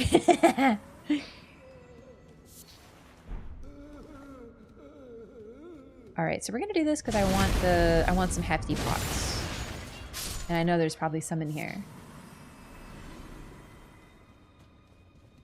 With more explored characters? Yeah. One thing about the DLC, as much as I didn't like Miquella, right? So like for me, it was a bit of a disappointment that it centered so much around him because, you know, almost every NPC was linked to him, which made them slightly, frankly, less interesting than they could have been. But the trade-off was that since their quest lines were linked, you could do something as cool as that gank fight, and that is sick. You get all these characters with relationships to one another, who reference each other, who respect one another, but also are forced to fight because of different ideals. And it's very cool.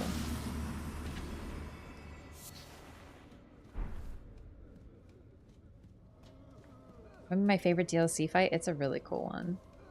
It's a bit of a pity that I just, you know, presumably lost more in it.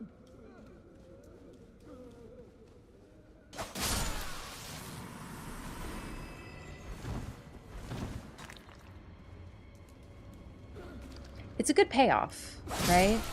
For working on the quests. I'm really wondering what I can do with the quests too. Like, I'm really thinking about it. There's a chance, and I don't think this is the case at all, but the only NPC right now that is a question mark is Hornsent, because I took him out so early with Letta. And the frames still drop in this room. Weird. Okay. I don't think there's any universe that that Hornsent becomes a summon for Miquella. Like, I don't think that's a thing. So I think that no matter what, Hornsent either dies before the gank fight or becomes a part of it. Oh, please, not the jar. Anything but that. I promise I won't ever do it again. I swear, a living saint I'll surely be. Please, you must forgive me.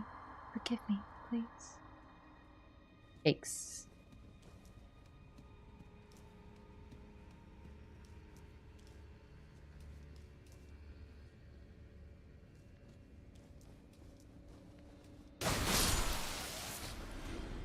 Looking up stuff like that, it's hard to find accurate info. It's still quite early, right? So that's the thing. I'm definitely taking my time, but I hope to be able to uncover this stuff. Bluetooth mode. Once I begin this war, or was it the Erd Tree that did? Considering Marika's backstory, but we're too early for this. You don't have to answer. I mean, we'll get to the Shaman Village eventually, but yeah, I think the idea is that shaman were considered citizens of the Horn-Sent Empire, but this is what they were used for. This is perfect timing. They were at the center of these things, and that was their lot in life because they dared to be born. That was their role, was to be tortured and placed in the center of pots so that all the other, you know, the core shaman and all the other criminals that made up the rest of the pot could be reborn. So we know a couple things. The Newman/Shaman are long-lived but seldom born. They are from another world, according to the lore, and all women, or at the very least feminine. We don't hear about any male shaman. So, yeah, Marika definitely started the war. But it does kind of seem like her people were all slaughtered, tortured, and turned into these abominations simply because of who they were when they were born. And it was said to be done for their own good. And we know also that the Horn-Sent valued horns. So they likely not only didn't give a shit about the shaman, but also they didn't have horns, so they weren't worth anything at all except for what they did to them, which is put them into pots. So yes, if you were a Horn-Sent and suddenly this uppity little shaman whose only role is to be tortured and shoved into a pot suddenly became a god and declared war on you, you would call that a betrayal. But is that really what it is?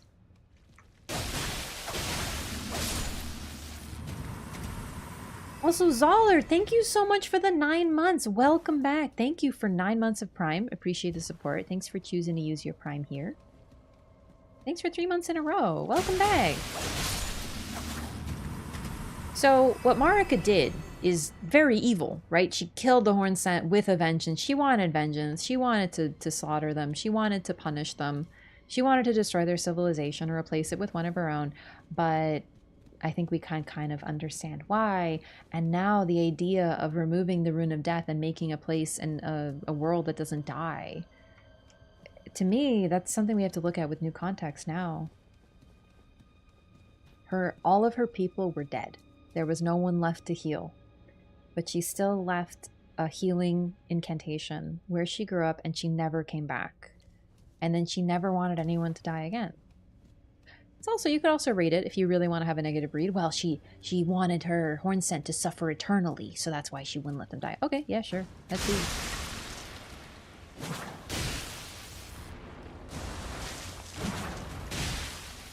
Yeah, like you don't return genocide with genocide, do you know what I mean? Because the shaman were clearly, I mean, there's none left in the village.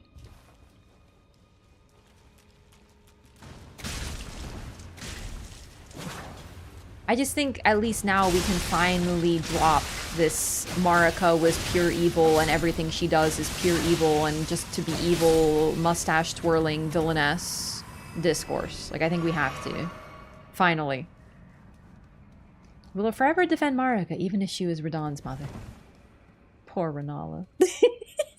Oh no, unexpected. Connected to the Crucible, the Horn-Sent basically consider melting of life together to be a type of divinity, because that's what the Crucible is all about. Yeah. Yeah, it's a good point. They're forcing people to be reborn. Hey.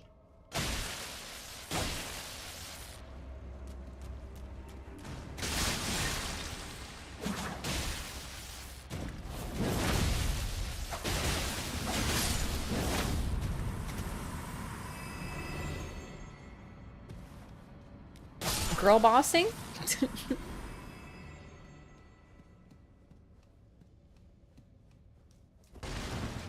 Also, what's really interesting is, once again, and this is probably one of my favorite things, Marika never does any harm herself. Never.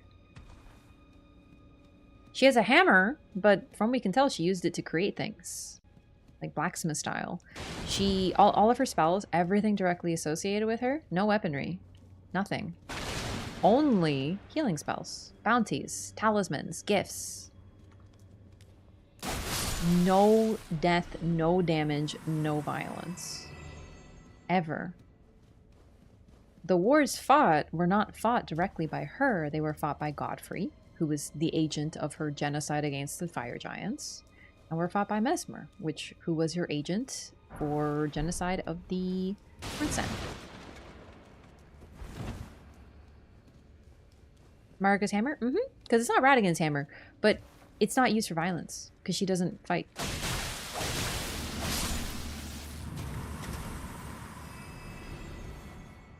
Meter and Anaya took care of Marika after the shaman were annihilated? Why? Very condescending to her enemies, especially the giants. What's interesting too, and this adds a little bit of fun to it too, the fire giants were also despised by the Hornsent.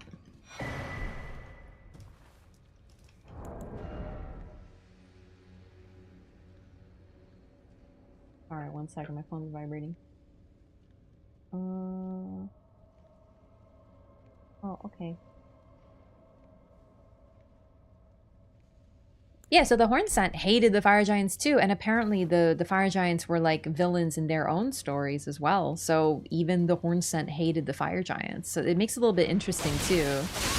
It looks like everyone in this entire cycle hated one another. The fire giants, we don't get their perspective, but if they were enemies of the Hornsent. So the Hornsent hated the fire giants and Marika hated the fire giants and the Hornsent. And the Hornsent... Wait, fire giants hated Marika, Erdtree, and the Hornsent. So everyone just hated everybody. The only allies the giants had were the Stargazers.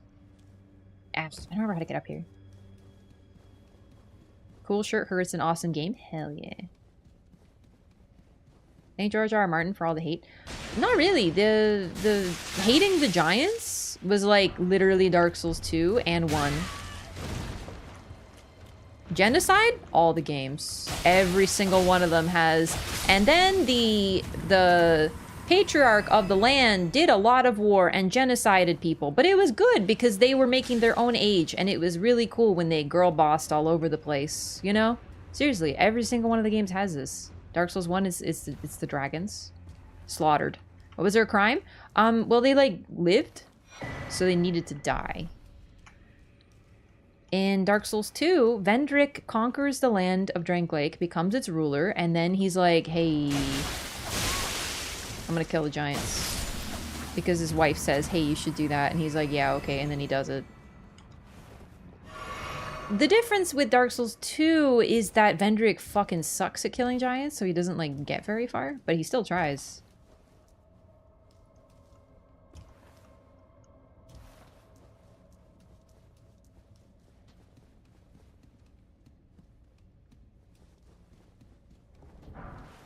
Vendrick is a total wife guy? Yeah, that's why he's so scared of her. That he literally... Vendrick is a true boomer. Because he does what his wife tells him, and then he blames her when everything goes wrong, and then everyone goes, see, it wasn't that Vendrick was bad, even though he was a conqueror before his wife showed up. It's because his wife ruined his life. And then, when his wife's about to get real mad at him, he runs away and literally goes to his tomb to die, rather than face her. That's how you know he's a boomer, dude. For real. Relatable. Am I right, gamers? Haha. Wife bad.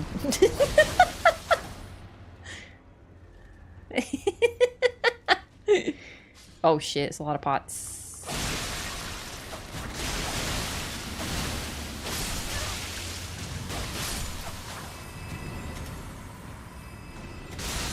Remember when one of these kept throwing his fucking weird wiener at me? Yeah. Remember when he calls Nishandra his old ball and chain? For sure. I remember that.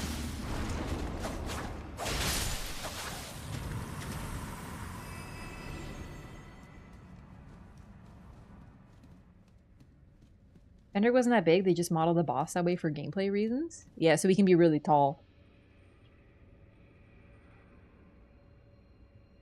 Vendrick misled by his heart? But the thing is, like, literally every single person is like, oh, it's clearly Nishandra's fault, but they don't realize that Vendrick literally conquered Drangleic. He was a conquering king in the first place. So if you want me to pity him, then maybe you should, you know... Is it this one that has the secret? I don't remember. I think it's this one first. Ah, whatever. But no, like, literally, Vendrick was a little bitch. Right? Like, seriously, Vendrick is not a good dude himself.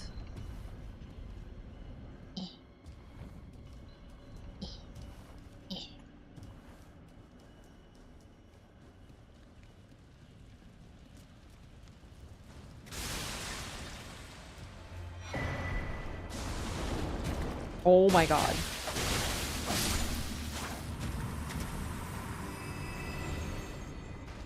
These two is basically Macbeth. Except Macbeth was, if Macbeth was like a conqueror who was like, hell yeah, woohoo. He's literally the meme, me sowing, hell yeah, yes, me reaping, what the fuck, no. Meet him before DLC and he's small? What, to Gale?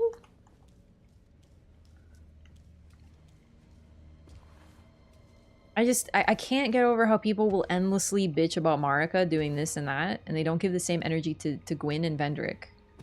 And then, on top of everything else, because Vendrick had a wife that we have a name for, she's blamed for everything. It's fucking maddening.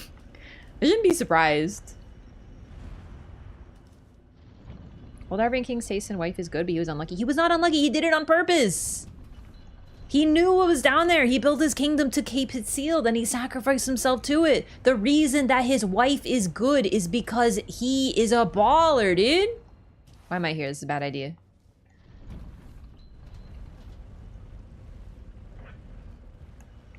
Oh! Shut up, Rob. I'll ban you. Whee! Oh, cool. Alright, I'm gonna fight Yoda real quick. I've become a Star Wars fan, so... Seriously, you ask people, okay, so how come... So if the Daughters of Manus... You're saying that the Daughters of Manus are all evil, and they go, yeah. And it's like, okay, so you're saying they're evil because they're of the dark, and they're like, yeah. And then you go, okay, but like, what about, you know, how the dark soul is just humanity, and humanity is complicated and varied, and nothing that to do directly with humanity is good or bad. It's just like how it's used. They go, yeah, okay, like I guess that kind of makes sense. And I go, all right, so the queens are more complicated than that. And they're like, no, because they're Manus' daughters, they're evil. And I'm like, oh my god. And then I'm like, okay, so how come one of the daughters, the Old Ivory King's wife, was not awful? And they go, well, she was different. I can't anymore with the Dark Souls 2 Discord. It's the most maddening thing. Like, seriously, I shouldn't be surprised by how people talk about Marika, because I've seen it with Dark Souls 2. Oh, take that, Yoda! Where's your lightsaber now, bitch?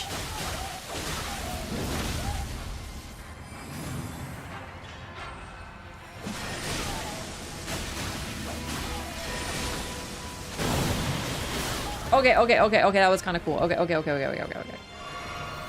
Alright, see you in hell, though. Oh, shit! Yeah, deflect that.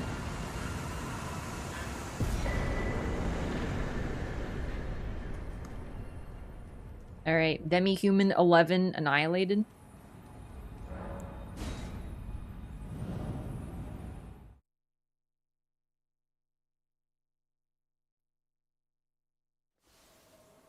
Vendrick and all the dialogue are the best parts of DS2. Aldi is the sickest. Listen, just because Vendrick talked to them a single time and he has a nice beard, I don't know, maybe all gamers are just like secretly yearning for a powerful bearded man to speak softly to them. I don't know. I clearly don't have that particular malfunction. So I didn't really buy his whole like, oh yes, you see, it was my wife.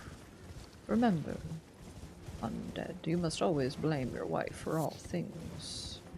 You must never take responsibility for yourself, for that is why you have a wife. Yeah, you know when he said all that, I was like, mm-mm.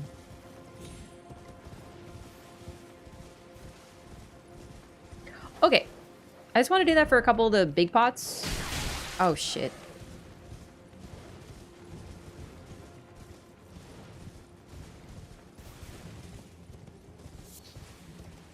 Where they don't want women. Yeah, I mean, there's definitely a lot of women hate with it, but, like, I think the fact that they see, you know, nice bearded dude talk to them, it just, like, makes them, you know, connect. I just love it. Seek strength, the breast will follow. No, the coolest line is bear seek, seek lest. Okay?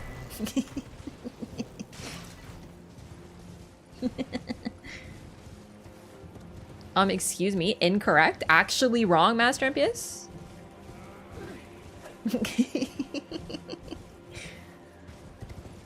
He became one with the Force? Yeah, I know what the Force is now. The Force is where you wear, like, a cool serial killer helmet and you're, like, really hot.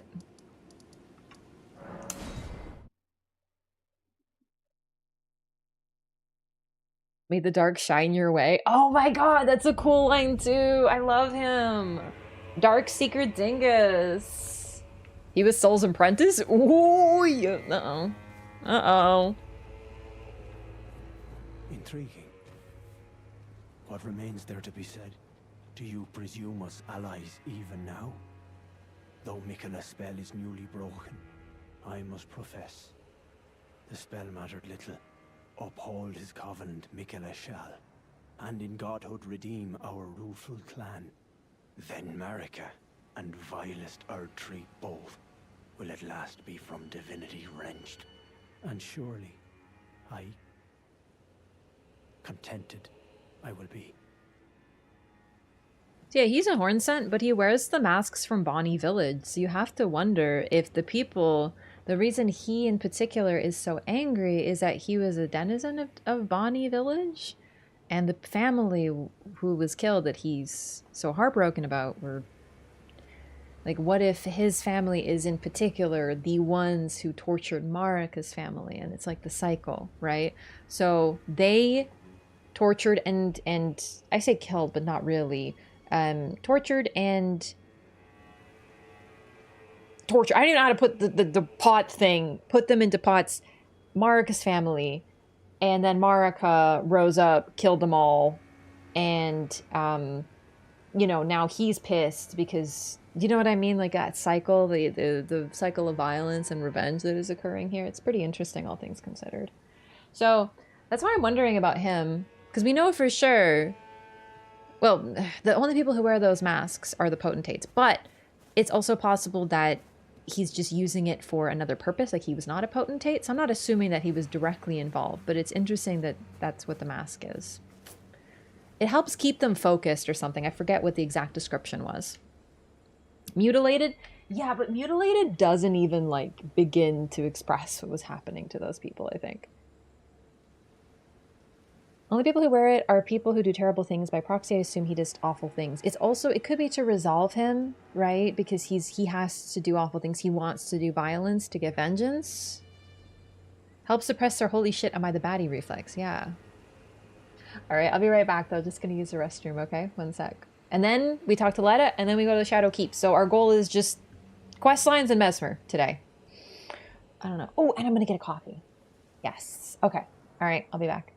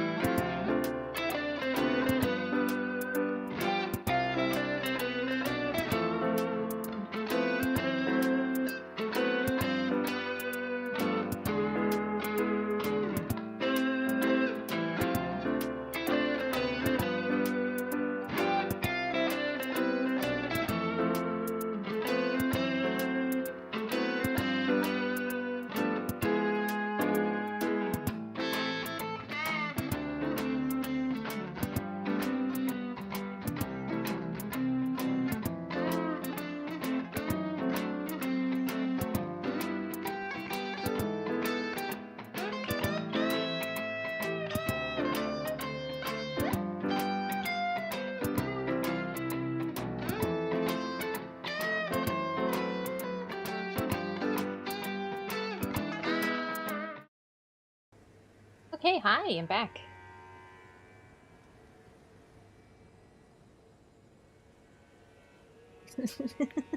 Marika's Radigan, so she still has something to do with it.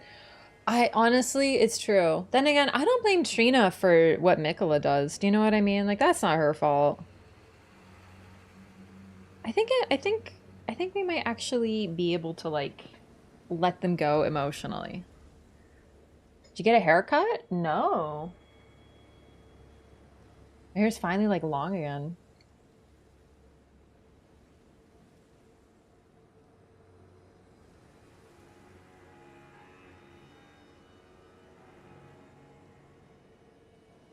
Okay. There we go. My hair has grown, thank you for asking. God's EPS soldier. Okay.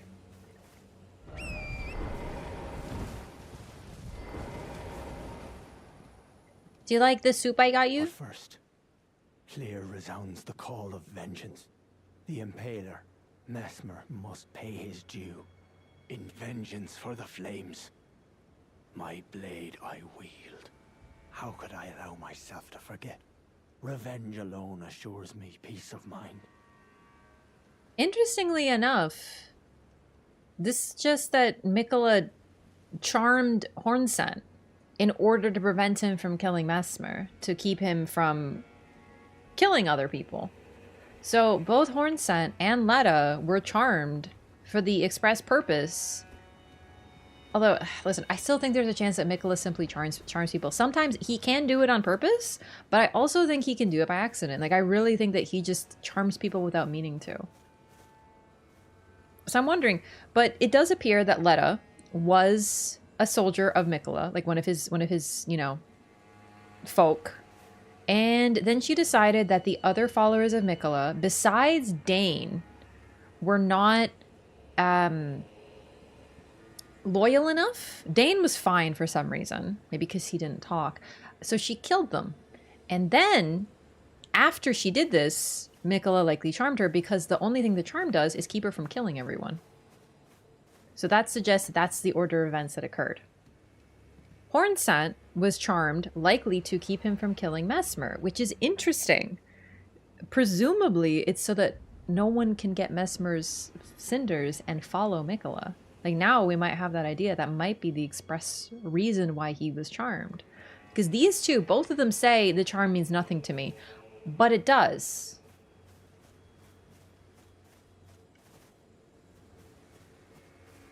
Great meme. Hornsent's strong enough to kill Mesmer on his own? I don't know. Show me this great meme.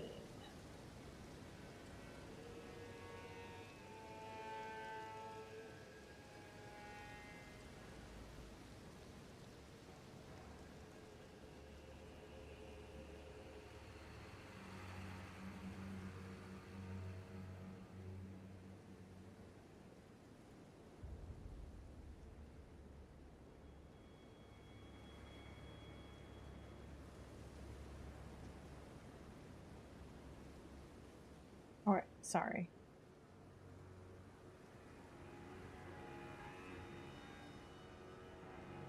Is it the one with Mesmer?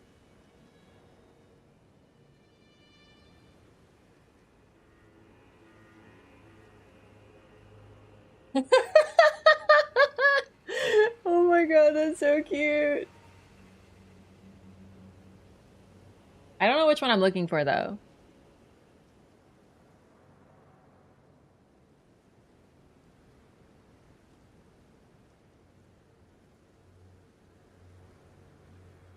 Okay. Did need to kill Mesmer since they needed his flame? No, but like, Miquella, by the time we get in there, he's already there, right? So, like, and also, okay, Letta leaves this note. We are no Empyreans, so we must locate the path that will lead us there.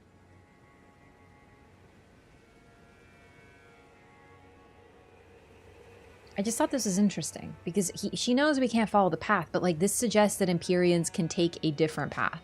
I don't know. Because he doesn't seem to care. Miquella's like You know, he doesn't come after us. He's in front of us.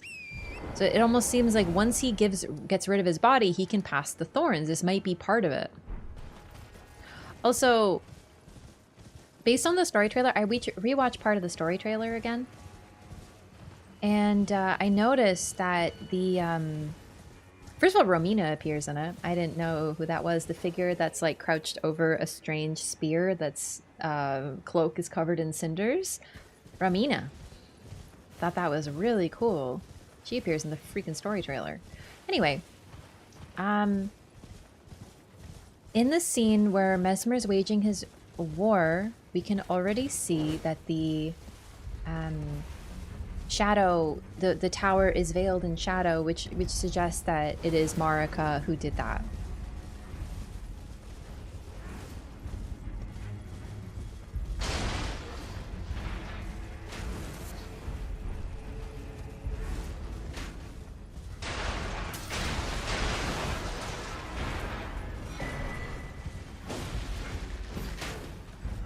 Except for a spear? Yeah, exactly.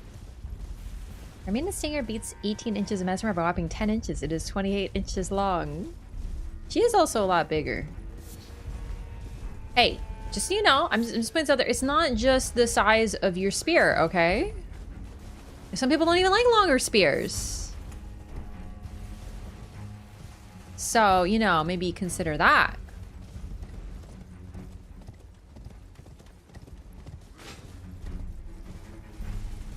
Romina is packing.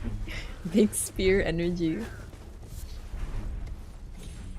Ah, man, I haven't had a headache. Finally, my headaches have cleared up, by the way. But I say that as one of my headaches is returning. It's kind of been building for a little while, which is a bit unfortunate. But I'm still going to keep going as long as I can.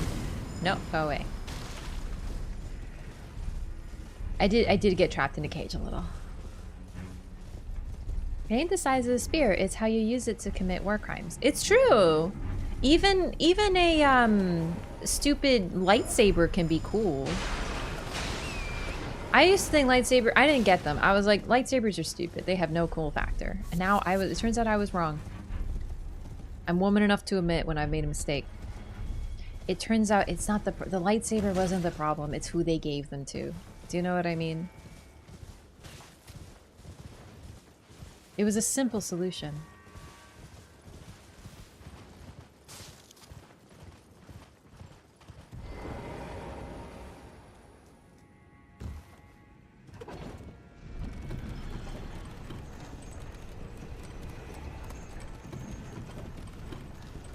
Oh, the Codex sword is pretty okay. Calling lightsabers, I'm gonna have 100 guys all talking like Sephiroth showing up in your mentions. It's fine. Honestly, I don't think anyone likes Star Wars anymore. Like the fans, biggest haters, I'm telling you.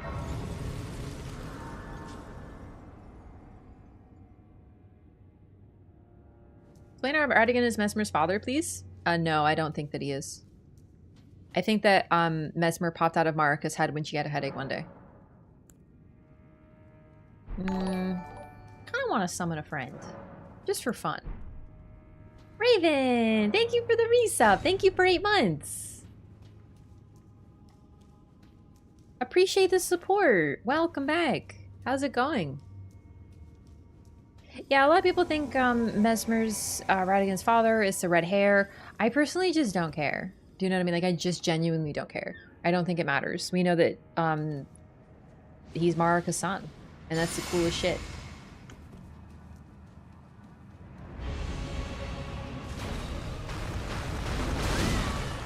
Oh, so that hitbox still works as it does, huh? No problemo. No, I dodged that is the thing. I did. I clicked the button. Oh my god. I hate when they open with something that I'm bad at dodging and I just have to do that whole side dance again. Like Star Wars a long time ago? Yeah, I mean, I actually think Star Wars is pretty neat. Listen, I may joke. I'm joking about it not being cool. Like, listen, I'm a Trek fan. I love like nerdy sci-fi shit. Like, I do not care. I just didn't think that. I just wasn't interested in Star Wars because I just wasn't interested in the story it was telling ever. I had no interest in it. And now I'm interested in the stories they're telling. It's cool. Lore hunting going? Any interesting revelations? We found out that the dragon lady is named Florisax. That was really cool. We found out that her lord sucks and is a complete dingus. No, we didn't find that out. We got her, like, Ash to summon. That was pretty cool.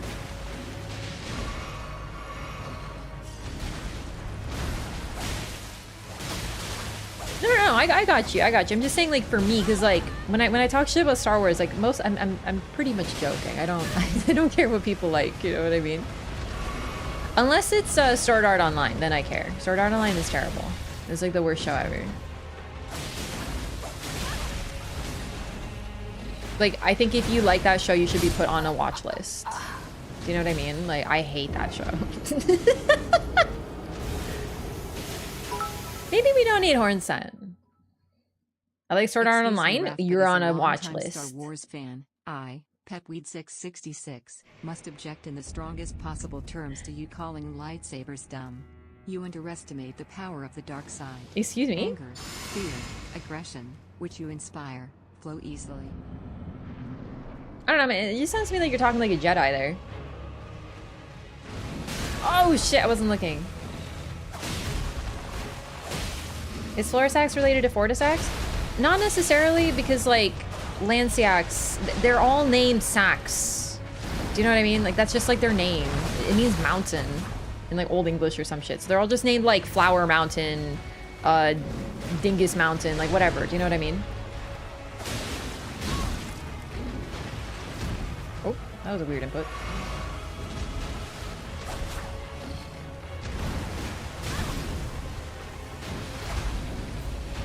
Stop moving your gigantic dome piece out of the way so I can thwack you. Oh no. What about Ball? Where is Ball Sax? I don't know. We should ask Florisax. Her voice cut off the punchline? Yeah, I can't read it. Because it already scrolled up, so I'm sorry. I'm sorry your punchline's gone, but I'm sure it's very funny.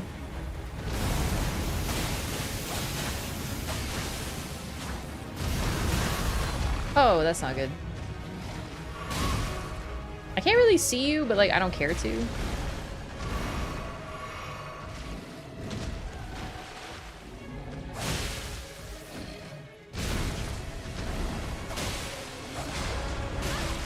God, I hate how recovering from my own attack takes so long that I can't dodge.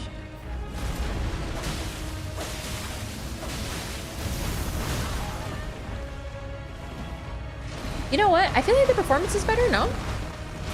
Like, it's not as framey as it was during this fight last time, so maybe the patch helped, because I patched since I last fought this. It's not great, but it's not as bad. Oh, great. Yeah, I figured. It's okay, we can get it.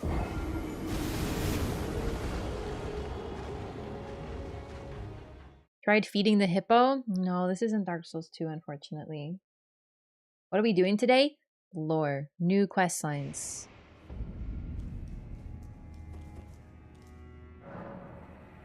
Oh wait, I don't need you. Oh wait, I forgot to switch my flask. That's actually gonna help.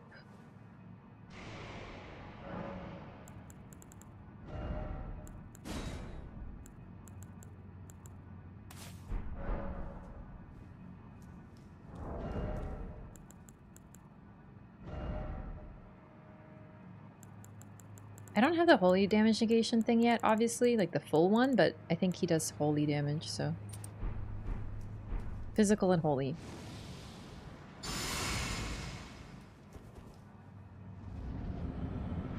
Someone who fell the literal goddess of rock and get taken down by a hippo will never not be funny to me. But I didn't, okay? That I didn't this playthrough. So no. I'm just a dingus. Of course I get killed by a hippo, okay? Hippos are the real threats of the savannah. Hippos are horrifying creatures. Everyone flees afore the hippo. And not only because they have a habit, and I'm not joking, of like making their tails into a helicopter and projectile pooping all over the place. I'm not kidding. This is something that hippos apparently do. But not just that. It's because they will fuck your whole shit up. hippos are scary. I wish Mesmer had a better pet though, you're right. Like, fucking hippo. Like, it's so ugly, sorry. Old Ivory King had a better aesthetic, I'm just saying. I can't see. I'm dead. Okay.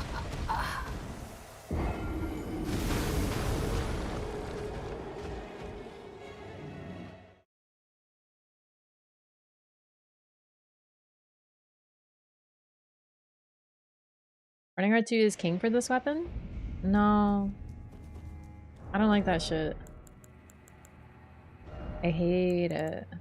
But I guess I should... Nah, I don't really want to use the smithing art shit.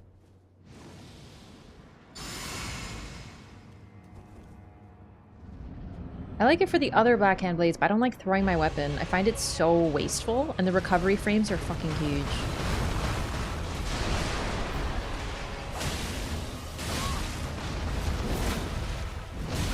What was that? I was in your shoulder. That was not a headbutt. Alright, yeah, that's what I got. I don't hate this boss. I just, like, don't love it. It's mainly the camera fight struggles. The usual beast fight stuff.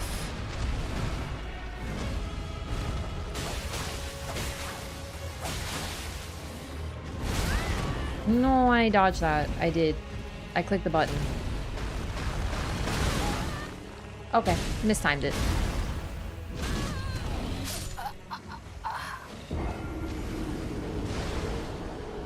I just need a better weapon right now. I don't really like. I like backhand blades a lot. I don't like Smith script stuff. It's just. Sorry for backseating. I mean, like, just don't do it though.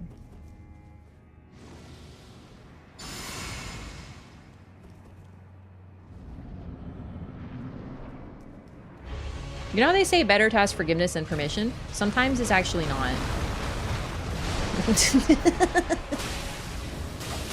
Sometimes you should, like, know the rules and don't. Like, I know how the weapon works. I just don't like it. It's like all taste, you know what I mean? I don't like Smith script stuff.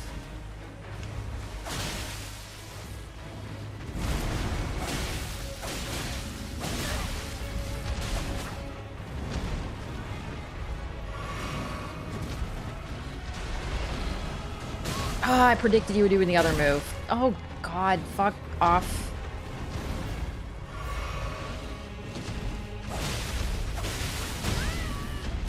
Also, the R1s are definitely not bad on this weapon. The only thing different about it versus the other backhand blades is the R2s. Okay, I shouldn't have just stood in it, but I had an opportunity. How do they get that hippo in that room? It's an excellent question. He just lives there. Like, even had a zoo at the front of the damn castle. It grew up in there? In all seriousness, though? I feel like they did that, didn't they? In some places? Here, let's do this. No. Let's, yeah. I feel like I've heard about that. They take an animal and they put it in a place they want defended, and then the animal grows up and is, like, too small or something. I could have just made that up in, like, a dream or something.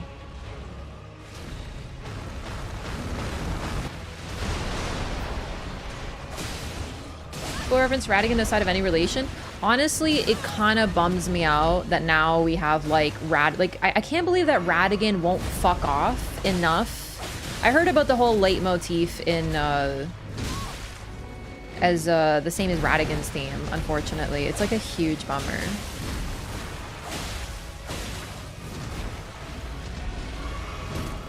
But then again, if we take it as the title music is the Tarnished theme, what if it's just saying that Mesmer is like the Tarnished? I'm on the copium, I know. I just really fucking hate Radigan.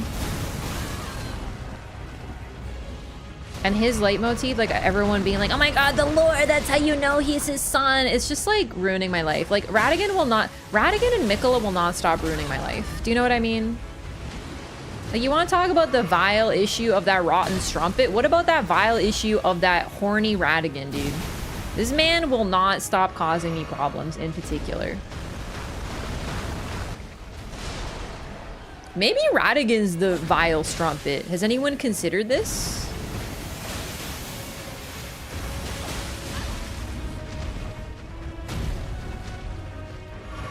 It's just a huge bummer that now I can't even enjoy my war crime boyfriend's theme song because his fucking...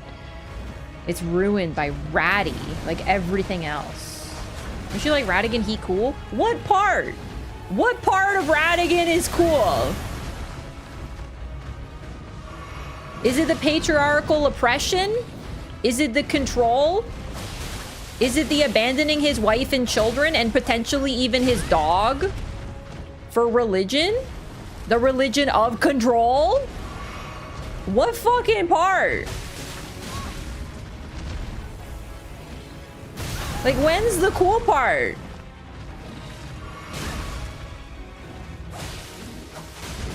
Okay, yeah, just bash me with your chin. The Marika part? They're already separated! Radigan is Marika? Oh my god. They are literally separate beings. Yes, that Radigan is Marika. But that's like saying that Trina is Miquella. Yes, it's true, but they're also fucking separate. And Miquella goes, hey, fuck all y'all, I'm gonna control you all. And Trina goes, no, no, no, don't do it. And you have to kill Miquella. Trina literally asked you to kill her other half. And, by the way, that's what Marika does too. She leads you all this way to kill Radigan.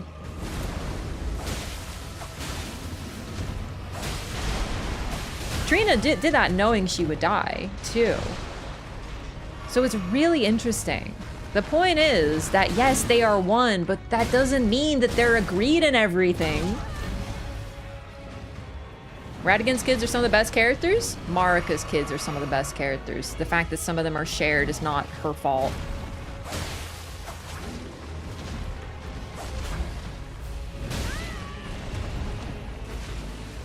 Now, we kind of went over this last time, so I'm not going to go over it fully again, but I talked about how Miquella is very much the Radigan of the relationship in terms of, like, the halves.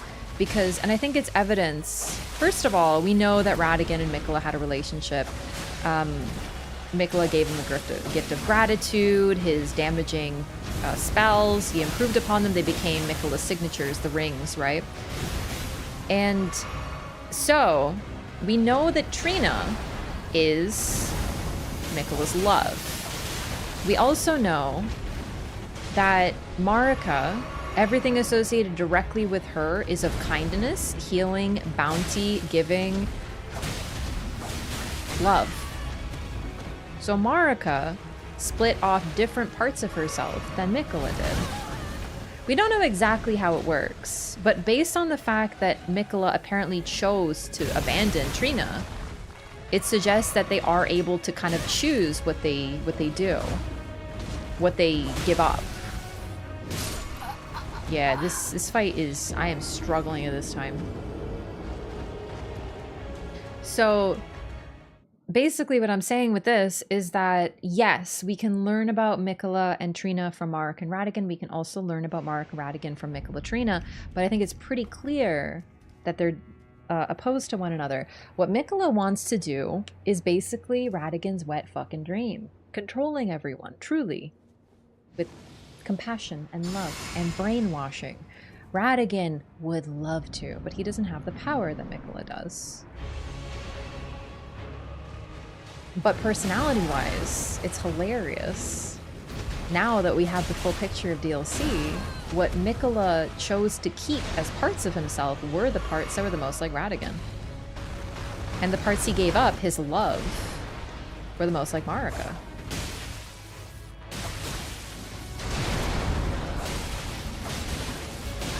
So basically, Miquella equals Radigan. Radigan and Renala are together. Marika's entirely uninvolved in this relationship? Yes. I think that was their time of separation.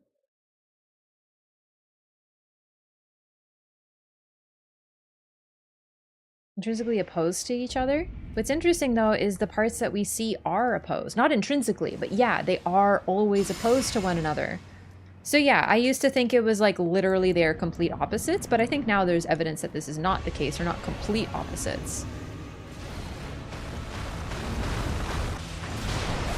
But it's almost like with Miquella and Trina, we kind of learned that the Empyreans give up parts of themselves intentionally, and they seem to be able to choose what they are.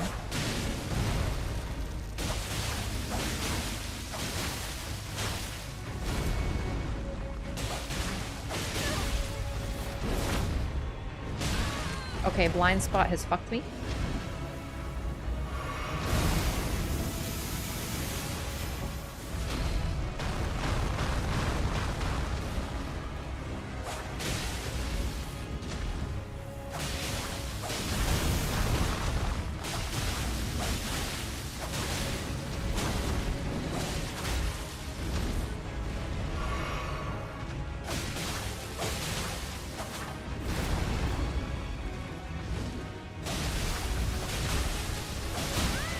I can't see shit, but it's going ridiculously well. Sometimes you don't need to see fucking shit all. Okay.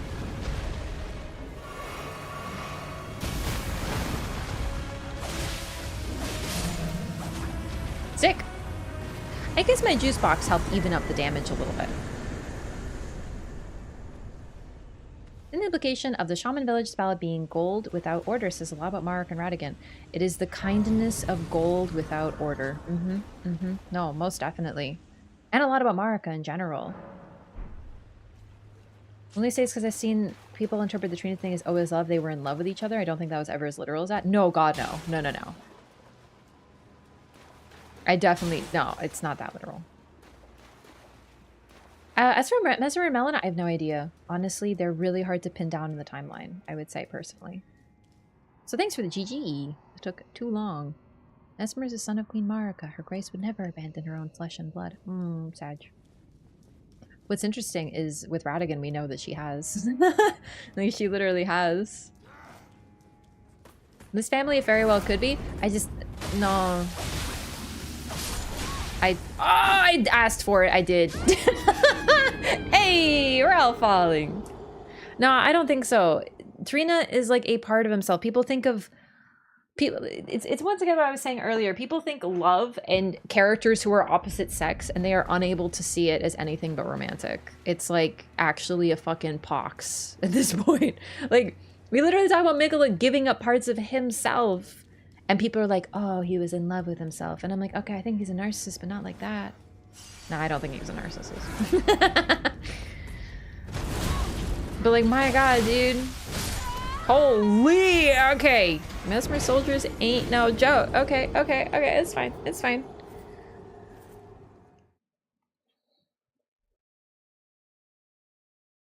The hammer? What about the hammer? And red hair? What about the red hair? The thing is, we have to remember one other thing too.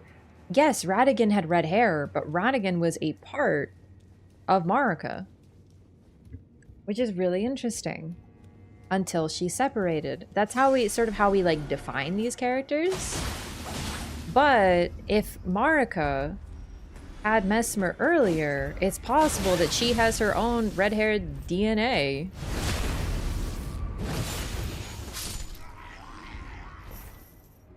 Like, what if it was before the Radigan-Marika split? I don't know. Saying a girl can't change her hair color? Saying, why would Marika make it red? No, I don't know. I'm just saying, like, it's... Think he became a narcissist by the end of the DLC? I think becoming a god necessitates something a little bit like that, no matter what. Very good stream. I'm a fan of the Elden Ring. Hey, thanks. Welcome. Glad you're enjoying yourself. Glad you enjoy Elden Ring too.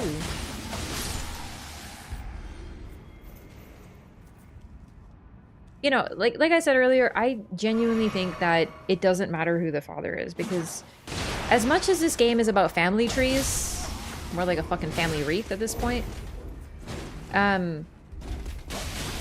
we have an entire massive family and we never find out who the mother is. In Dark Souls 1. Like, we have so many children. And we only know that Gwyn was likely the father. That's it. So for me, I don't really give a shit about who the dad was. Because clearly Marika's a more important one anyway. Yeah, we always reserve a little bit of discussion about who could have been the mother of Gwyn's children, but we never will know. So it's always like, could have been this, could have been this, could have been someone we never know. Who knows? Anyway, bye. No more talking about the mom. And now it's the reverse, and I'm like kind of here for it.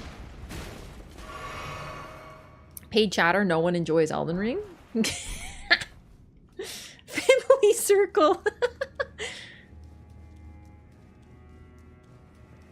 Also, everyone always talks about gods and how incest is okay with the gods. Yeah, you know what else is okay? Making babies through weird shit like headaches. Literally, look at Athena. Athena was born of, Are you good? Is this guy okay? I'm about to not be. Holy shit. No, leave me the fuck alone, you bullies.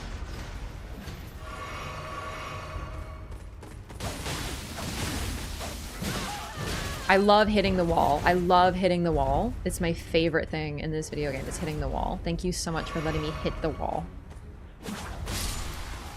Okay, that was pretty sick, though. Anyway, what was I saying? I got really distracted by this guy just, like, standing there. He fell. No. Devastating.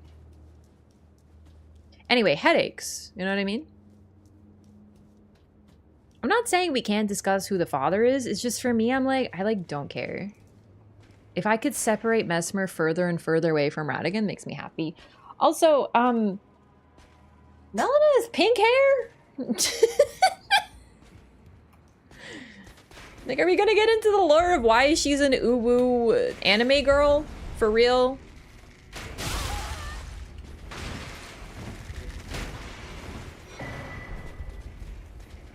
Bro, I got a headache now for real.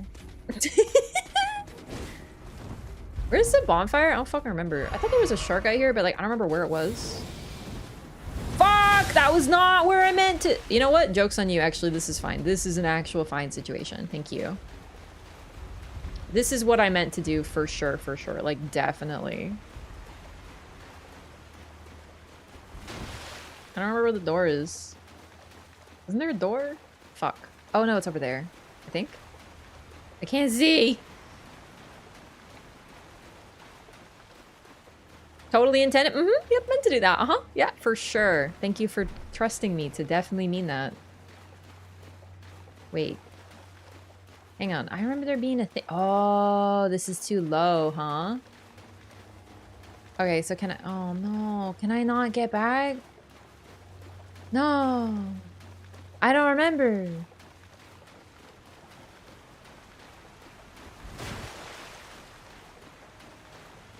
How do I get back up? There's a way back up, damn it. You have to be able to get back, for sure. Because there's like, they want you to jump down here and you're not going to teleport back. Yeah, you can. I know you can. I just don't remember where it is. There's probably a ladder that I missed like 15 times over. There it is. We're good. I remember where the shortcut is now. You open the door by the stinky little guys.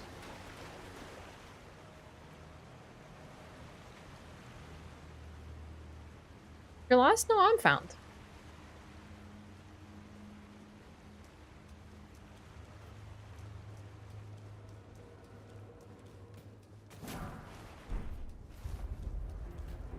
I remember there being the door, though.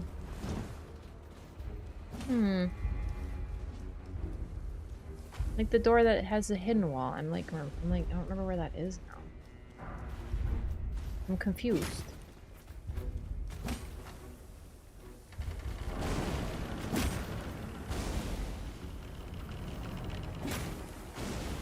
Only Miquella ever intended for his sacrifice to be permanent. He does get his body back. Oh, if you mean at the end, Miquella doesn't quite get his body back because he's a spirit. That's what's interesting too. All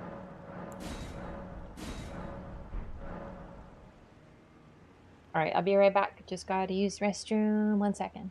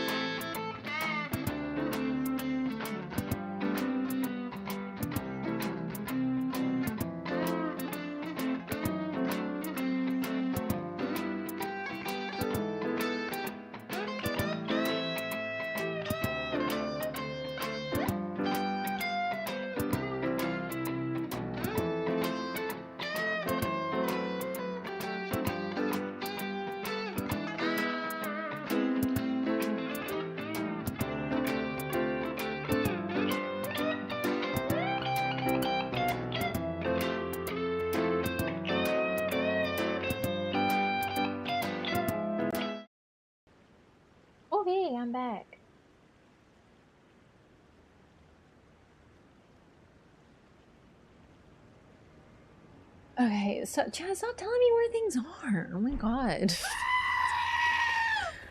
Like, it's driving me mad. Just let me like find things. I know it's the second playthrough, but like that just means that I found everything already. So like you don't have to tell me. I know where the things are. It's just sometimes I forget because it's only been one time. I don't understand. Faith maybe? Nah. Well, maybe. Yeah. Ooh, 2? Oh shit, okay. Sick. What's more important, who's the Glomite Queen and also Torrent's true origin? Those are kind of important.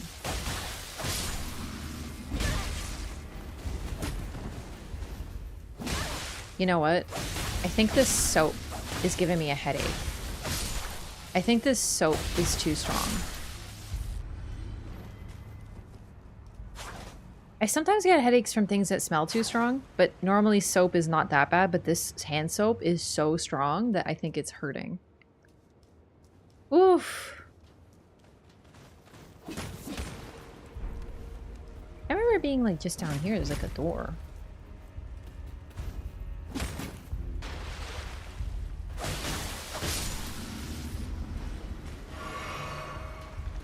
Oh, it was right here. I just missed it. Perfect. Okay.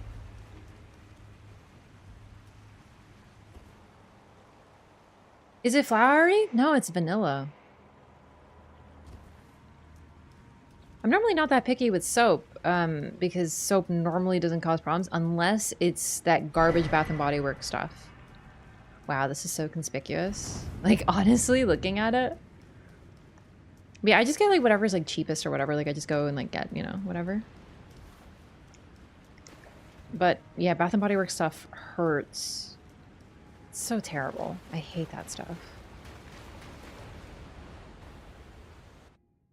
Like, Miquella Sarash also doesn't have his full body either, in his spectral as well. Yeah, like, we see him come out, but then he combines with Radon, right?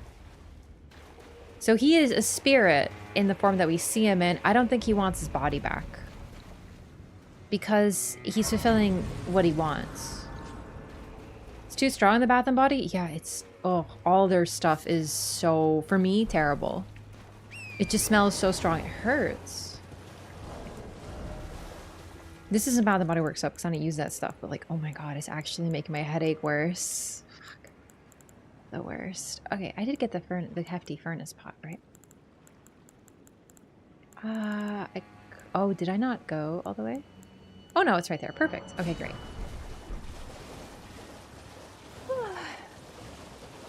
Yeah, Miquella does step out of the Divinity Gate with his feeties, right? But then when he, you know, combines with Radon or whatever. I remember the feet. Am I misremembering the feet? I remember the stepping. I don't... It's funny because I did watch that cutscene like several times. I don't remember it now though. But if you need to cover up a body, Def use Bath and Body? What the fuck? Yeah, I remember the feet. I was gonna say, I'm not like, you know. Of course, you remember the feet? I remember all of it. Alright, where is this little... Here we go. Okay, okay, okay. You ready? I'm definitely not gonna regret this. Wakey, wakey.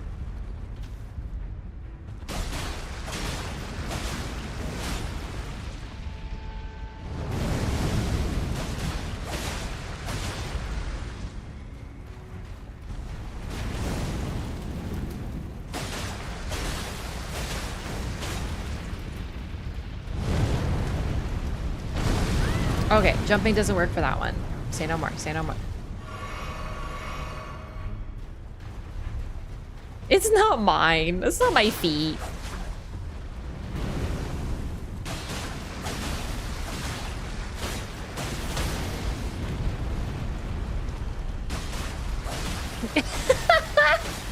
That's Morgoth's feet. Or that's Raph's foot? Sure.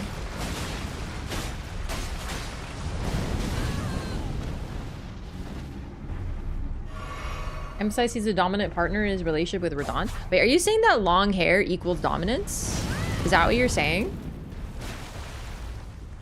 I knew it. I knew I've always been dominant because I have longer hair than everyone. I don't actually have longer hair than everyone, but my hair is pretty long, so I guess I'm dominant. What the fuck was even that? I didn't even see shit touch me, but okay, whatever, dude.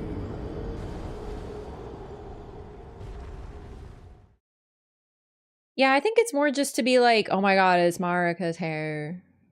They have the same hair. It's the long hair represents beauty. Oh shit, I also want to talk about the cutting of the hair because there are two characters who cut their hair. One of them is Marika with her golden braid, right? She leaves it as sort of like a promise, you could argue. I'm not honestly sure what the cutting of a braid could represent. I think it represents a lot of different things, but it could be like the swearing of a promise, a vow being made. But now keep in mind, I'm not saying we're listening to only Japan concepts here, but in Japan, hair equals beauty. Especially historically, like combing your hair and caring for your hair and growing it until it was like the length of your body was a big deal. And cutting hair was a huge deal too. So we have Marika leaving her braid behind. And then we have Renala cutting her hair and giving it to her sister.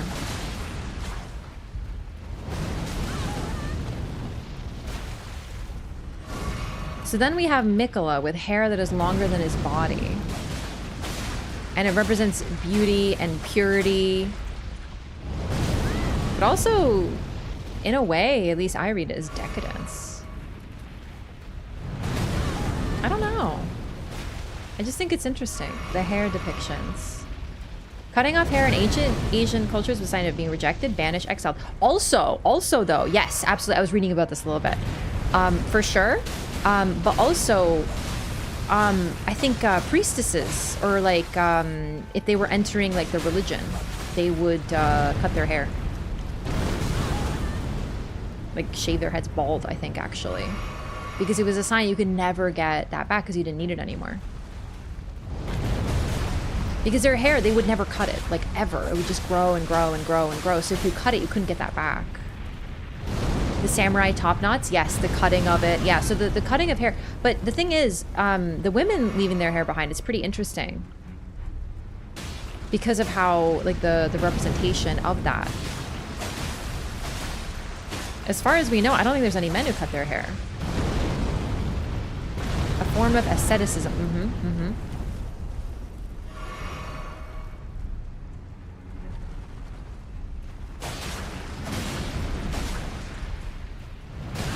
Okay, so he stepped on me. That's good. This is not going too well. Like, I can't even get it to fucking calm down. A single fucking time. We're gonna have to do this twice. Oh my god. I need to get a weapon with better stagger damage. Like, even just a little bit more. Because I can't hit it often enough. No, we did not notice Miquella on Radahn's back. The thing is, okay, stereotypically, long hair is associated with women and femininity. In fact, the fact that he has such long hair is part of his femininity, right? So, like, Miquella's always been a very, very feminine appearing character, and his other half being woman. You know what I mean? Like, it's... The idea of more hair equals dominance is not something I don't think I've ever heard of. Like, I love it. I'm like for it. Like, we should definitely, yeah, absolutely. If you have long hair, you are more dominant than others with short hair. But I just don't think that's like the thing here. Long hair equals spirituality.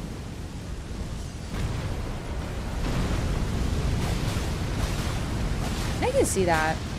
Also, I can't really think of anything to do. Like, I know that braids have a lot of symbolism in different cultures, and how people wear their hair is also very significant, but I don't know anything in particular, like, outside of sort of Japan.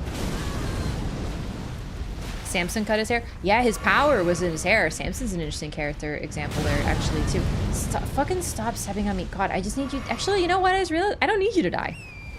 I actually don't. I just need you to move the fuck out of the way. Perfect. Bye. A call with a long braid is not known defeat in a long time because Dothraki cut their braids when they lose. Oh, I just realized I didn't need to come here because apparently it spawns elsewhere. Shit. Oh well.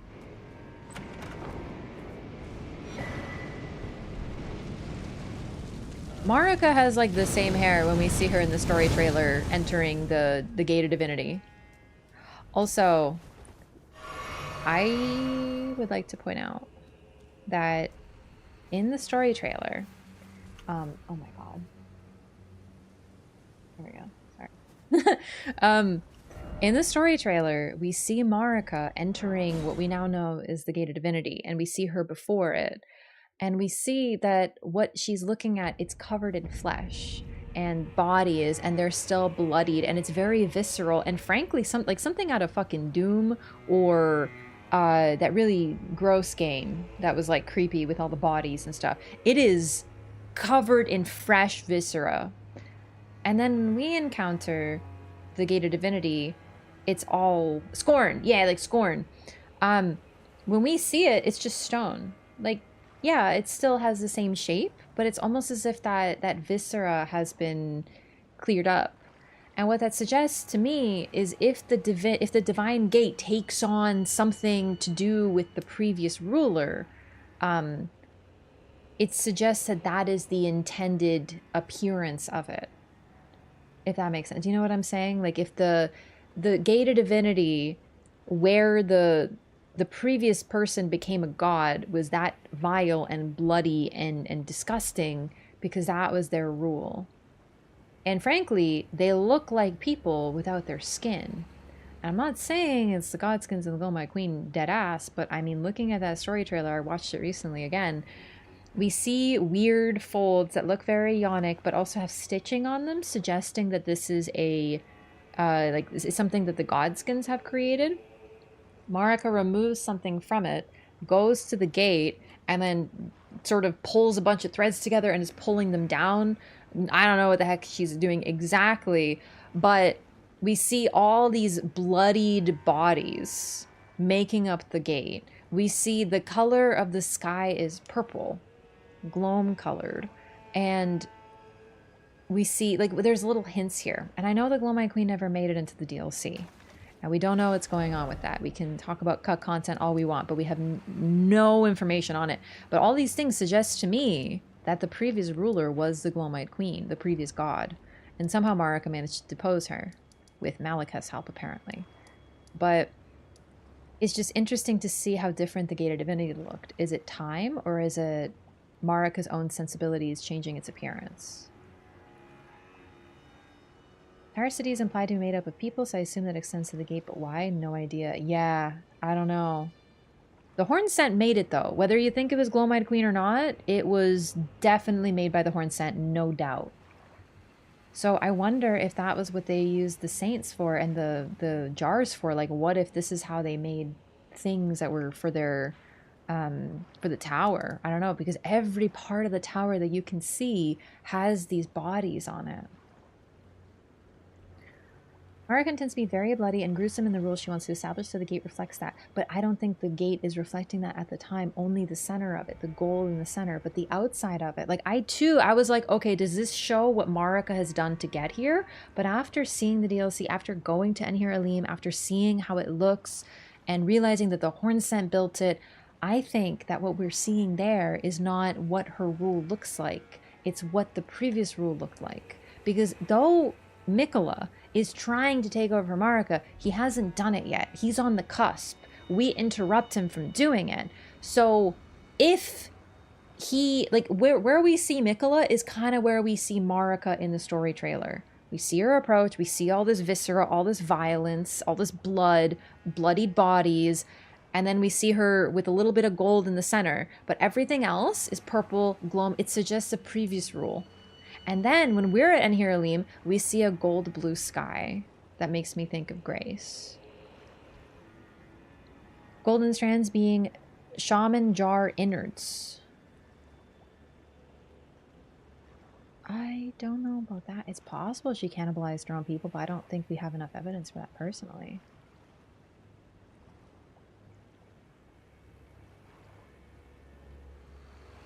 You know, I don't think the gate is under his control yet. because I don't think Marika's was under her control. Because yes, she did have a bloody rule. Yes, she killed a lot of people, but not her own people. To her own people, she was not violent. And that's the difference between her and the Hornsent. The Hornsent were violent toward their own people. So a rule of the Hornsent would involve a lot of blood and gore and violence. And while Marika's does in a different way, I think what we're seeing there is the gate as she left it.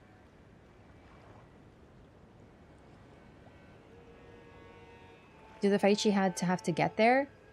I don't know. I don't think so. Because now we know what the gate looked like. Before we had what the gate looks like, we could think that. I don't think we can think that anymore. You're telling me that a tower that was built before she got there would have had like bloodied bodies on the bottom because of her fight? Do you know what I mean? Like, remember how we see the tower and you can look out over the cliff and you still see like what looks like solid bodies climbing at the very base of the tower? She didn't build the tower. It's not like she did that much war there. And she didn't fight herself. We see her do no violence because she never does. Someone else, maybe Godfrey, definitely Malekith. But like, I don't think it's her. I think the trailer was very deceptive for sure. Almost every single bit of it is like, hang on a second. But I think that's one thing that we can now dismiss. I don't think that was under her rule that it looked like that. Order is very violent toward Omen-born children. I still think it's more complicated than that. Marika loved her children, all of them. But two of them were born Omen.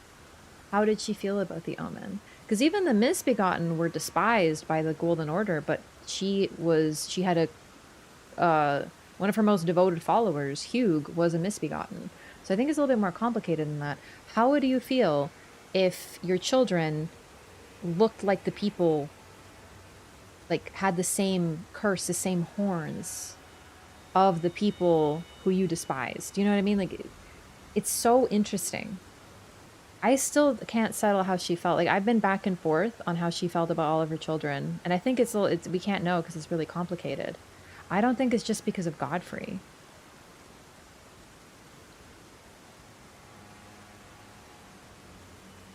I think she was pulling those strands of gold out of? I don't know, but it looks like fabric. The core of it maybe not, but it's wrapped in fabric. She beat the Hornsent only for horns to show up in her children as well? No, definitely. What about Malekith? He's described as Marika's brother, half-brother.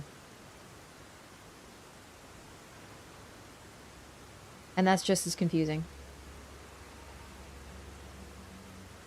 Although apparently, once again, I don't speak Japanese, but according to folks who do, the translation is closer to stepbrother. So I guess I could answer it. Sort of like Blythe. Blythe and Ronnie were raised together and they played together as children. So maybe what it was intended to mean was that Malekith and Marika also grew up together. And right outside Bonnie Village, there's a forest full of nothing but wolves. So like a ward? Not quite, because Blythe was given specifically to serve Ronnie and be her shadow. And it's implied that Blythe was like custom made for her. But it's also possible that some of that was bullshit, is the problem. Because Malekith doesn't seem to fit that as far as we can tell.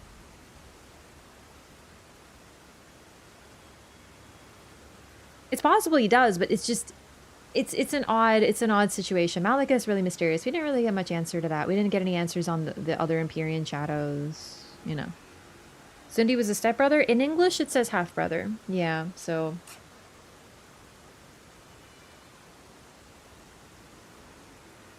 All of Marika's enemies showed up in her children. Yeah, and then there's like the rock god and the curses. Like, I don't know. I think it's a little... Like, definitely the Omen are the most interesting. Yeah, I don't know. I think it's neat. So I wanted to get this sword so I could try it out. But for now, we can go back here.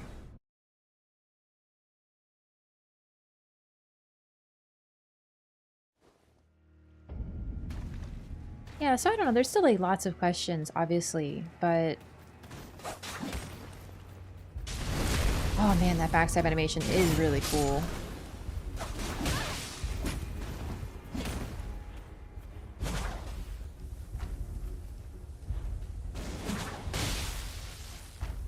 I do wonder about that.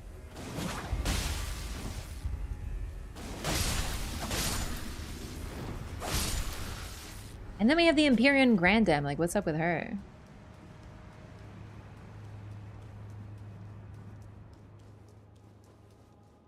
Also, Malekith is not a half-wolf, from what we can tell. Directly a curse from the Hornsent? Oh, 100%, 100%. No, I agree. It's the idea of a curse because of like vengeance of a curse of those who were killed. Yeah, it's like straight out of Bloodborne too. We have the same concept. Not that, you know, FromSoft invented it, but yeah, absolutely. I definitely, now that we know what the Hornsent are, I think the omen, they are literally an omen of the Hornsent. It's like an omen of vengeance, and that's why they use curse. They use curse power because they're born with a true curse. It is indeed a curse. And that makes it different from the Mistbegotten and other similar things, which is really cool because that's kind of been the missing puzzle piece for me. I had this whole theory that they're not cursed at all, that they're only cursed because they're despised by other people. But now I know why they were despised, so it's a little bit more complicated.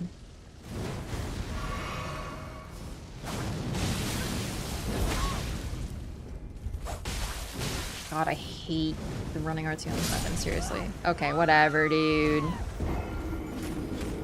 Jarnard's item has some golden hair in there, so Gated Divinity could have had Shaman as well. It's possible that she took what was... I thought the hair was white, but I guess some white can look gold. Let's see. The hair is very pale.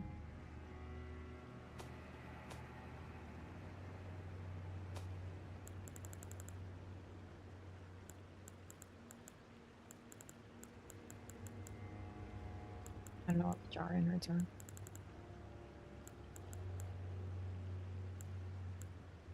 I know I picked one up.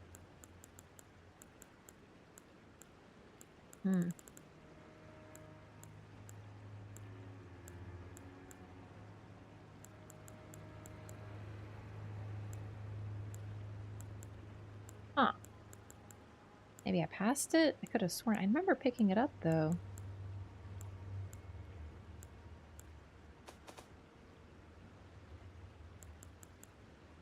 There it is. Innered meat. Rancorous spirits cling to the pinkish red, twitching meat. This is what becomes of the condemned who get sliced up and stuffed into jars to become saints instead. We're talking about the gold in the center of it. It's definitely meant to evoke Godskin garb, though, whatever. For sure. Whatever she pulls the thread out of. I think we just fundamentally misunderstood that scene. Like, we see a character who, frankly, is very hated and everyone thinks is evil, Marika, and we see her with all this blood and these bodies, and we see her standing towards this gate. We're like, oh my god, what did you do? And we blame her for it, but I actually don't think that's the case.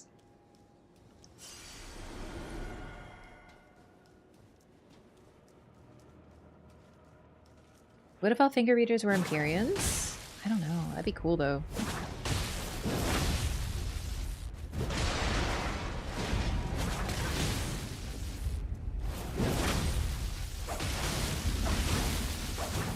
Oh my god. Swept. Holy shit. Really? Fire Knight's Greatsword for real? Sick. I don't think I got this before. Greatsword of the Fire Knights. Hang on. A long, slender blade that undulates like fire. Blessed with the flame incantation, further flame imbuement will amplify the effect and greatly increase Armin's power. Maybe I did get this? I don't remember. It's cool. Oh my god, it's really cool. Holy. Hornsents seem to despise being born with horns all over the body instead of just growing on the head. Why do you say that? Oh, yeah, it is kind of a stupid weapon art.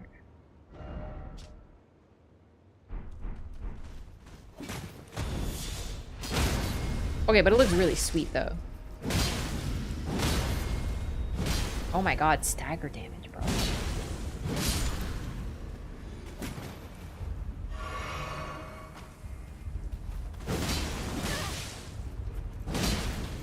It's so huge.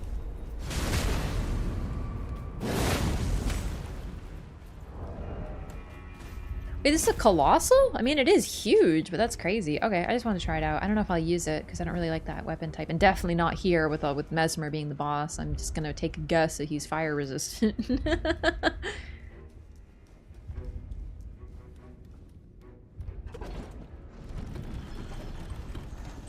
Horns don't value particularly wildly curved horns. Could be why the omen looks so pitiable.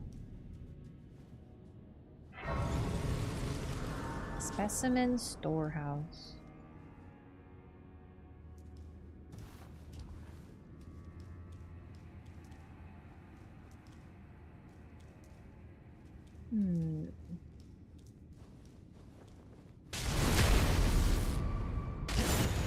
I would be so loved if they were in the realm of shadow. That's a really good thing though. Like, that's a good question. Would they be? Because they represent the curse. They are the cursed ones of the. They are Erdtree faithful. So I don't think they would be actually. Sick armor core shirt. Thanks. It's new. I'm very excited about it.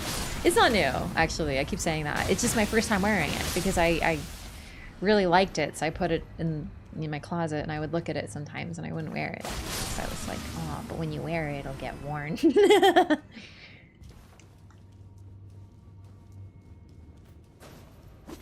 Ooh, I could get the dueling shield now. I know, it's a shield, but I was just thinking of neat, cool weapons that I could try.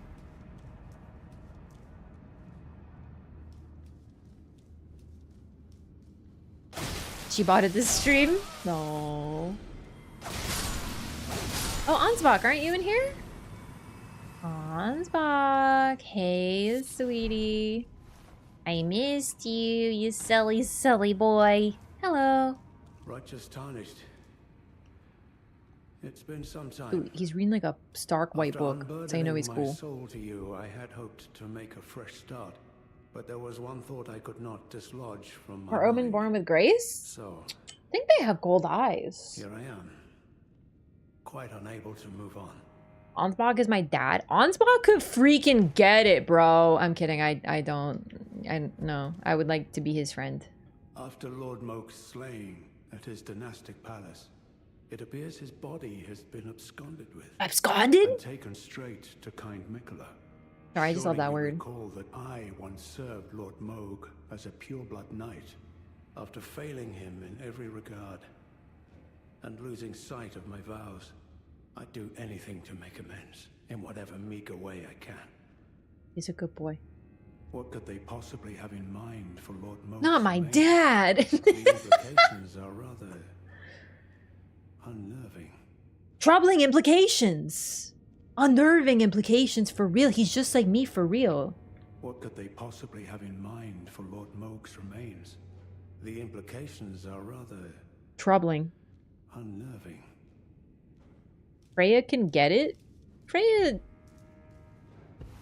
I find her choice in master disturbing. You know what I'm saying? Ansbach is the definition of a ride or die. I feel like everyone in this DLC is a ride or die. Like, every single person.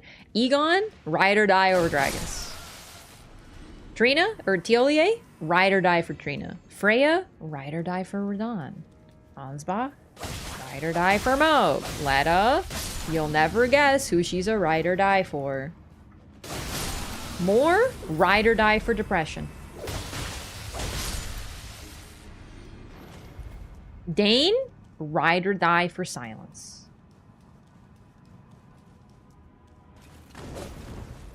Just kidding, it's Miquella.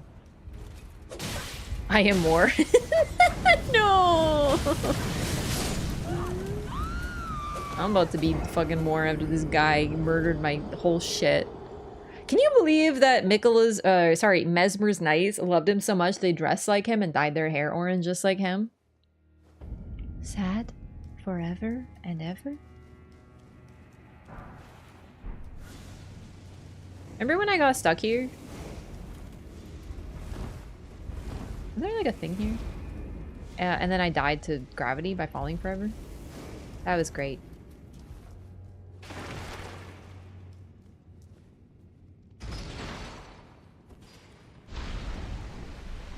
There's a lever there? There's a lever here. Everyone exists. Letta. Miquella the kind. Yeah, real.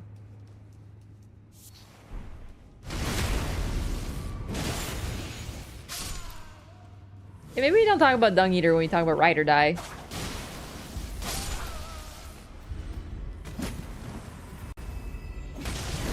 Bro, Dung Eater, when I said eat shit and die, I didn't mean for real.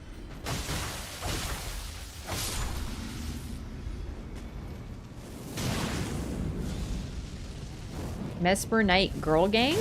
You know what's the best part? I'm pretty sure that most of Mesmer's Knights, except for like 2, are dudes.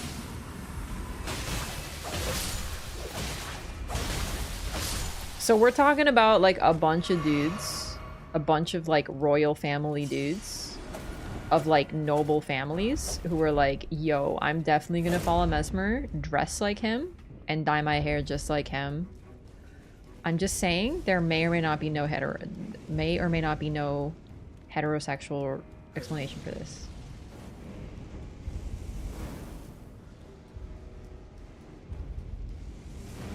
Mesmer stance.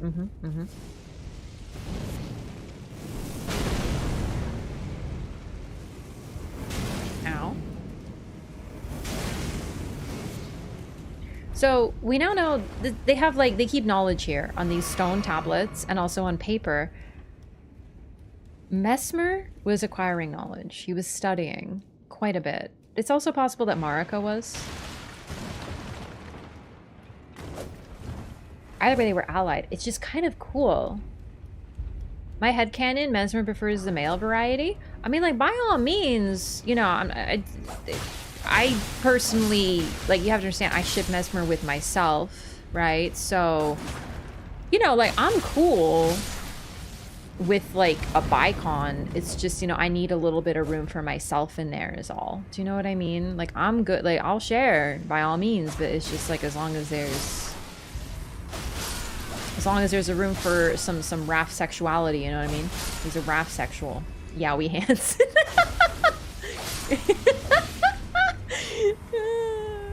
What am I on about? I don't even remember. Hey, what's up?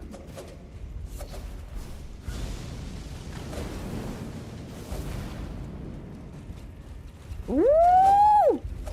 Look how the boys are chasing me. I feel like Mesmer right now. Sorry. Feet?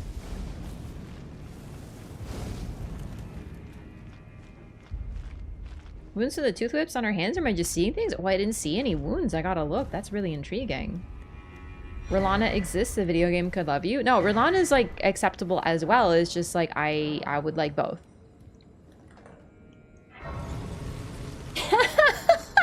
So fucked up. Brought here to your reaction to Morgoth, who was the most got. Really? Oh, that's sick. Welcome. The most god. Holy shit, I forgot about that.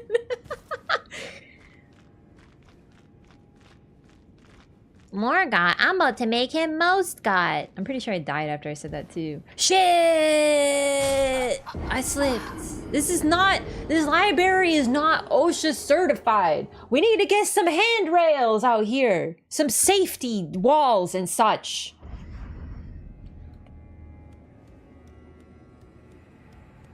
Yeah, sorry. Yeah, Marika also has the same stone tablets in her bedchamber. It's just interesting how they were interested in acquiring knowledge. Also, I know we probably talked. Are you fucking joking me right now? Say handrail, you jumped over it? Not on the human floating body thing. Your grippers didn't work for you there? Never speak to me again. hardest jump of my life. Biggest challenge run. All this just so I can stand on this dumpy. Okay, no, it's actually too bright on this dumpy. It's hurting my head for real.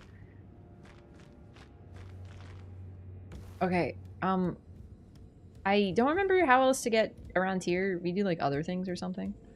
I don't remember how to drain the water. I'm having like big memory brain issues this time.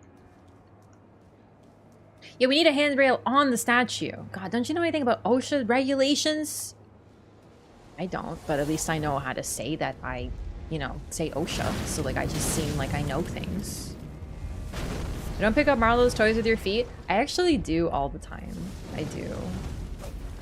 Sometimes it's just more convenient to pick things up with your feet. Like, is this normal? Do other people do this? Or am I the weird one?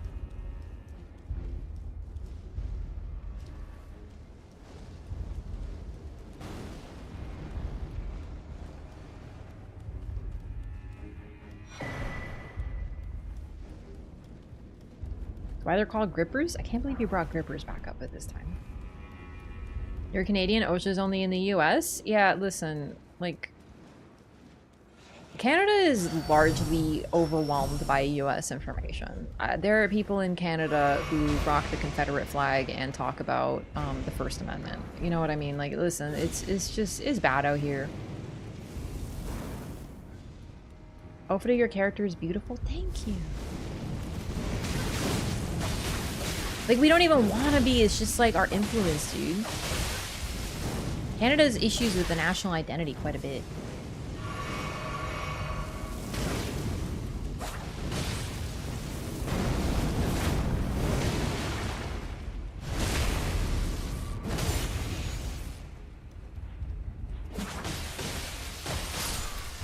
One of the characters in the Acolyte is named OSHA, and you do not know how many times I made OSHA jokes.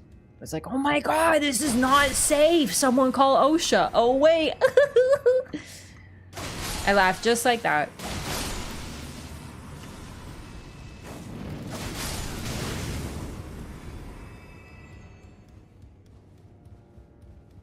You may make that OSHA joke. Let me see. Well, there's I almost said Frida not being able to read.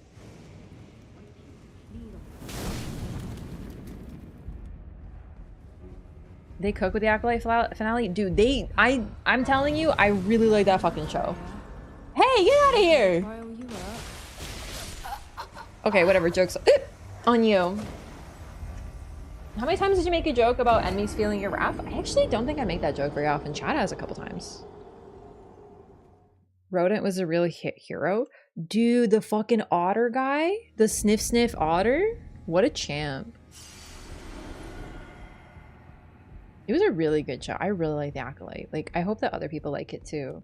I feel like I've heard like mainly positive things about it online, but like I don't hang out in like, you know, the spheres that hate on everything just for fun. So like I hope that people are very positive about it.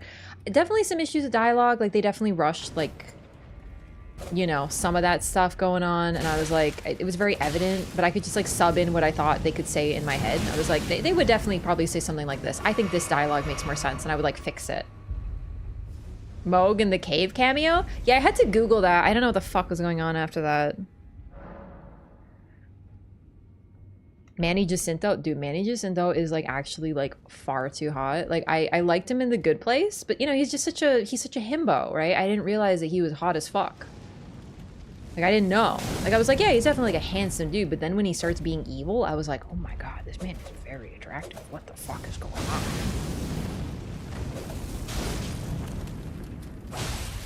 I was like, yes, yeah, Seriously, Star Wars finally needed to make some sexy villains. I'm sorry, Darth Vader, no.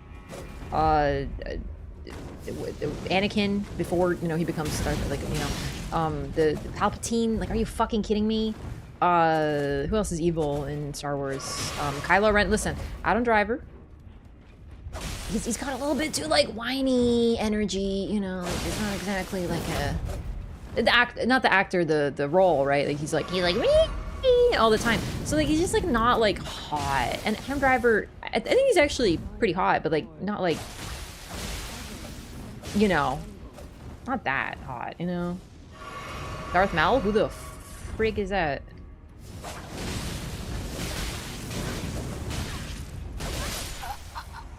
can't kill people. The sexual tension in scenes with Osha is off the charts. Dude, seriously, I appreciate that they made the dark side actually intriguing and interesting. And right. Everything he was saying, I was so into. I was like, this is so real. From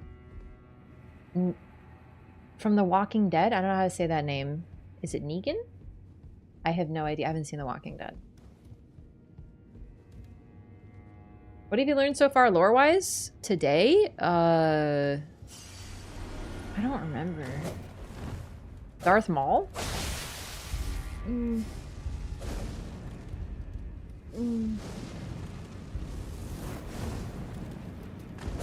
Hot zombie. BS. Shut up with Count Dooku. Okay? Even his name isn't hot.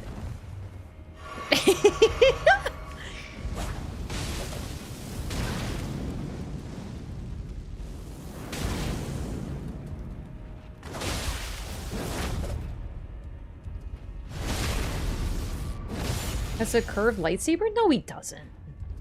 Isn't he the robot guy? 40 years ago, the actor who played... Wait, Dooku. Who the fuck is Dooku? I don't... Listen, I don't know all these characters. Isn't he the robot guy? No, that's C-3PO. No, the other robot guy. And don't say R2-D2. The other robot guy. The bad robot guy who has like fucking 4 lightsabers or something. Isn't that him?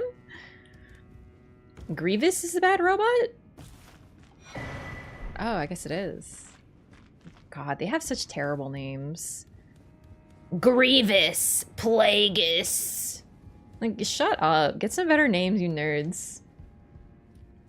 Christopher Lee? Christopher Lee is in Star Wars? I have no memory of this. Really?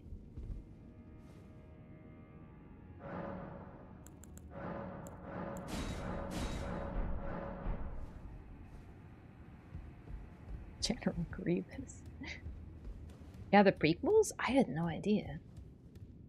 I'm just, maybe, you know what? Maybe I'm just not like into like significantly older dudes. I'm sure Christopher Lee like could get it, you know, at a certain point. It's just at this time, like, no. So, are you gonna make me Google Christopher Lee circa 1975 at this time?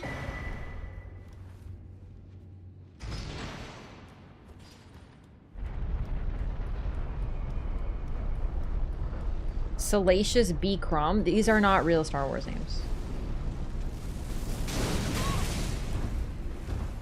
Real life James Bond, I'm not kidding. I did hear about the whole thing about the Lord of the Rings where he got stabbed and then like Christopher Lee was like, listen, people who are stabbed don't scream. Don't ask me how I know, but this is not realistic. And people were like, holy shit. Yeah, no, he was... Oh yeah, I know. I'm sorry. Is that a real Star Wars name? These are real Star Wars names? I don't believe you. I cannot. I did see Savage Opress is the brother of Darth Maul, apparently. I did hear about that. I saw that on the internet and I laughed very hard because I was like, his name is Savage Opress. Let me guess, he's on the dark side? Like, what the fuck, Star Wars? I don't want to talk to you right now. Sebulba? Real. 100%. Hang on. No, that's just a thingy. Yima Gundi and his sole purpose was to die. I heard about that one. Yeah, test me on Star Wars names. Mace Windu? I know that. Samuel L. Jackson with his purple ass lightsaber.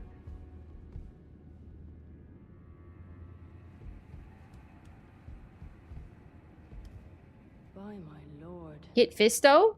Fake. Reven? We talked about that one. It's real. Genre of music is that is played in the cantina scene? The what scene? Oh, also, I've never seen the original 3 movies, so like, don't gauge me on those. I don't know. Darth Ball Link? Fake. Kit Fisto real? No shot. No shot Kit Fisto is real. Darth Balling is real? I don't believe you. Damn Shitto? No. Kit Fisto... Oh my god, Star Wars has the worst names of all time. Ramus Antilles? Real.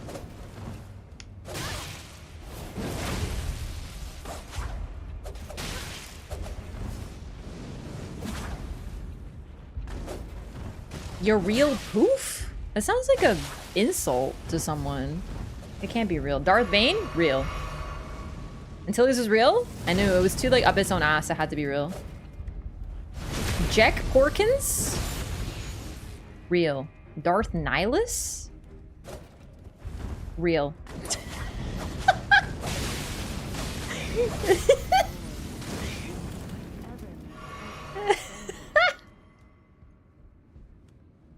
Jimmy Scramble's fake. Darth Moog? Fake. Your real poof is a real Jedi Master? What the fuck? Darth Venomous? No. Is that real? I will believe it at this point. Okay, Glup Shitto, someone already said. Wait, someone else said Jimmy Scrambles. Is that fucking real? There's no way Jimmy Scrambles is real. What's your favorite boss from main game of Elden Ring and favorite boss in DLC? Favorite boss in main game? I actually don't know. No. Oh, Melania. That's easy. Except for Waterfowl. And in DLC, Mesmer. Can't see what the music genre is called in comments. Troubling. Oh. Hello. Hey. I'm afraid I'm busy. Curse upon my lack of foresight. I should have asked Ansbach to impart his knowledge when I had the chance. What if I just like don't give you this information? I'm actually curious. I do want to do her quest, but I'm wondering if I just progress Ansbach and I don't help Freya, if Freya stays behind. I'd like to try it.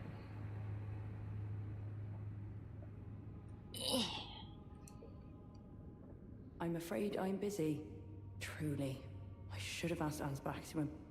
Okay. Ventress, real or fake? I don't know. I don't know. In Twitch, Jimmy Scrambles is a reference? Oh, okay. But is it real? I'm confused. Real? I don't know, man. I don't think anyone's given me any fake names so far, so it's literally just been all real names. So you guys have just been throwing like absurdities at me, and then every single one is real, and I just don't know what to think about Star Wars anymore, man. Jimmy Scrambles is real? I don't believe you. I don't believe you. Mission Vow. No, no. This can't be. Star Wars is a disaster. Someone needs to change this. Darth Jar Jar? That's real. That's real. I know that one. I know him. He's the real villain of the prequels. For sure. Skirb, thank you for the gifted sub to Caraze. Thank you so much, Skirb. Thank you for 15 total gifted subs in the channel. Thank you for the support. Welcome back. Qui-Gon Jinn? Okay, I know about Qui-Gon. He's the guy. He's Liam Neeson. By my lord. Will I ever make sense of Alright, this gamers, my jungle? head hurts too much. I can't continue anymore. I'm sorry. I need to turn the lights off. I don't know what happened. It was fine. Like, I've been fine for a couple days, but today my head really, really hurts. So I'm gonna call it for tonight.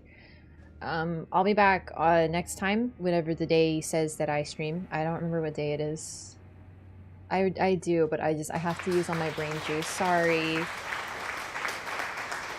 It sucks, but the stuff that we're doing now, we're gonna get to Mesmer next time. It'll be really fun.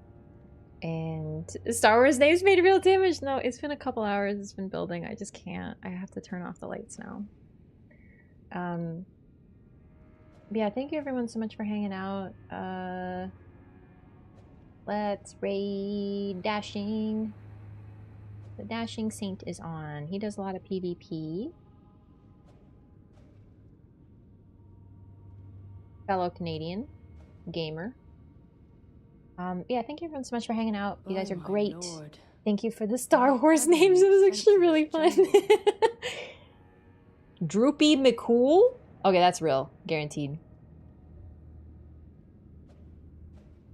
Elon Sleaze Bogano? No way. Either way, yes. Next time we will do more lore. We're gonna get to Mesmer. Hopefully I don't take too long on him, but also hopefully I fight him for 6 hours. And I never get good. Either way, I'm winning. So, but once we get to him, we can basically just like beeline a lot of stuff and find other options for quests, which I'm really excited about because I've never... I want to know what other permutations are. This is like the funnest part when you're just trying to test different things and see what happens. So it's pretty cool. I'm really excited. We'll do Matir again. Oh my god, it's going to be sick. Thank you everyone for hanging out again. See you next time. Say hi to Dashing for me. Good night.